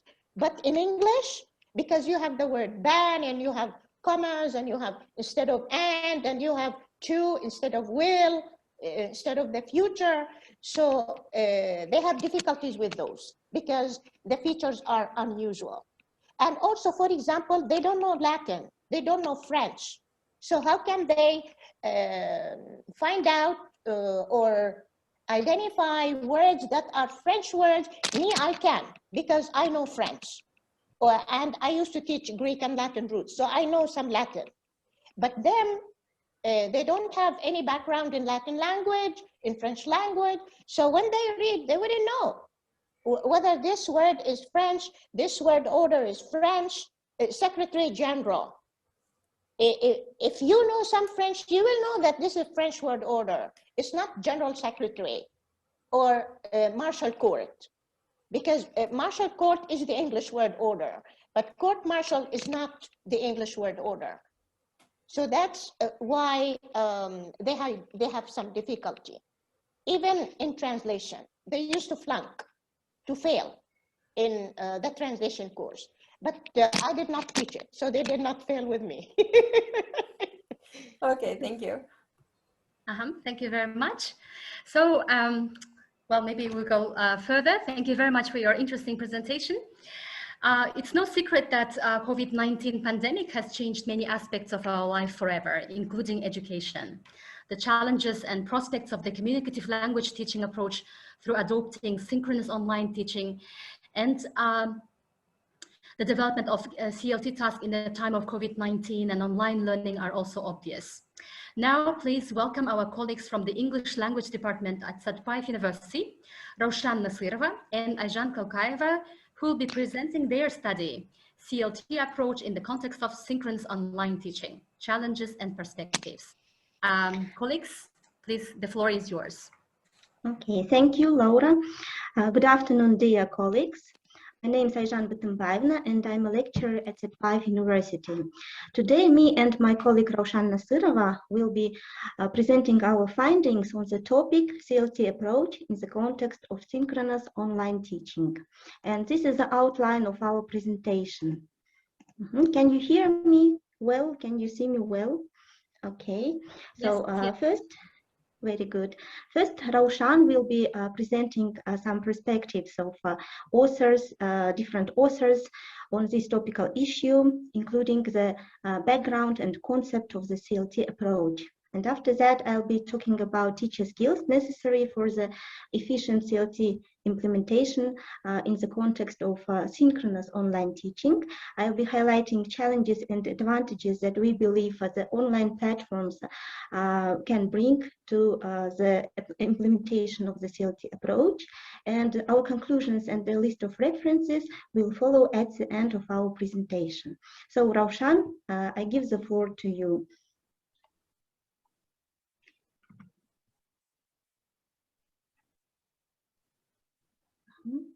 Raushan.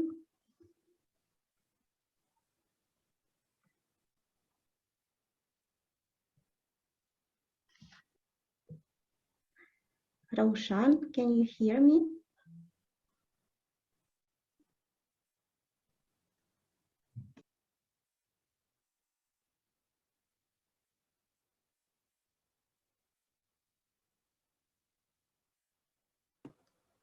It seems so we do not have Raushan here. Oh, really? Well, I can see actually she's online. It says Raushan is here. Raushan Nasirova. I'll text you. Oh yeah, so she's here. Raushan, we cannot hear.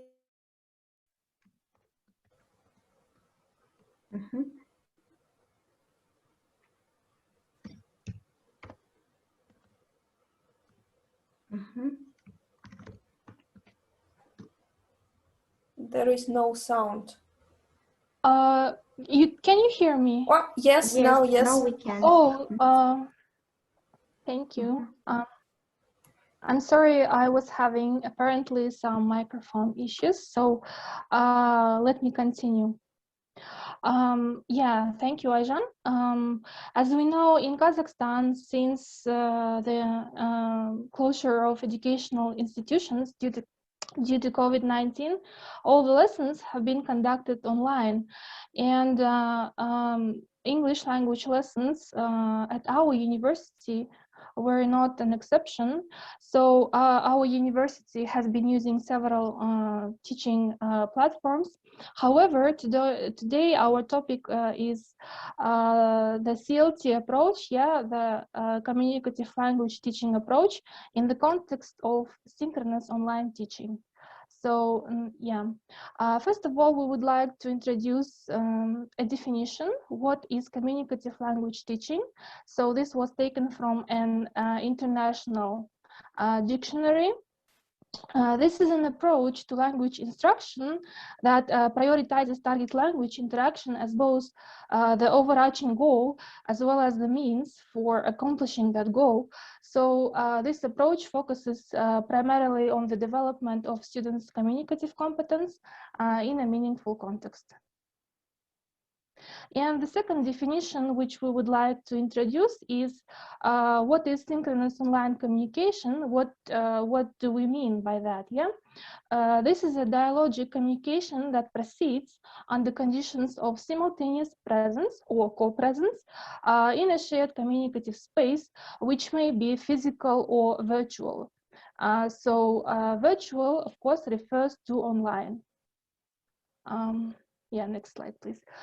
In terms of the CLT approach background, we have looked at several important authors who have contributed to this concept, and one of them is Chomsky, Noam Chomsky, as we all know, who in 1965 introduced his idea of competence versus performance, but actually it was Himes who in 1966 introduced the idea of communicative competence. So according to Himes, communicative competence is an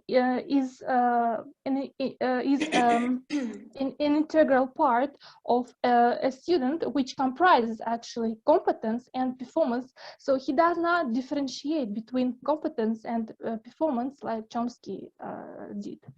And Canale and Swain were the researchers who actually went further and related this CLT approach to language teaching. So they proposed their 4 components model, which is comprised of grammatical competence, social linguistic competence, strategic competence, and discourse competence. And of course, this CLT approach was in demand in 1970s and 1980s due to the fact that there was a big wave of migration to Europe at that time. And also at that time, the Council of Europe actually started to introduce these new syllabi, which were based on the CLT approach. And finally, it was Noonan who in 1991 made a very, very clear distinction between syllabus and methodology. So he said that syllabus is mainly concerned with the content. However, methodology is mainly concerned with the tasks, activities, exercises that we use in our classroom. In terms of CLT and synchronous online language teaching and learning, ICTs in general have been studied since the beginning. So at first in 1960s, they were rooted in very, very simple, primitive behaviorist language learning theories.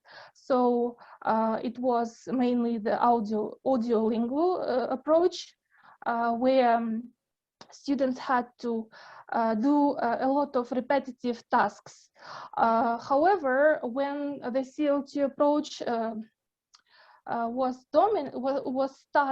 starting to become dominant in 1970s, so it had started to combine these social constructivist theories of language learning.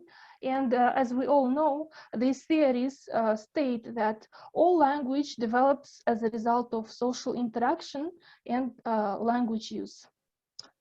And finally, we have looked at some of the authors who studied student and student interaction and student and teacher interaction.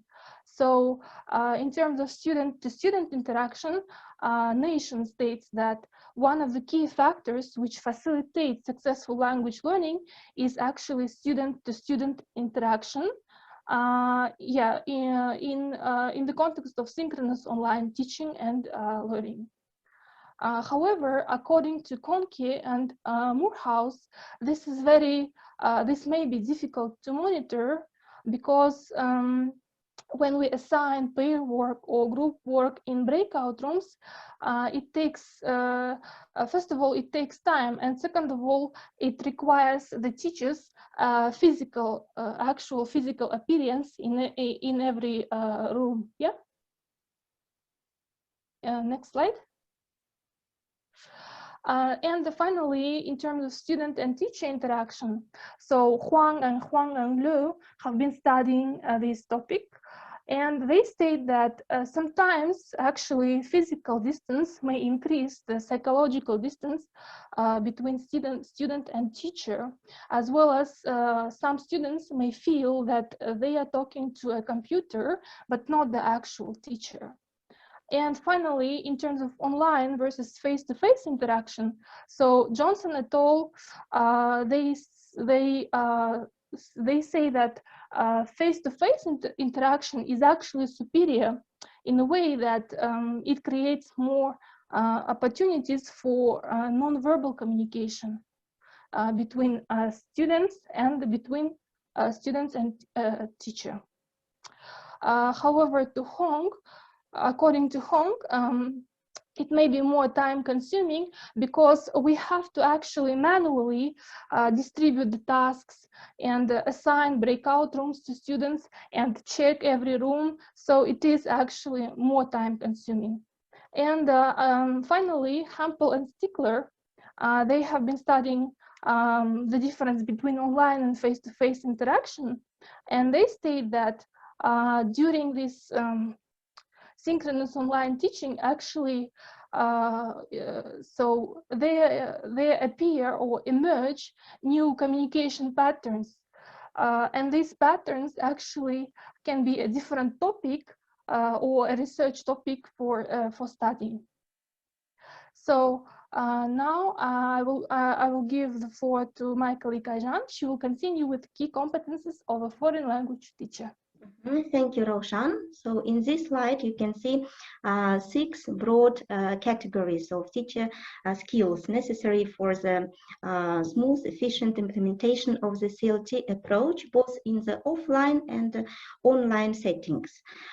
We determined them in our recent collaborative publication this year that is called Competencies of a University EFL Teacher. So they are as the following: language accuracy, teaching methodology, sociocultural competence, and competencies in ICT, self-development and lifelong learning, and psychological competence. However, some authors prefer to categorize teacher skills in broader types. For example, Hampel, Stickler, and Emke, they divide them in pedagogical and technological skills. And here we would like to share the pyramid, skills pyramid, offered by Stickler and Hampel in 2015. And as you can see, the background layers, they correspond to the language teacher's specific and basic ICT competence. And the above level, number 2, requires a language teacher to be able to facilitate communicative competence and online socialization in online classes. And the top competence, it's the talent of a language teacher, or his or her ability to create, adapt, and design appropriate materials for the online classes that will correspond to the learners' learning styles, their needs and demands.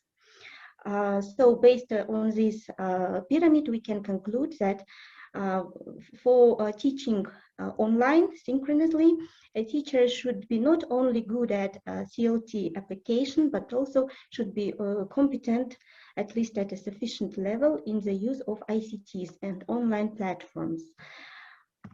And thus, we would like to distinguish 6 main challenges that teachers can face, that we face during synchronous online teaching. And in the blue ovals, you see the challenges that we derived from our literature review. Roshan has mentioned them in more detail, and I've mentioned the low ICT competence of some teachers. And in blue ovals, you see the 2 challenges, additional challenges that me and Roshan would like to add to this list, based on our own teaching experience. So these are full dependence on technical conditions, because to teach online synchronously, you need the supply of the internet, Wi-Fi, and electricity all the time. And the second factor that we would like to add is the unavailability of a suitable working space, because me and Roshan have been teaching online for 2 years, and we've been teaching online from our homes. And sometimes it's challenging to arrange suitable working conditions in your own room. And this applies to the students' side as well. And they face these kind of challenges in their learning process. And apart from the challenges, we'd like to share our perspective on the advantages that the online platforms bring and enhance, how they can enhance the implementation of CLT. First advantage, we believe, is the availability of a great variety of technological tools like applications, games, online interactive whiteboard, and so on, etc. Because these visual aids and interesting games, they can boost the learner's motivation and their interest in the subject. And the second advantage, we believe, is the quick assessment, because all of us can create online tests, quizzes, and they not only save the teacher's time, language teacher's time, but also they motivate students as they see the results of their learning immediately, and it becomes more engaging and motivating for them. Thus, our conclusions are as the following. We believe that the concept of synchronous online teaching it aligns with the theoretical basis of the CLT approach, and but it can't fully substitute the face-to-face traditional teaching. However, during quarantine, lockdown, CLT can be applied well in synchronous online classes if teachers are skillful enough to arrange the pair or group work using the breakout rooms. And sometimes it's challenging, maybe not in Zoom, but in Microsoft Teams, using and arranging pair work via breakout rooms is really challenging for some teachers. And we believe that IT specialists will produce just more comfortable and natural breakout rooms in the nearest future. So this is the end of our presentation. Thank you for your attention. And here is the list of references. Thank you very much, Ajahn, Roshan. Now, the time for questions. If our audience, if colleagues, you have questions, please welcome. I'm sure you have questions because all of you are practicing teachers, yeah? I haven't been teaching for almost 3 years, so now I'm not kind of, dealing with this challenge.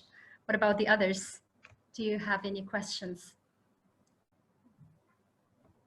Yeah, the other approach, yeah, like if it is about communication, of course, it's not easy.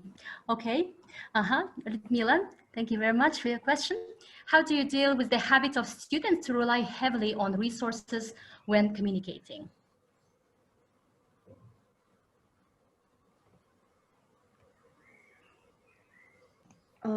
Excuse me, may I make a clarification? What kind of resources do you mean? I mean any type of resources. I mean textbooks, telephones. I mean notes they made before, previously, whatever. Cheating, yes. Okay, let us call it cheating. Yeah. Yeah, it's a common problem for all of us, and sometimes they can do it without our noticing even. But of course, when we see the product of their work, yes, they are writing the essay, the paragraph, of course, we know each of our students very well, and we see what language they have used according to our program or not, that we have taught them or not. So it's evident when we monitor and we see, check their work, that they have cheated. And of course, we deal, it leads to the decrease of their mark. Roshan, do you have anything to add? Yeah, I would like to add that sometimes tasks can be arranged in a way that they are spontaneous. So we don't tell beforehand the structure of the task or what they actually have to do. Sometimes it's not actually always the case, but sometimes we try to introduce tasks which are spontaneous. And in this case, I think we can elicit some natural communication patterns from our students. We have very interesting questions here. I'll just read from Solia Abdugaparova. How do you deal with students who are not very much engaged during online interaction? Thank you very much for this interesting question. Yes, Saule Kabashina, thank you very much.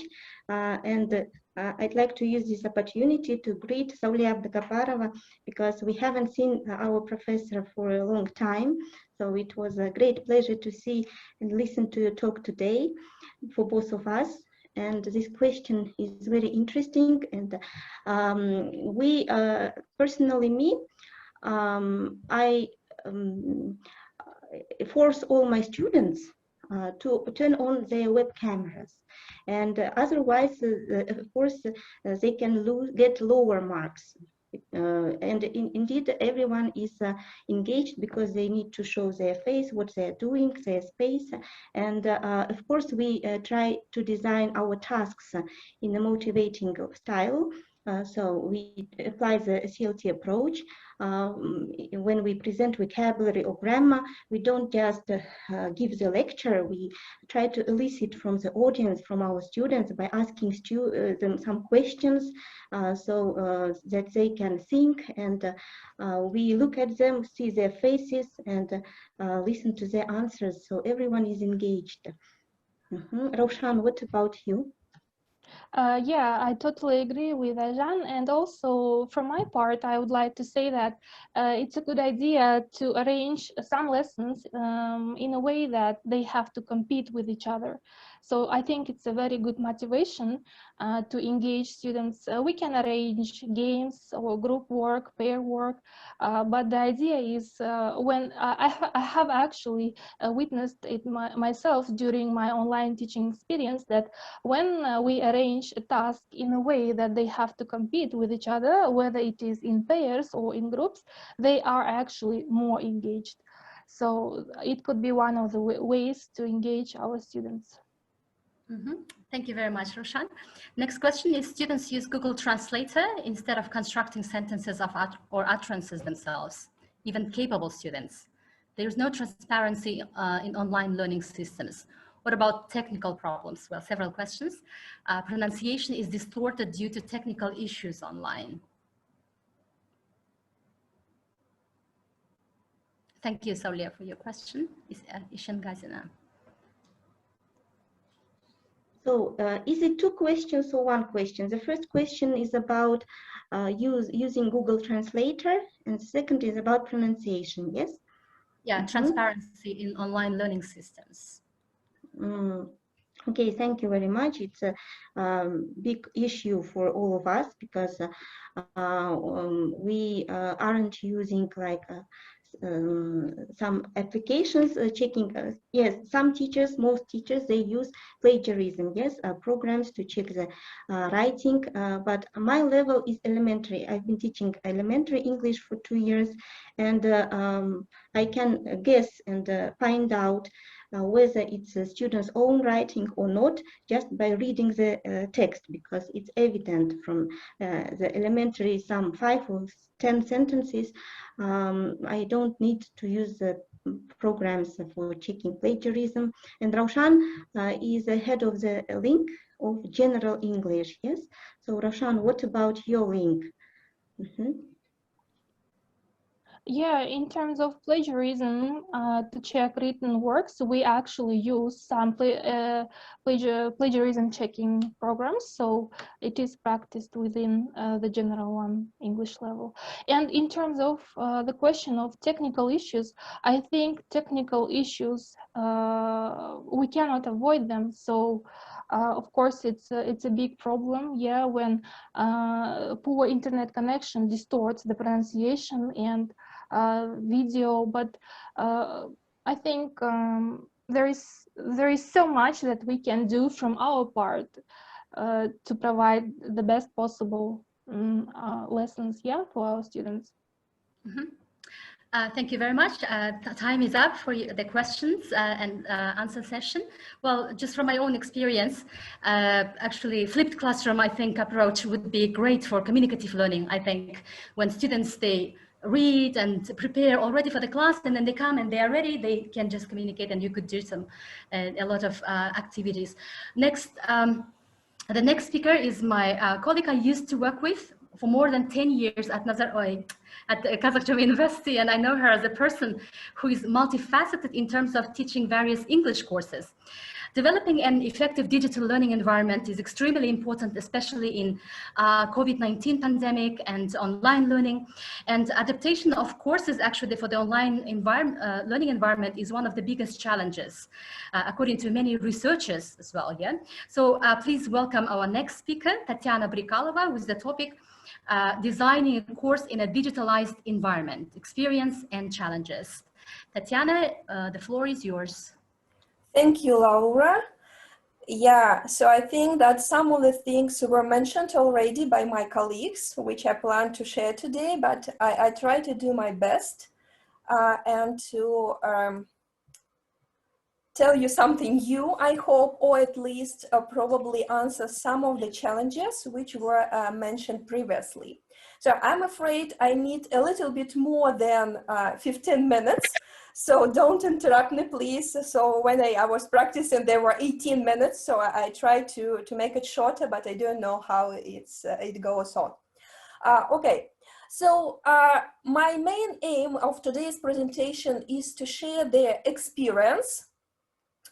And as a practical person, I start from some kind of practical issues. So I'm going to tell you about the transformation that I was made to the course because of this online teaching. And then I want to talk about some challenges. And as I said, most of them were mentioned already. But I also made some kind of a research, small-scale research. So I'm going to share what students think about this situation. And then at the end, I hope I would give you some kind of theory. And I want to talk about the factors that influence the course design and lesson planning in general. So first of all, I want to show you this table, the comparative table of the course, which is called academic writing, how it was when I was taught it offline and how it was taught online. So probably academic writing is not really the proper title for this course, as it should be called dissertation writing, as this course is very specific. It was designed specifically for the second-year master students of one particular specialty, integrated water resource management, as they have to write a dissertation at the end of their master taught program. So as you can see in the first column, how it was, and in the right-hand column, so the changes that were introduced because of the online teaching. So the main change was that we divided our normal lesson, so 100 minutes, into two parts. This is not specifically for this course, so it was made for all lessons at our university, so we divided into two parts. Approximately, it is 40 minutes synchronous online meeting, and we use Skype, so we don't have any opportunity to organize breakout rooms. And then we have some time for so-called offline tasks, but in other times, students can ask their questions, so we can make some kind of consultation, help them, and something like this. Also, what I did actually with my classroom activity, previously I had to explain everything by myself, so I provided some kind of a theoretical basis, and we didn't have a lot of time for language issues, for grammar issues, and etc. Due to this online teaching, we made some kind of pre-recorded video, and I tried to record all the theoretical basis into short videos, and there was a recommendation to make this video no longer than 10 minutes, which was really challenging for me, because you can imagine if I taught some material for the whole lesson and now I had to put it into 10 minutes, this is really challenge. And after that, I added some kind of questions or activities, mainly using two instruments in Moodle. So it is lesson and P5H extension to Moodle, or actually interactive video. So we can spend 40 minutes focusing on language during their online session, and I think it was really better improvement to the course. No changes were made to self-dependent work, so they still have to practice writing a lot.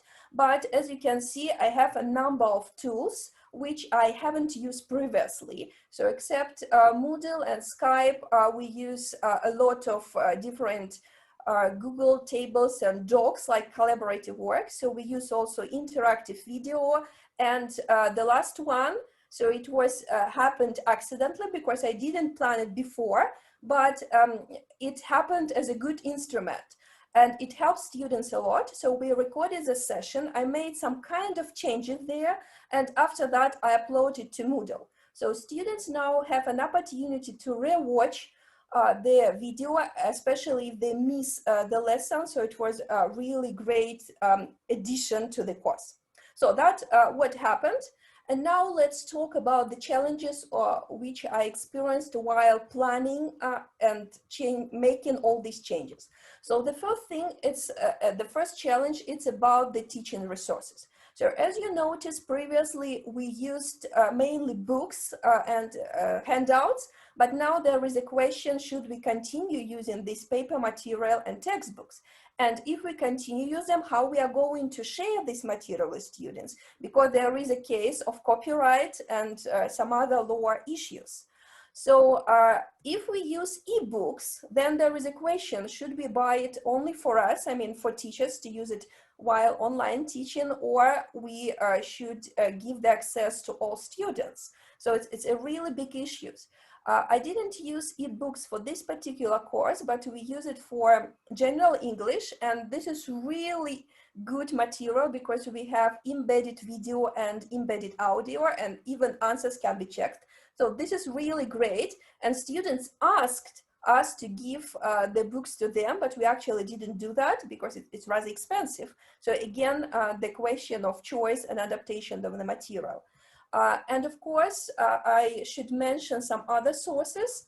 And the question is how to choose and how to adapt for our lessons. So nowadays, we had a great variety of different applications, websites, and information. And you can really get crazy in order to choose what you really need, or probably your students need, because you think this picture is interesting, but your students are not going to have any reaction. They think this is not interesting, I don't have an opinion, or something like this. So it's a really big issue how to choose material.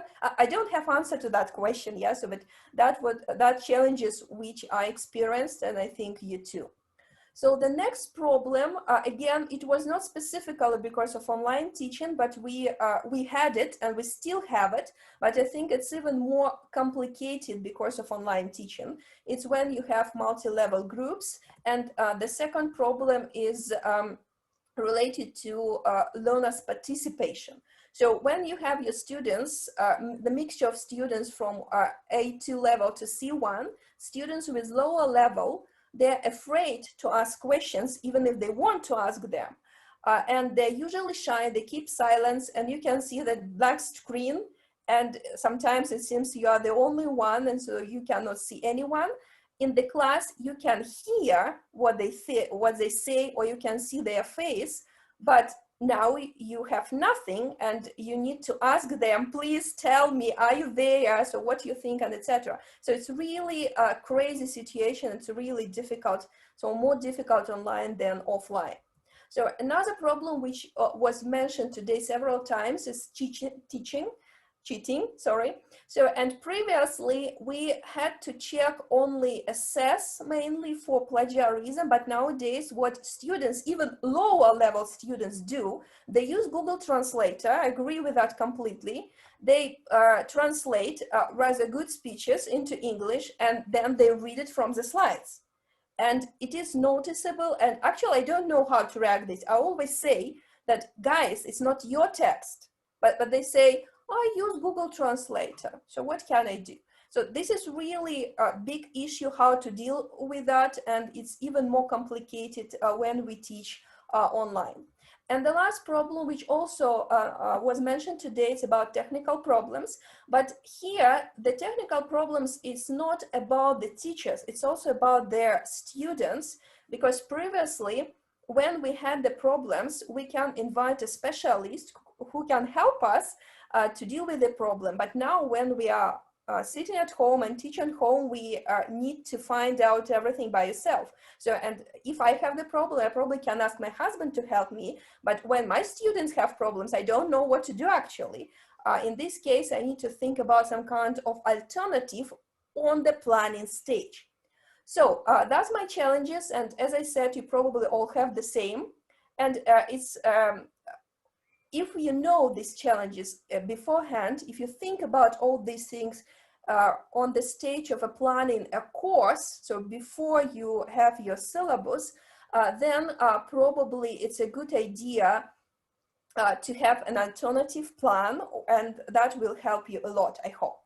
So as I said, I decided to make some kind of research after the end of the course. I think this is a normal procedure when we ask students' opinion about what they think about the course. And I had only 5 questions. Some of them were standard. So I asked them about their expectations, if they liked the course, what they liked, what they didn't like. But my main question was the third one, because I thought academic writing is such a subject when you don't need regular meeting, when you don't need speaking a lot. So probably it's a good idea to transfer this course completely to distance learning course. So I asked the students what they think about the format. So that was the main question. And there were 3 options. The first one was about the distance learning. So just a couple of meetings with teacher, regular feedback, but no regular lessons. The second option was to have the combination of distance learning format and regular meeting like we had this year, because we have combination of online and offline format. And the last way was just to have regular sessions with the teacher, offline meeting, face-to-face meeting, so as we used to have. So the results were a little bit unexpected for me because my students had a quite different opinion about my idea. I understand that this research was really small because I have only 13 students in that group, but that's how it is. So the results. Only 15% of my students found the idea of moving this course to distance learning as the best one. So that was really disastrous, yeah, because I wanted to do that. So most of this, just around the 40% of students think that it's okay if we have the combination of this format as we had now, so combination of online session and regular meeting. And majority of students, probably not the vast majority, but anyway, the majority of students want to have regular lessons with the teacher. So I don't know why I have these results, probably because students are tired of all this online teaching, or probably because I have the group who are mainly from traditional societies, because I have students not only from Kazakhstan, but from Turkmenistan and Tajikistan, Afghanistan, and these societies are more closed. So probably this is the reason. But anyway, that are my results. So students are not ready to be responsible for their own studies, so they're not ready and they need teachers' control. So I also started to think what are the reasons for that, and I want to find some kind of explanation, probably the theory. And I came across with this matrix. I don't know if you saw it before, but I found this really helpful in planning a course. So you cannot see the first some of the pages. So just probably, okay. So I hope you can see that. Okay. So it was developed by Daniel Stanford, and I have the link to the original article at the end of this presentation. And he says that there are only 2 factors that influence our way of designing a course and teaching planning. When we talk about online process, I mean online process. So it is bandwidth and immediacy. So bandwidth means good equipment. So when we can talk about low bandwidth, and here it should be high bandwidth. So bandwidth means the equipment and internet connection. So students with good internet connection and powerful computer can participate in video conferencing and in audio conferences, or can watch the videos and do some kind of activities with video or audio. They need really good equipment and high internet connection. So if they do not have it, they're going to be not engaged or fully engaged in the lesson, and then they're going to have a lot of problems. So you see this quadrant is red, and it's not accident. So this is not the best way to organize lessons. Immediacy means how quickly our students react to what we are doing. So as I said, in the class, we can see their faces, and even if they're silent, we still can see some reaction, and we can react in this way. So even in today's conversation, there were some questions, but the speaker needs to wait for the answer because people need to type or to switch on their mic. So we require, and we still want this immediate reaction, but in online teaching, it doesn't work properly because of different reasons. So if you base all your syllabus or your course only on video conference, if it is the main tool which you're going to use, so you're going to have a lot of problems. Even if you don't have the problems with equipment, your students could have the problems with equipment, and we need to think about this on the stage of planning a course again. So his recommendation is to use mainly the things which are presented here in a green quadrant. So it's probably a little bit boring and primitive because he suggests to use text, interaction with the text, and not simultaneous, but a little bit later. So probably using discussion, postponed discussion like WhatsApp we can use there, or even email. Again, it sounds primitive and probably very old-fashioned, but that's how it works. This is our reality. Our students, not all our students, have good equipment, and so that is why we cannot force them to use it, and it's not their fault. So that I found this matrix really helpful. So I'm not going to explain every single detail because I think I'm over time already.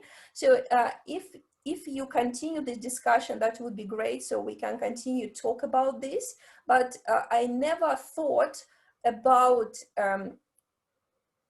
equipment. So if you have or do not have an equipment, the necessary thing to think about before planning.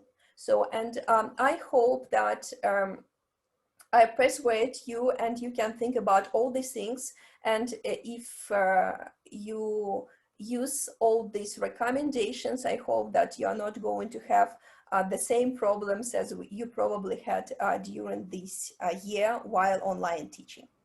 Okay, so this is my reference. It's not an article, it's just the blog. But anyway, I found this information really useful. And so I can think it develops critical thinking a lot. So thank you for your attention. I would be very happy to answer any of your questions. Thank you very much, Tatiana. Well, I wouldn't say that it's a question from Saulia Shengatina. The questions about book supply should relate to your university library. There are loads of free resource online. You have mentioned about one of the challenges that you have faced about the book and ebooks. Yeah, I agree that there are a lot of, but the question is how to choose them. So it's also challenging because you get crazy because of loads of information, yeah, and of course if you have so I mean when you have the syllabus, and especially if it's done already, so you need to fit the syllabus to the topics or you need to change it. So that is why we need to think about this before and not while teaching the process. Mm-hmm. Please, your questions to Tatiana. There is a Ludmila. Thank you very much, Ludmila. Why do you think that in the academic writing course, there is very little speaking? Well, actually, because the main focus is on writing. So I use it. So I try to make a lot of speaking there as well. But if we think about their focus, we need to focus more on writing. So we use mainly their time of lesson for speaking, and they go home and then they do practice writing there mainly. Yeah, but actually as they need to write the dissertation in English, and they don't need to practice speaking there in this particular course. So I thought we can change it. But actually students don't think like that. Any questions to Tatiana, please? There is a, so while people are thinking about their questions, here is the conversation going between our previous speakers and Saulia Kabashevna. There was an interesting question like, do you award students for their active competing involvement engagement? If yes, then how? So Ayjan answered this question, yes, so you can read these answers in the chat. So, since I miss that, yeah. What do you recommend ultimately? So what would be your recommendations? How to engage students, or what? Or about what? Sorry, I think I have about speaking. I think, yeah. No, it's not about that. What are the best ways to combine advantages of each mode in the future? From Saulia Abdukaparova, what are the best ways to combine advantages of each mode in the future? And what do you recommend? Saulia, could you please clarify your question about the recommendation? So you mean about the usage of matrix? Oh yeah, I probably didn't say that, I planned. So I think that his recommendation is to focus on green one, yeah, to use low immediacy and low bandwidth. But personally, I think that it should be balance, or at least we can think about several options. Yeah, so because, for example, if I have students who want to participate, and I had this experience at least with 2 students from Kazakhstan this year, so they wanted to participate and they were very upset, but they couldn't because they just didn't have electricity, and they cannot punish them for that. So that is why I think we need balance, and that is why we need to think about all these issues before, even about the cut of electricity. And one more question is from Saulia Abdukaparova. What are the best ways to combine advantages of each mode in the future? Shaksha, I don't get their idea. So you mean like offline, online, blended and all that kind of stuff? Yes, like in your presentation, you mentioned the advantages of each. And they are very impressive, of course. But now, based on what I know we have to get prepared to, we have to combine the positive experience we have from both modes. Do you have any tips or advice how it can be done? Okay. Regarding academic writing, I mean. All right. I think I would keep this mode really, because pre-recorded videos is a really good tool, and students told me that it was really great and they developed their listening skills, which I definitely didn't plan, but they said that they just listened to me several times, and this is a really good way to work with this material. They can listen and watch my explanation for several times, and only after that they can move to tasks, which gives them chance to develop listening and their understanding and improve their results. So I think I will continue usage of these videos, and this is really good. I also really like interactive video as an extension to Moodle, so I'm definitely going to use it more. As I said, the recording of a lesson also could be a really good material. So it depends what you're going to do with that, of course, but it could be good material. So I'm going to use that at all.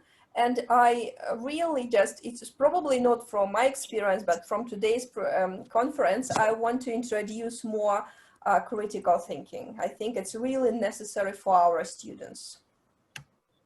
Okay, thank you. Just to clarify, Tatiana, of course, I do agree. If you have pre-recorded materials, how much time do you think you can, well, use for face-to-face class if you have such kind of an opportunity to free your students from theoretical or whatever background? Well, I think, so I cannot really comment on that because it's... no, I mean, well, you, yes. Yeah, okay. So I think that we can make the lessons a little bit shorter because they need more time for home task. So I think probably 1 hour instead of 100 minutes would be okay. Oh, that's a good tip for teachers. Really, I mean, to reduce the amount of time they have to teach. Because anyway, workload is very high nowadays. Yeah. Thank you, Tatiana. Thank you for your questions. Tatiana, I have a question about feedback, because in academic writing, especially if it was online or distance learning, yeah, what kind of types of feedback did you give? Did you use any kind of, you know, I don't know, video platforms giving the feedback? Have you used that? And no, yeah. I didn't use the video feedback, so it was mainly commenting. So I think it was in written form, and if I found it was personal feedback. But if I found the similar mistakes, I just made comments during online session. Mm-hmm. So I think I'm rather traditional in this way. Okay. Mm-hmm. Thank you very much. So if we don't have any other questions, well, the next speaker is me. So again, my name is Laura, and I'm going to share just a sec, share my screen. It's kind of probably continuation of the Richard Harrison's, presentation, which was on critical learning. So thank you very much for joining today. And I'm actually very excited to share this is my research proposal. I'm a PhD student, and my topic is on creativity. And actually the topic of creativity has been of much interest to me for many years, especially when I was teaching myself at university. I used to teach at Kazakh-German University for almost 15 years, for about 15 years. And I thought a lot about the role of teachers. And our today's session's name is Contemporary Roles of Teachers and Students. So I was thinking about, like, years back, about of course, the attributes of a teacher, yeah, about what do we need to do, what is our role. So it is clear that in the 21st century classroom, needs are very different from the 20th century ones. And of course, in 21st century classrooms, we need to develop different kinds of skills, including critical thinking, creative thinking, collaboration, yeah, etc. So, so I believe that the role of a teacher in modern education system is not only impart knowledge to students, yeah, as all of us understand that, but also to create an environment where these kind of skills, including creativity, we need to develop that. So my research topic is, well, actually, I was very excited to have been admitted to a PhD program, because that gave me an opportunity to work more on the topic of creativity and study this topic. So my topic is creativity in secondary school, exploring the relationship between Kazakhstani teachers' beliefs and practices. I'm going to talk about first a little bit, just brief information about introduction, literature review and methodology part, but I would like to focus more on preliminary findings.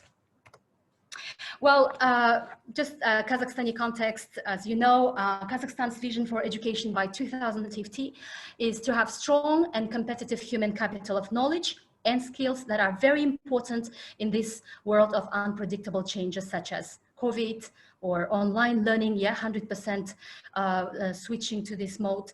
And Also, the former president of Kazakhstan, Nazarbayev, in 2018, in his address to the nation of Kazakhstan, also emphasized the importance of improving education by connecting with 4Cs model, which stands for collaboration, communication, critical thinking, and creativity. So as you know, my topic is in secondary education. It's not university one, but I think it is applicable to the higher education system as well. Well, as you know, one of the pivotal changes in Kazakhstani secondary education is the renewed curriculum, or some people call it updated curriculum. The main objective of the renewed curriculum is to prepare students to be independent learners, critical and creative thinkers, and problem solvers.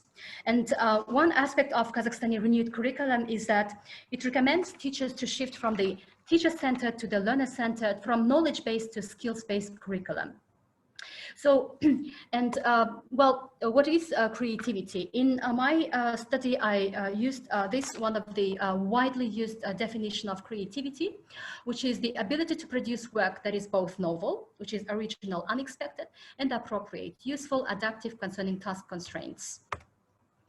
So my first research problem is related to those significant educational changes, and current educational reforms that are taking place in Kazakhstan seem to be causing disruption between teachers' beliefs and practices.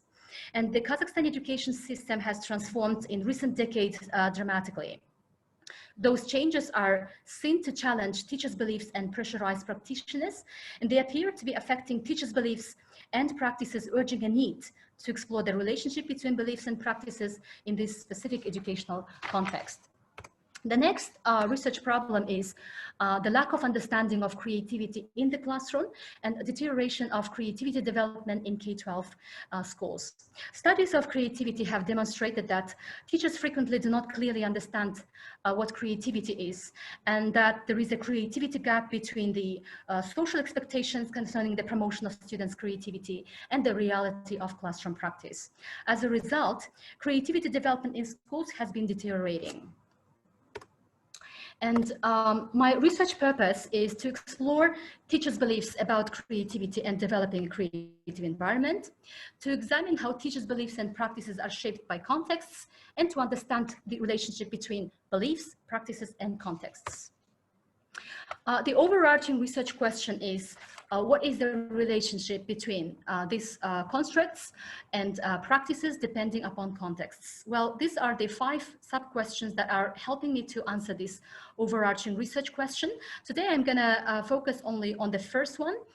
First sub-question is, what are Kazakhstani secondary school teachers' beliefs about the nature of creativity, about creative students, and development of creative environment? This is the very brief outline of literature review. Of course, I have studied different literature on creativity research conducted in Kazakhstan and former Soviet region. I have, of course, studied a lot of literature, international literature on creativity, teachers' beliefs, about empirical findings on teachers' beliefs about creativity, and of course, studied conceptual framework. And probably I will just skip this. If you have any questions, of course, we can come back later. These are just some of the literature that I have read on my topic, and some brief information. But I would like to talk about the conceptual framework that I'm using to answer my overarching research question. This is actually a combination of 2 frameworks, one conceptual framework, another one is a theoretical framework. Conceptual framework is on teachers' beliefs about creativity and creative environment, and on the right side, it is the theoretical framework on teachers' complex belief system. They used the complexity theory.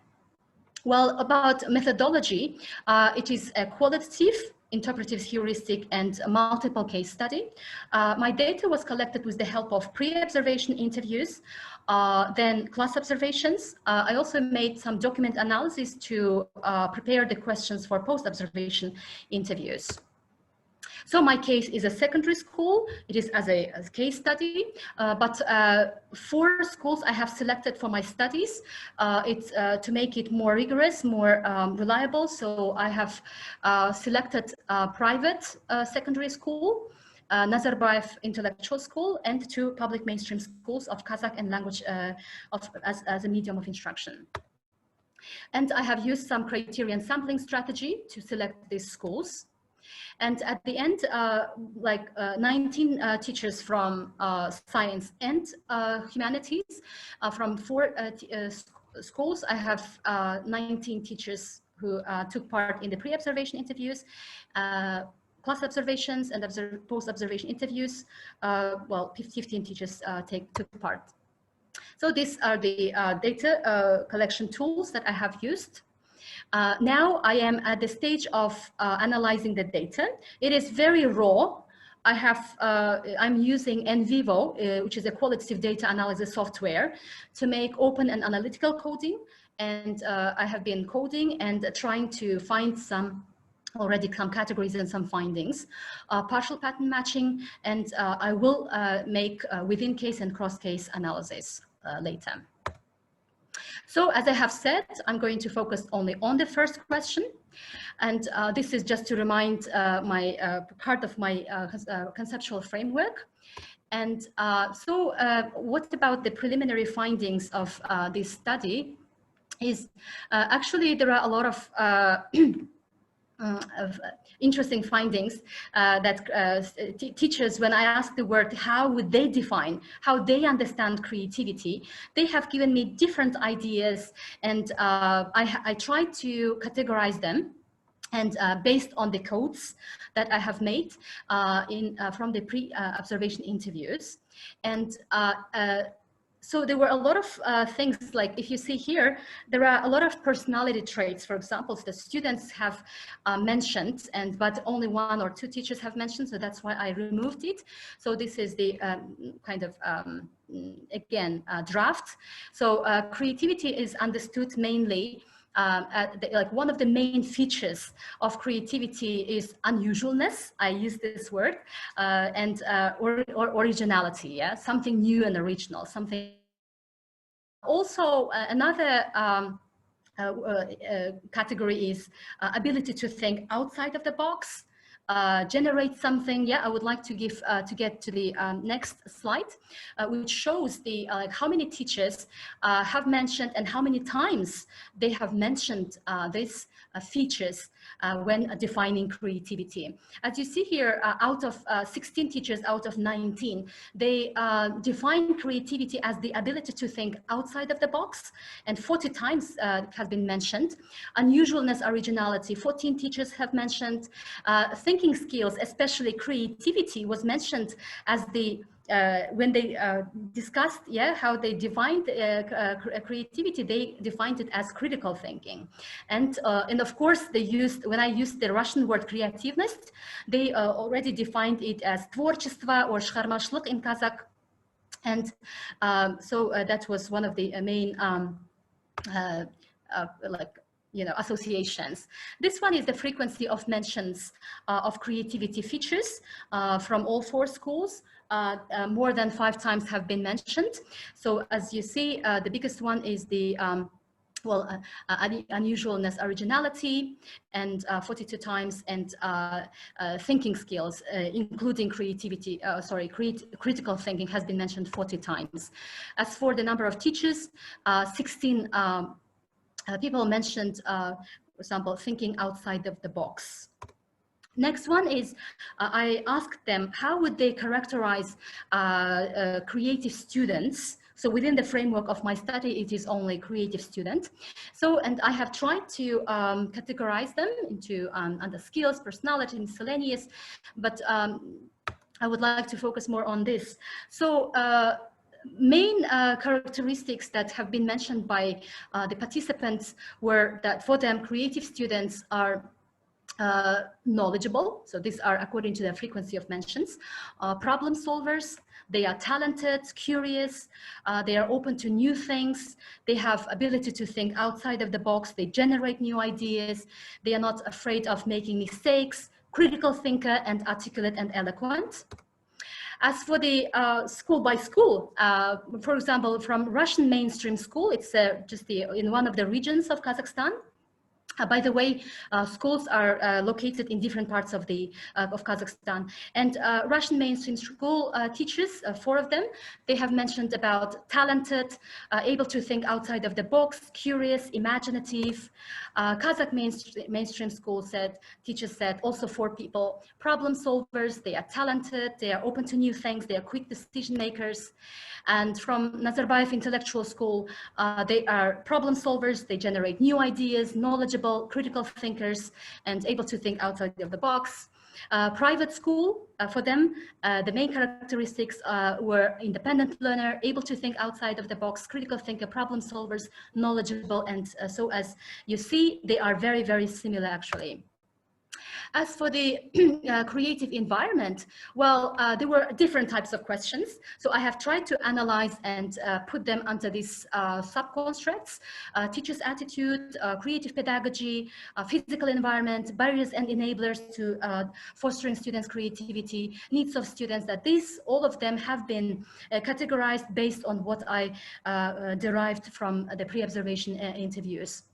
So as the time is, we don't have much time. So today I thought maybe it would be more interesting to speak about creative pedagogy, as it doesn't matter whether it is secondary education or higher education, it is about the teacher. It is about how we teach. So if you see here, there are 2 sub-constructs: creative teaching and teaching for creativity. Teaching creativity here, creative teaching or teaching creatively, it's about teacher. Teaching for creativity, it's about the student. The focus is a student. So today I would like to speak more about teaching for creativity. Teachers have shared what kind of strategies, teaching methods, techniques, activities they use in their classrooms to develop students or pupils, students' creativity. So, and then I have tried to categorize them under different approach myself. So these were the frequently mentioned ones. First is active learning, project-based learning, of course, cooperative learning, which is pair work or group work, visual teaching, divergent thinking, integrated learning, critical thinking, inquiry-based learning, meaningful learning. Meaningful learning is about using the time is up, using the knowledge into practice and imaginative education. So these are some of the, actually the examples that teachers have given me that they believe develop students' creativity. And I have put them under all these categories, different approaches. And I have chosen active learning, divergent thinking, visual education, and critical thinking. Well, if you, of course, if you are interested, you can read all these activities that that teachers have shared, have said that they use them to develop students' creativity. These are some of the barriers they have uttered, they have said about barriers to developing or fostering students' creativity. I have categorized them under this level. For example, a context level, lack of time, preparation for standardized tests, lack of facilities, ICT, furniture, etc., large class, or teacher level, lack of training, heavy workload, or demotivation of teachers. Yeah, they're not motivated of doing all this. Or student level is individual differences between students, demotivation of students, lack of content knowledge, etc. So overall, I'm looking forward to understanding more about creativity, teachers' beliefs about creativity in the context of the national educational reform. I would like to explore the interaction of all components of teachers' beliefs about creativity as a system. I'm looking forward to using a holistic conceptual framework of teachers' complex belief system about creativity and study this topic from contextualized and dynamic perspective using the complexity theory. Thank you very much for your attention. I'm ready to answer your questions.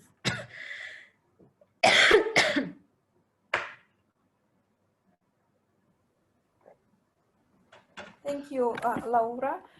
Sir, I'm just interested in a very practical application of all these, but not the teaching, but evaluation kind of thing, because it's usually a great issue how to evaluate the creative work. So if you came across with any of these, so can you say a few words? Yeah, thank you very much for a really interesting question. It was not part of my study in this study. Because they haven't mentioned about the assessment, but still I myself, of course, I am interested in that.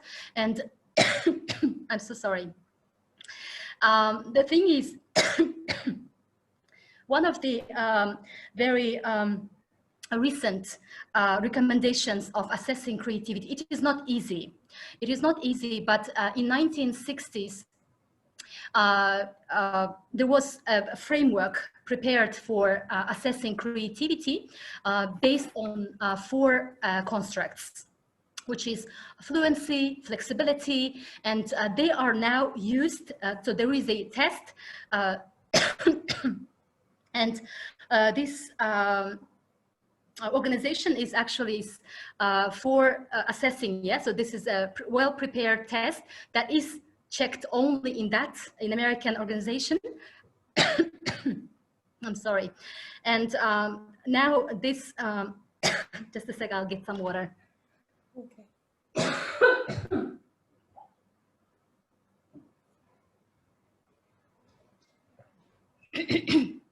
This test is actually now, the elements of this test is being used in PISA.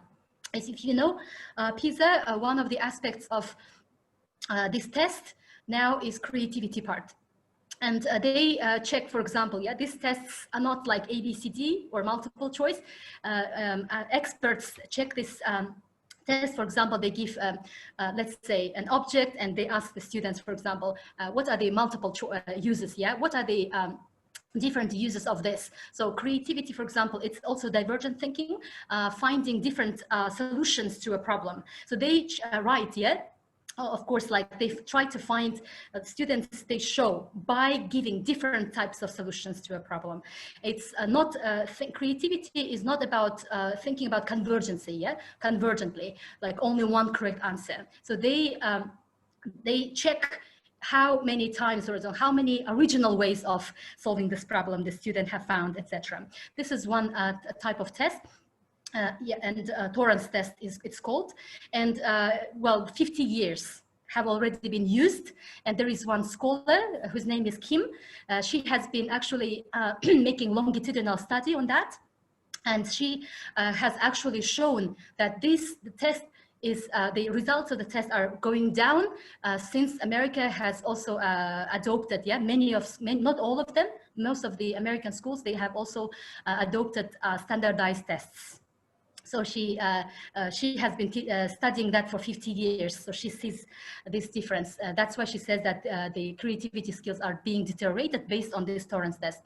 As for the another one is like in our context, in educational context, how are we going to check, assess? The very good way of doing that is, for example, if your topic is about, let's say, ecological problems, and there was a project work that your students made, yeah, on the they worked on the project, and your task is to find 3 or 4 experts, maybe one expert from that ecological part.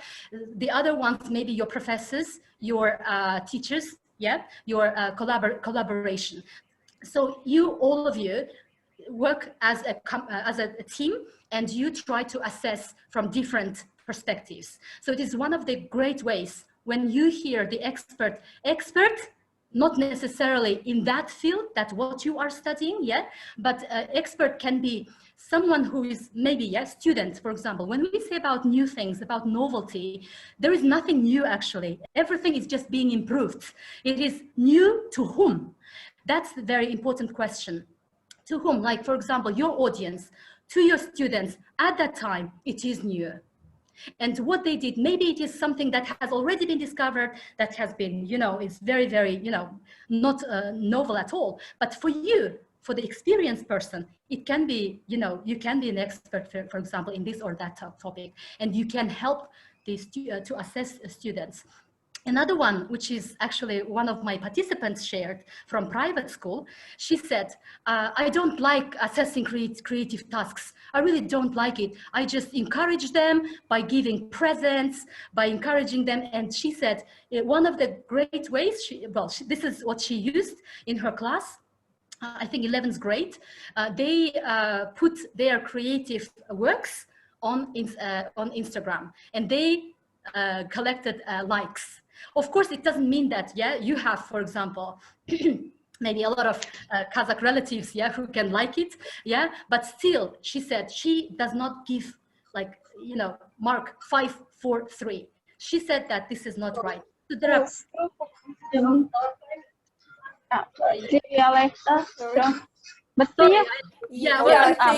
yeah, this is really a very difficult question. I understand this. So that's what usually I do. I usually put 100 marks for any creative work. So because it's really hard to evaluate. So, yeah. okay. So there are some other questions in the chat, Laura. Yeah. Ludmila says, there is so much information. Yes, of course. This has been my work for almost 3 years, and not the preliminary findings. Yeah, I mean the other part. Some scholars do not differentiate between critical and creative thinkers. If you do, what is the major difference? It's a very, very good question. At this time, my concern is about, or my study is about teachers' beliefs. What teachers believe about creativity. As for me, as a you know, I come to a conclusion, and maybe in the middle, yeah, of my journey, I think that where I'm more, let's say, convinced that creative skill, it's such a multifaceted, something that cannot be, you know, holistically, like we need to look at it holistically. So I think it is a set of different, you know, thinking skills. And not only thinking skills, but also different kinds of, you know, performing, yeah, different things. So it should be looked at from different perspectives and as a multifaceted thing. But the thing is, again, it is about novelty, originality, yeah. And it's I believe that there are 4 types of creativity, which is big C, which is a great, like, you know, Picasso and small c. I think we need to start from small c, everyday creativity, finding new ways of solving the problem, etc. Yeah, so I would say that I saw, yeah, Professor Harrison put it, critical thinking and creativity is as one part. I think that we can look at it from the, I'm not saying that this is, I don't agree or whatever, but I think that creativity is also very big, and critical thinking is kind of part of it, or either vice versa. So I need to go, it's a food for thought. I need to think about it, because at that point now, I am just finding out what secondary school teachers believe, yeah? So one of the findings was that they mentioned critical thinking. Now I need to work on it. Thank you very much for your question. I have a question which is not directly to your topic. You are free to disregard, does the level of teacher yield competence differ from school to school? Yes, of course. Sorry, Abdikaparova, it does tremendously. And private schools, NIS, for example, it is for gifted students. So when they select students already, it's students who have at least adequate level of English. Mainstream schools, yes, their English level was very low. That's it. Okay, thank you very much. So no, excuse me, I'm sorry. I was asking about teacher. Oh, I English see. Language competence. Teachers.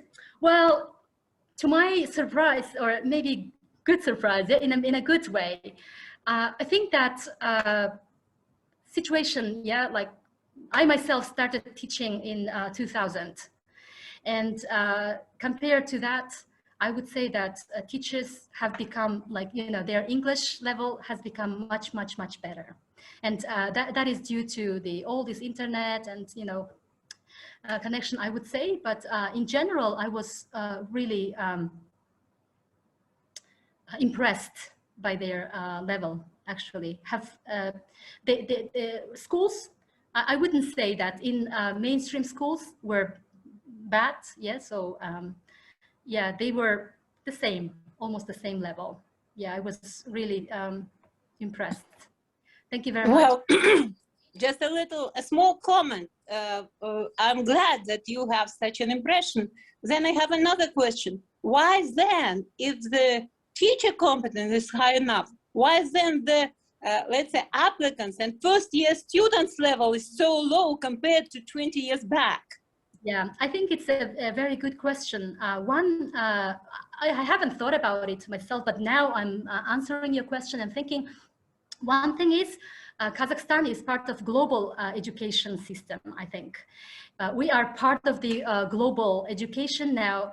Students have a lot of opportunities. Some of them apply for Bolashak. Yeah, Kazakhstan especially, I think, is giving a great opportunity. And we have universities now with English language of instruction. So I would say that maybe it's because that, you know, they are scattered all over the world, students, but also it's also, I don't know, I'm not sure exactly, but I think it's about the motivation of students themselves in general, how motivated they are internally. And sometimes it's not enough to motivate them externally as a teacher. Sometimes it's not enough. So one of the challenges that teachers mentioned about developing students' creativity, not about English, they said about their motivation about learning languages. There, for example, like low level of languages, yeah. And my so my answer would be that. And well, I'm not sure exactly, yeah, but I think that the level of English is improving. Don't you agree? Well, it's difficult to answer this question because the results of students we have, they differ from year to year and the direction is decreasing. But anyway, thank you very much for your answer. And I'm impressed that you are so much positive regarding the future. It's good for a teacher. Thank you. I think it's very important to be positive at this time, especially when it's not, I think there are a lot of challenges related to, of course, there are a lot of perspectives and good things, but there are a lot of challenges, and I try to be, I don't know, this is what I see, and I think it's very, very important. Thank you very much. So now, next speaker. Well, when I saw the next speaker's topic, Digital Kazakh, I thought about, I have checked the Play Store in my mobile, and I found out that there seem to have appeared so many mobile apps that make learning Kazakh language easier. So excuse me, Laura, I'm raising my hand. Sorry, yes. Yeah, excuse me for interrupting you again. Yeah, she isn't here, right? Oh, yeah, it's a shame because I think I'm personally interested in digital Kazakh. Yeah, how digital Kazakh is developing. It's very, very important. Okay, thank you very much, Barkhuizen. So okay. actually, you did not steal anybody's time. So you were so vigorous. All right, it was. I saw through the Laura, you know, with gesticulation and so much passion in what she says. So you can just relax. Okay. Yeah, unfortunately, Digital Kazakh, we don't have her today. She canceled her participation because she was really busy. But if you remember, maybe if you remember, we had the organization she represents 2 years ago at our previous conference, and it was really it got good feedback. So we invited her, but then she kind of unfortunately canceled. Yeah, I was actually looking forward to this presentation because me too. Yeah, I'm truly interested in the development of digital Kazakh, how Kazakh is being, taught. It's very important, I think. And okay, then in that case, let me introduce the last but not least speaker. Please welcome our Maria Bachurka is a dear person to me. We also work together. So Director of the Institute of Language Training and Certification of Kazakh University, PhD in Linguistics, Maria Bachurka, is going to present us her topic, Bridging the Screen Gap. So, Maria, you are welcome. The floor is yours. Hello, dear colleagues. Sorry for being late, and exactly it is connected to also with the topic of my investigation, because technical issues and are also a part of pedagogical or teaching discourse. Yeah, today I would like to talk with you about discourse, teaching discourse. So here you could see, as I'm a last speaker, I wouldn't bother you with the definitions from the books and so on. You will see everything on the screen. I will speak in my own words exactly. And what is discourse exactly? Teaching discourse, pedagogical discourse. There is a great variety of different terms in linguistic sphere, but I will say teaching discourse. So what is it? So exactly teaching discourse is exactly another planet, yeah, a separate planet where all of us are living, yeah, because we all spend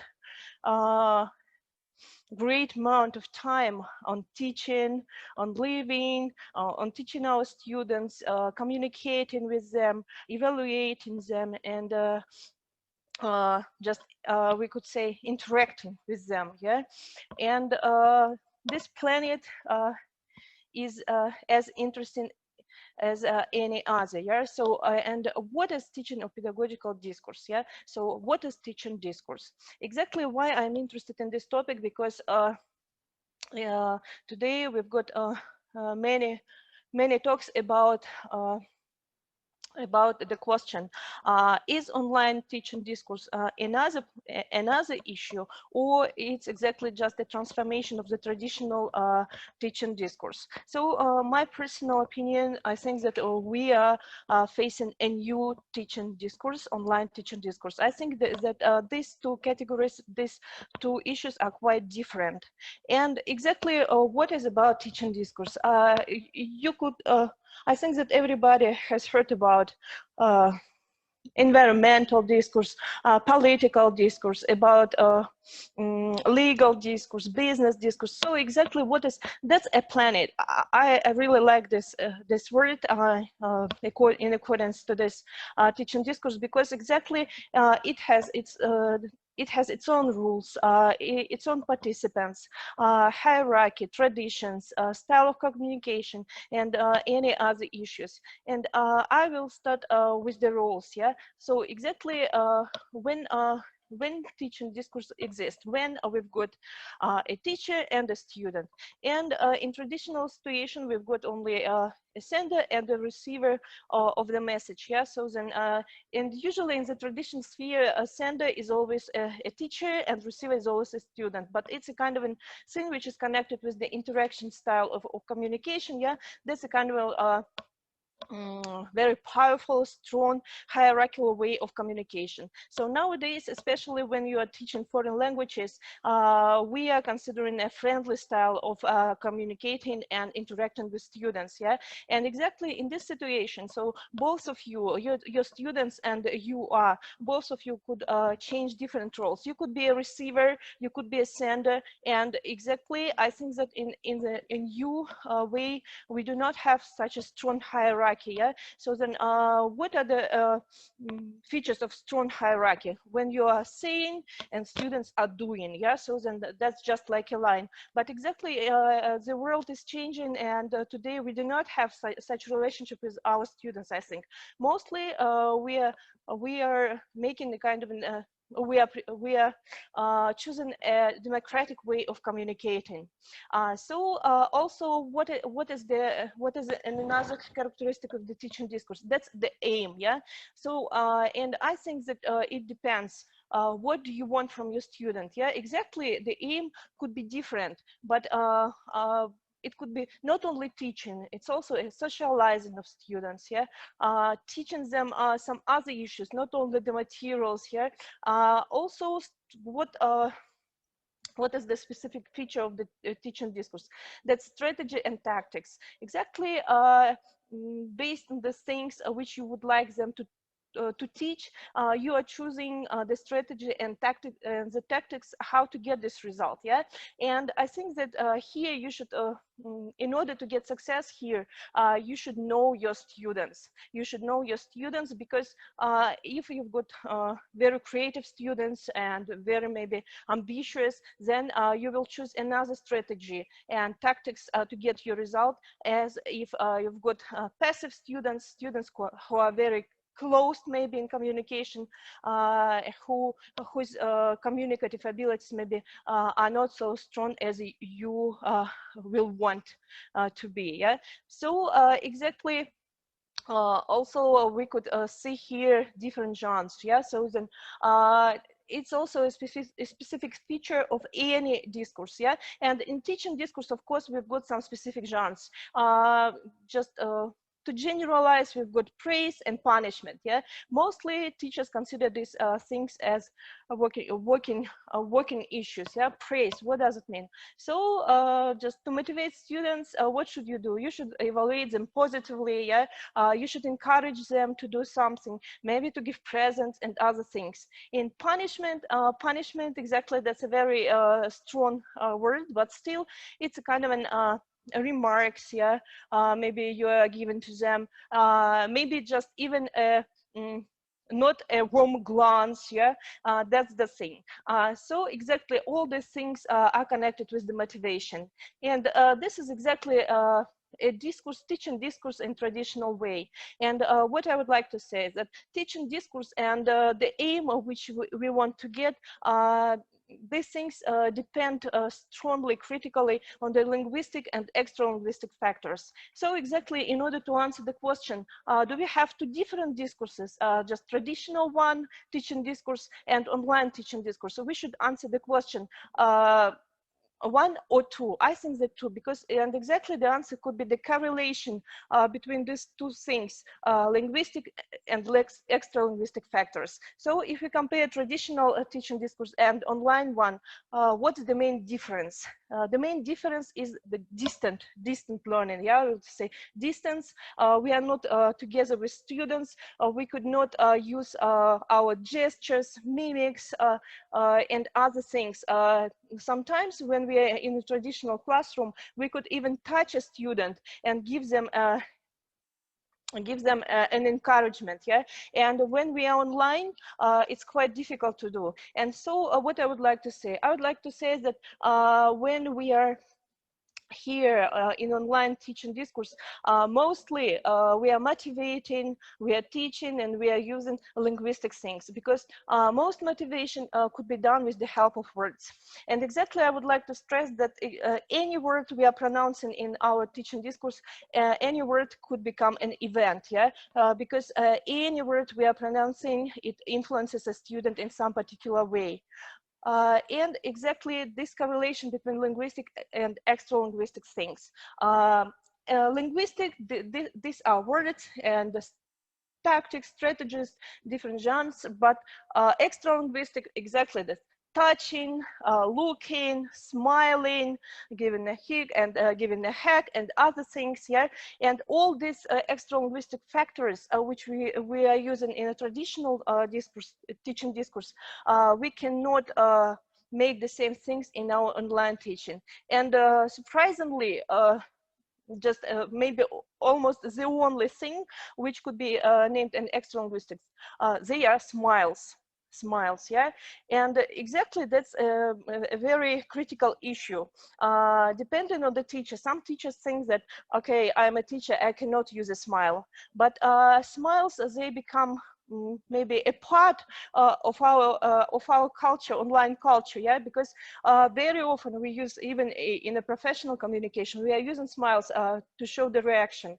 So exactly, it was when some speakers are talking, yeah, and our participants are making something like this, yeah, and exactly, it's really an encouraging, surprisingly, but students really like it. And when they are so isolated. Yeah, they really like when you're encouraging them by some not gestures but smiles. Yeah, and I think that, that's exactly a great difference, the smiles which are entering into online teaching discourse. So exactly we are talking today about difference between two types of discourse and about new let's say new teaching discourse, online teaching discourse, and exactly that smile. So some teachers consider who are younger, or maybe who are more who are choosing the more friendly strategy to work with, to interact with students. Sorry, they are using the smiles, and even from the practical issues, I would like to give some example. Yeah, you know that there is, of course, online culture of teaching and online culture of behavioring during the lesson for students and for teachers. And a critical issue is exactly the camera. Yeah, camera on or camera off. And mostly students prefer to turn the camera off. You could praise them, please turn on your camera, yeah, but they do not do this. And you have to work in these surroundings. And exactly, sometimes students have got only pictures, and in order to ask somebody to answer, you need to take and to say what's the name. Yeah, or sometimes students are starting answering and you cannot see who is it, and you are saying, okay, who is talking? And exactly, our students consider the things as quite a demotivating one. Yeah, it's easy just to tick and to see who is talking and then say, okay, thank you, Asil, you are talking very very persuasively, and some other things. But even teachers sometimes quite lazy just to tick and to see who is talking. So even such trifles, yeah, even such things which we consider to be trifles, they are very influential, yeah, on our students' motivation. And so to make a kind of a conclusion, I would like to say that yes, today, that's my opinion, I think we could talk about two different discourses. Yeah, traditional teaching discourse and online teaching discourse, because these two discourses are quite different, and they've got their own features and peculiarities. And especially in online teaching discourse, there are many issues which we consider to be trifles, yeah, like using smiles and other things. But very often, exactly these trifles are making the real picture. Thank you. Thank you very much, Maria. Please welcome if you have any questions. Thank you very much for this. I think it's a very, very important question, the challenge, yeah, about the discourse, communication. It is about communication, especially in online learning. We actually worked on the and on a project in our in one of our courses. It's called curriculum design, and about 1,000 students, university students, took part in this project, in this survey, and about the challenges of online learning at one of the universities in Kazakhstan. And one of the results was actually one of the biggest challenges is about communication. Students, they want to come back to the offline mode. They want to get feedback from their teachers, feedback not about their work, but feedback in general, like communication. And it's not a I think new thing, because there are a lot of recent research actually that shows that the biggest challenge is about communication. It's about discourse, yeah. So I think it's a very, very interesting topic. So what about the audience? Any questions? Ludmila, does the term online teaching discourse include both oral and written discourse? A question from Ludmila. Maria.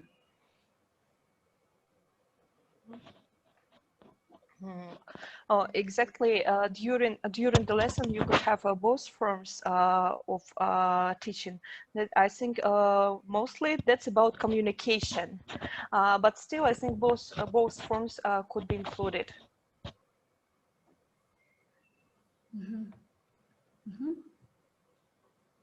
Well, I think while people are maybe typing in the questions, I could just give a follow-up to what Laura you were saying about those, the survey results.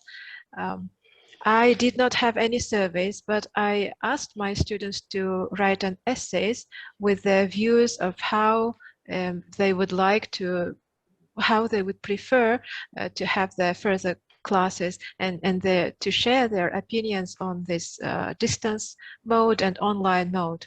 Well, for the whole academic year, we were online actually, and so surprisingly, there was quite a share of those students who preferred staying online.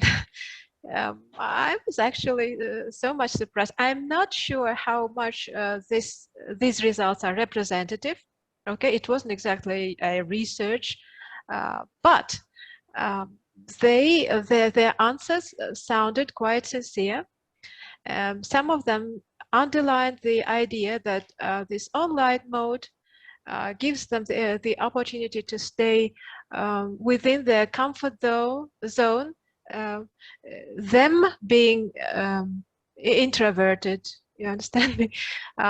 Some people said that they save money. I have students from other cities in Kazakhstan. They said it was, from the economic point of view, it was good for them, and so things like that. So I was surprised that almost a little less than half of my students, they said online was okay. Yeah. I suppose there is advantages and disadvantages in both modes. Yeah. So, for example, I would add to this one. Yeah, that master students, they also prefer online teaching and learning. They had an opportunity to have offline classes, but they ask the administration to keep it online because they have to work. So they don't have enough time to go to university. So it's really good for them as well. So it really depends. On the situation and people. Yeah, and I agree with this. What Maria said. Yeah, about the reaction and communication. I also have an experience with students who were ready to repeat the course. I mean, to repeat the course if it is going to be offline. So they were ready to get unsatisfactory mark just in order to see me in real class. So people are different. So communication is really a problem when we're teaching online. Yeah, I agree. Yeah, based on the results of this survey that I have talked, it's also, of course, we made a lot of quantitative analysis, and it shows that graduate students, they were more happy about their communication. They are fine because they have their own commitments. They have families, etc. But undergraduate students, like 70% of the correspondence was actually undergraduate students, and they really wanted, and it depends probably on the context as well. Yeah, which university we are talking about, etc. Okay, so if there are any more questions, I would like to thank all the participants, active participants who asked a lot of questions. Yeah, and of course our speakers. Who spoke about, who gave a lot of informative, presentations, interesting, excellent. I didn't use all these adjectives, but I'm sure that they do describe the presentations. It was very interesting, especially in the time of, online learning. And I would like also to express my warmest thanks to the organizers of the conference, of course, to creating this environment where we could share, our thoughts and, knowledge as well. So thank you very much. And well, I wish you good luck, and thank you very much for also letting me be a moderator today. Thank you very much. Oh, of course, Laura, thank you for your moderation. It was excellent, and it was so good to hear you speaking and to see you speaking. I've missed it. I've missed it. I've missed it a lot. Well, we have our closing session, and I think we can just come back in a couple of minutes. Yeah. I think that people from session number 2 will be joining us soon. Okay, so let's wait for a couple of minutes.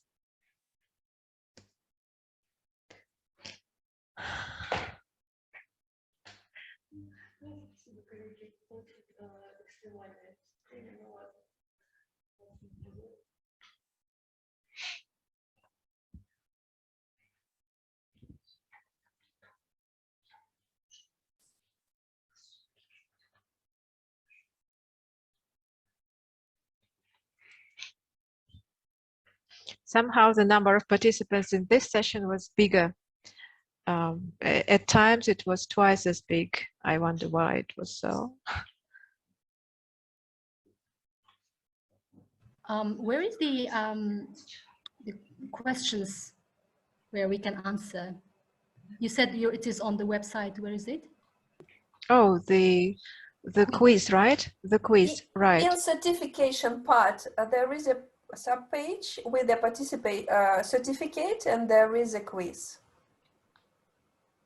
If you have to go to the website first. Oh, and speaking about the website, the quiz, actually, I understand there was a question about the number of questions and whether the participants have to answer all of them. The answer actually is not. To earn a certificate, you have to answer at least half of the questions. Of course, we understand that we had 2 concurrent sessions, and of course, well, we were divided. As for me, unfortunately, I wasn't able to attend the second session. But anyone has an opportunity to earn the certificate. I think they are finishing at the second session now, and they will come and join us very soon. So yeah, now we're... Okay, hello again. So finally, we are coming to the closing session of our today's conference. I can see that most of the participants of session number 2 have joined us. All right, and before I do my final remarks about the conference today, I would like you, dear participants, to share your feedback. Well, namely, I would like to ask the chair of session number 2, Tatiana Lityaykina, to please share your ideas, your feedback, how the session went. Tatiana?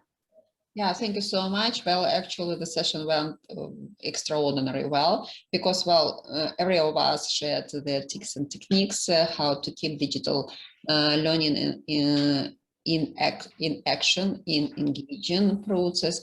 And, well, we have found lots of interesting, well, techniques regarding how to engage students and motivate students, and which technology is the most appropriate for them, first of all, not to overwhelm them with all these digital literacy skills and waste our time, which is really precious. So, and there are some thoughts for us to think and to consider, and so it would be really lovely if you share the recordings of this conference with every participant. Thank you, because there is a lot to study. Surely, yes. We are going to publish the recordings. That's why we are doing the recordings, actually. It is going to take us a little bit of time, of course, yeah, to publish it all on our website, but we are definitely going to do that. Well, dear colleagues, anything else that you would like to mention about session number 2? We are here with my colleagues in the same room, actually, doing this this thing, and I saw actually from time to time my colleagues participating in session number 2, smiling and sometimes even laughing. So I got the idea that probably from time to time it was quite funny, quite engaging. Probably it would be a good idea, well, for us to exchange these tips. So some kind of find what are our takeaways. For example, as I've already mentioned to Seth, I really appreciate his tip about 2 selfies. To take for students to let them be physically active during online session and at the same time engaging and useful in terms of learning. They can take the first selfie and the next selfie. That something is disrupting if when we teach either present continuous or past continuous or past perfect something. So both should be motivating, interesting, and engaging for students and of learning effect. So any other tips from our group? So you're welcome to share, well, either in the chat box or unmute yourself. I guess Nursultan can help us in this term. So, and if we would be happy to hear something from the group number 1. Okay. So actually, it is my job now again to do this little wrap up of the event that we had today. So before I proceed with this, I would like to make a small announcement. Actually, which I repeated today several times concerning the certificates. Dear colleagues, please bear in mind that to earn a certificate, you do not have to answer all the questions. It is quite logical, it is understandable that you were today divided into 2 concurrent sessions. So to get a certificate, you only, it is enough to answer at least half of the questions. Please remember that. I will go to the website while my wrap up a little later. Okay, so as to the things I would like to mention connected with the feedback, let me just continue with the feedback. My colleagues sent me some pieces of feedback they collected from the website. Let me just quickly read them. So somebody says, the conference is worth attending, great ideas for teaching and research, scholarly presenters, hot topics, excellent organization and delivery. Then somebody says, I enjoyed Professor Olga Ishenko's workshop. It was very informative and interactive. I learned about various websites and platforms and about different ways of arranging useful online activities via these educational tools for my students. Please invite other speakers who can present in a similar way. I think this is a very valuable feedback. Somebody says, thank you for an interesting and versatile plenary session.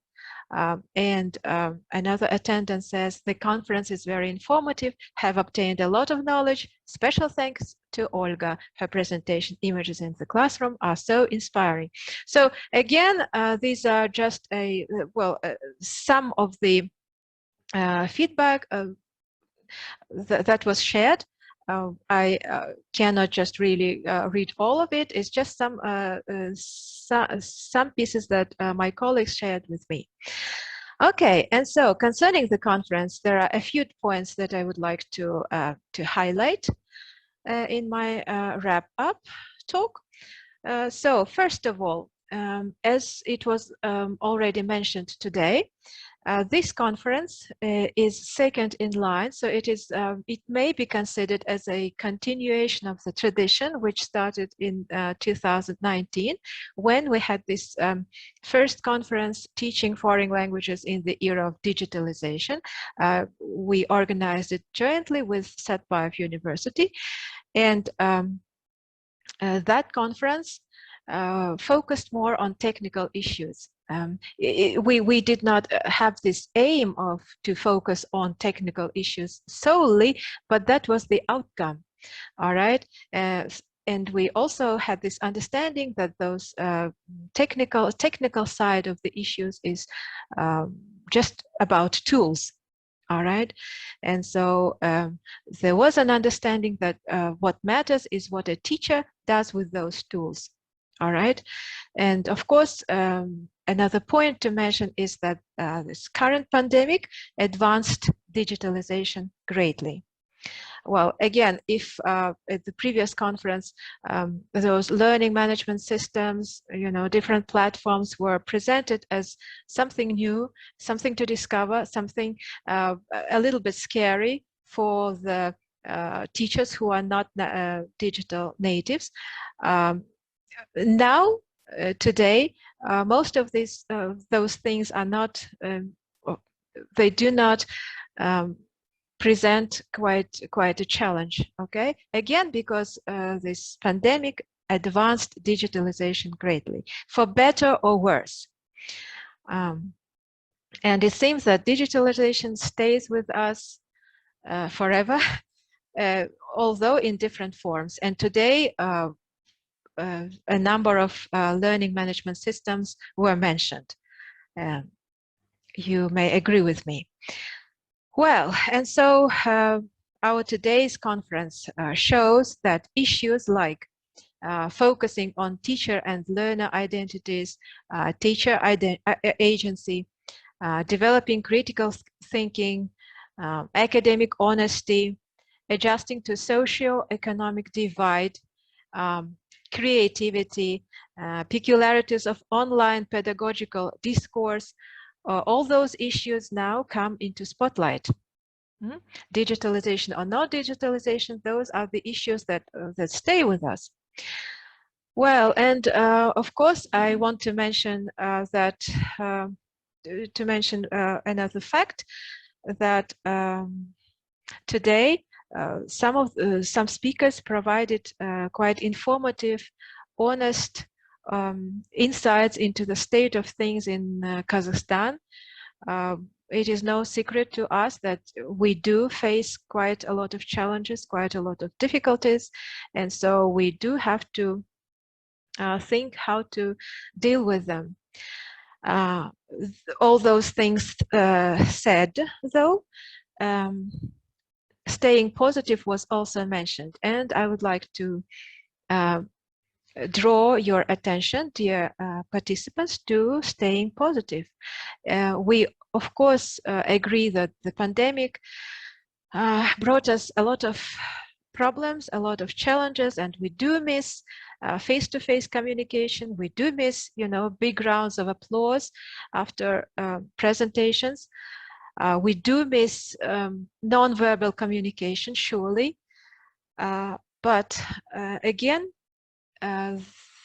those times, I just call you to look at those times as giving and opening a lot of different opportunities for us. And one of them is that this conference today has been possible.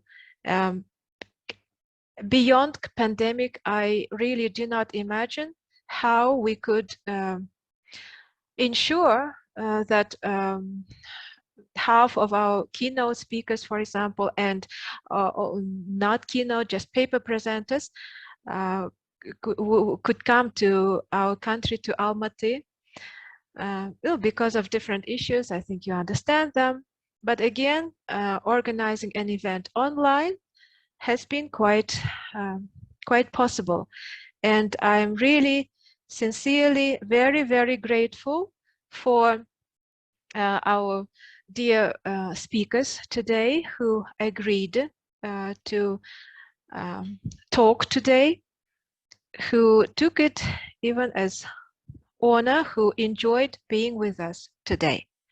And one more thing, it is not the least thing, but the last but not the least thing I would like to mention is, okay,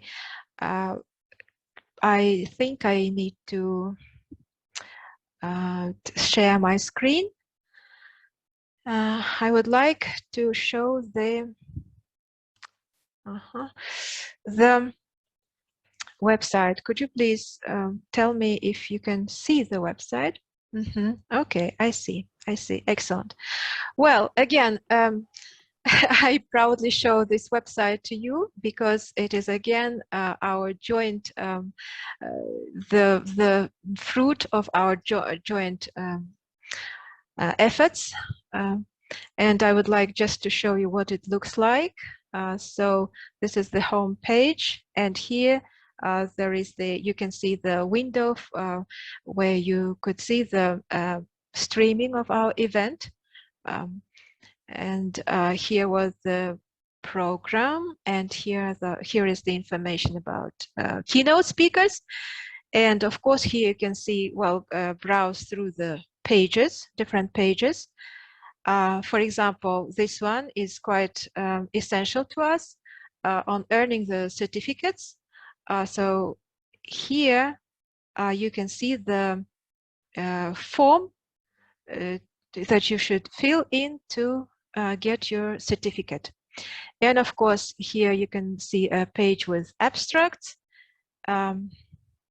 And now let me go back home. So there is one more thing that I would like to pay your attention to. Well, and that's this one, conference team. And I would like you please to pay attention to the names of my dear colleagues, without whose collaboration and efforts this event wouldn't be possible. Let me just read their names. Those are my colleagues Ainur Sultangazina, Girim Kabdolanova, Nursultana Shrimbetov, you could see him.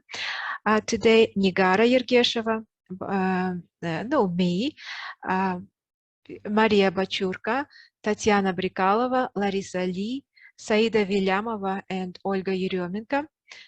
So again, I want to thank my colleagues sincerely, because again, what happened today was the product of our joint efforts.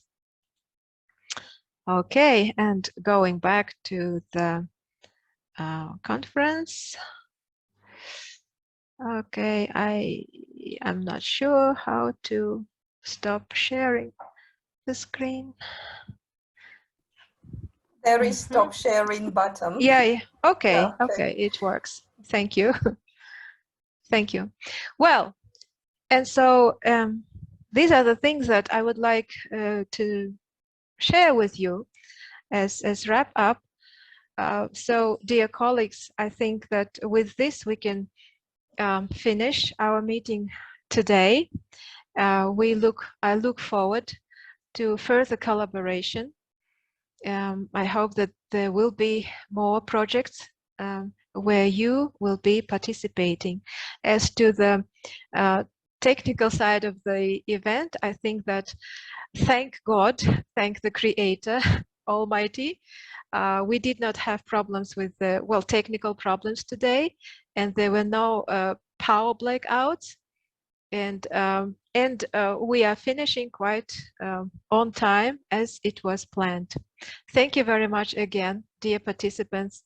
I hope to see you again in the future, in the near future or further future, but thank you.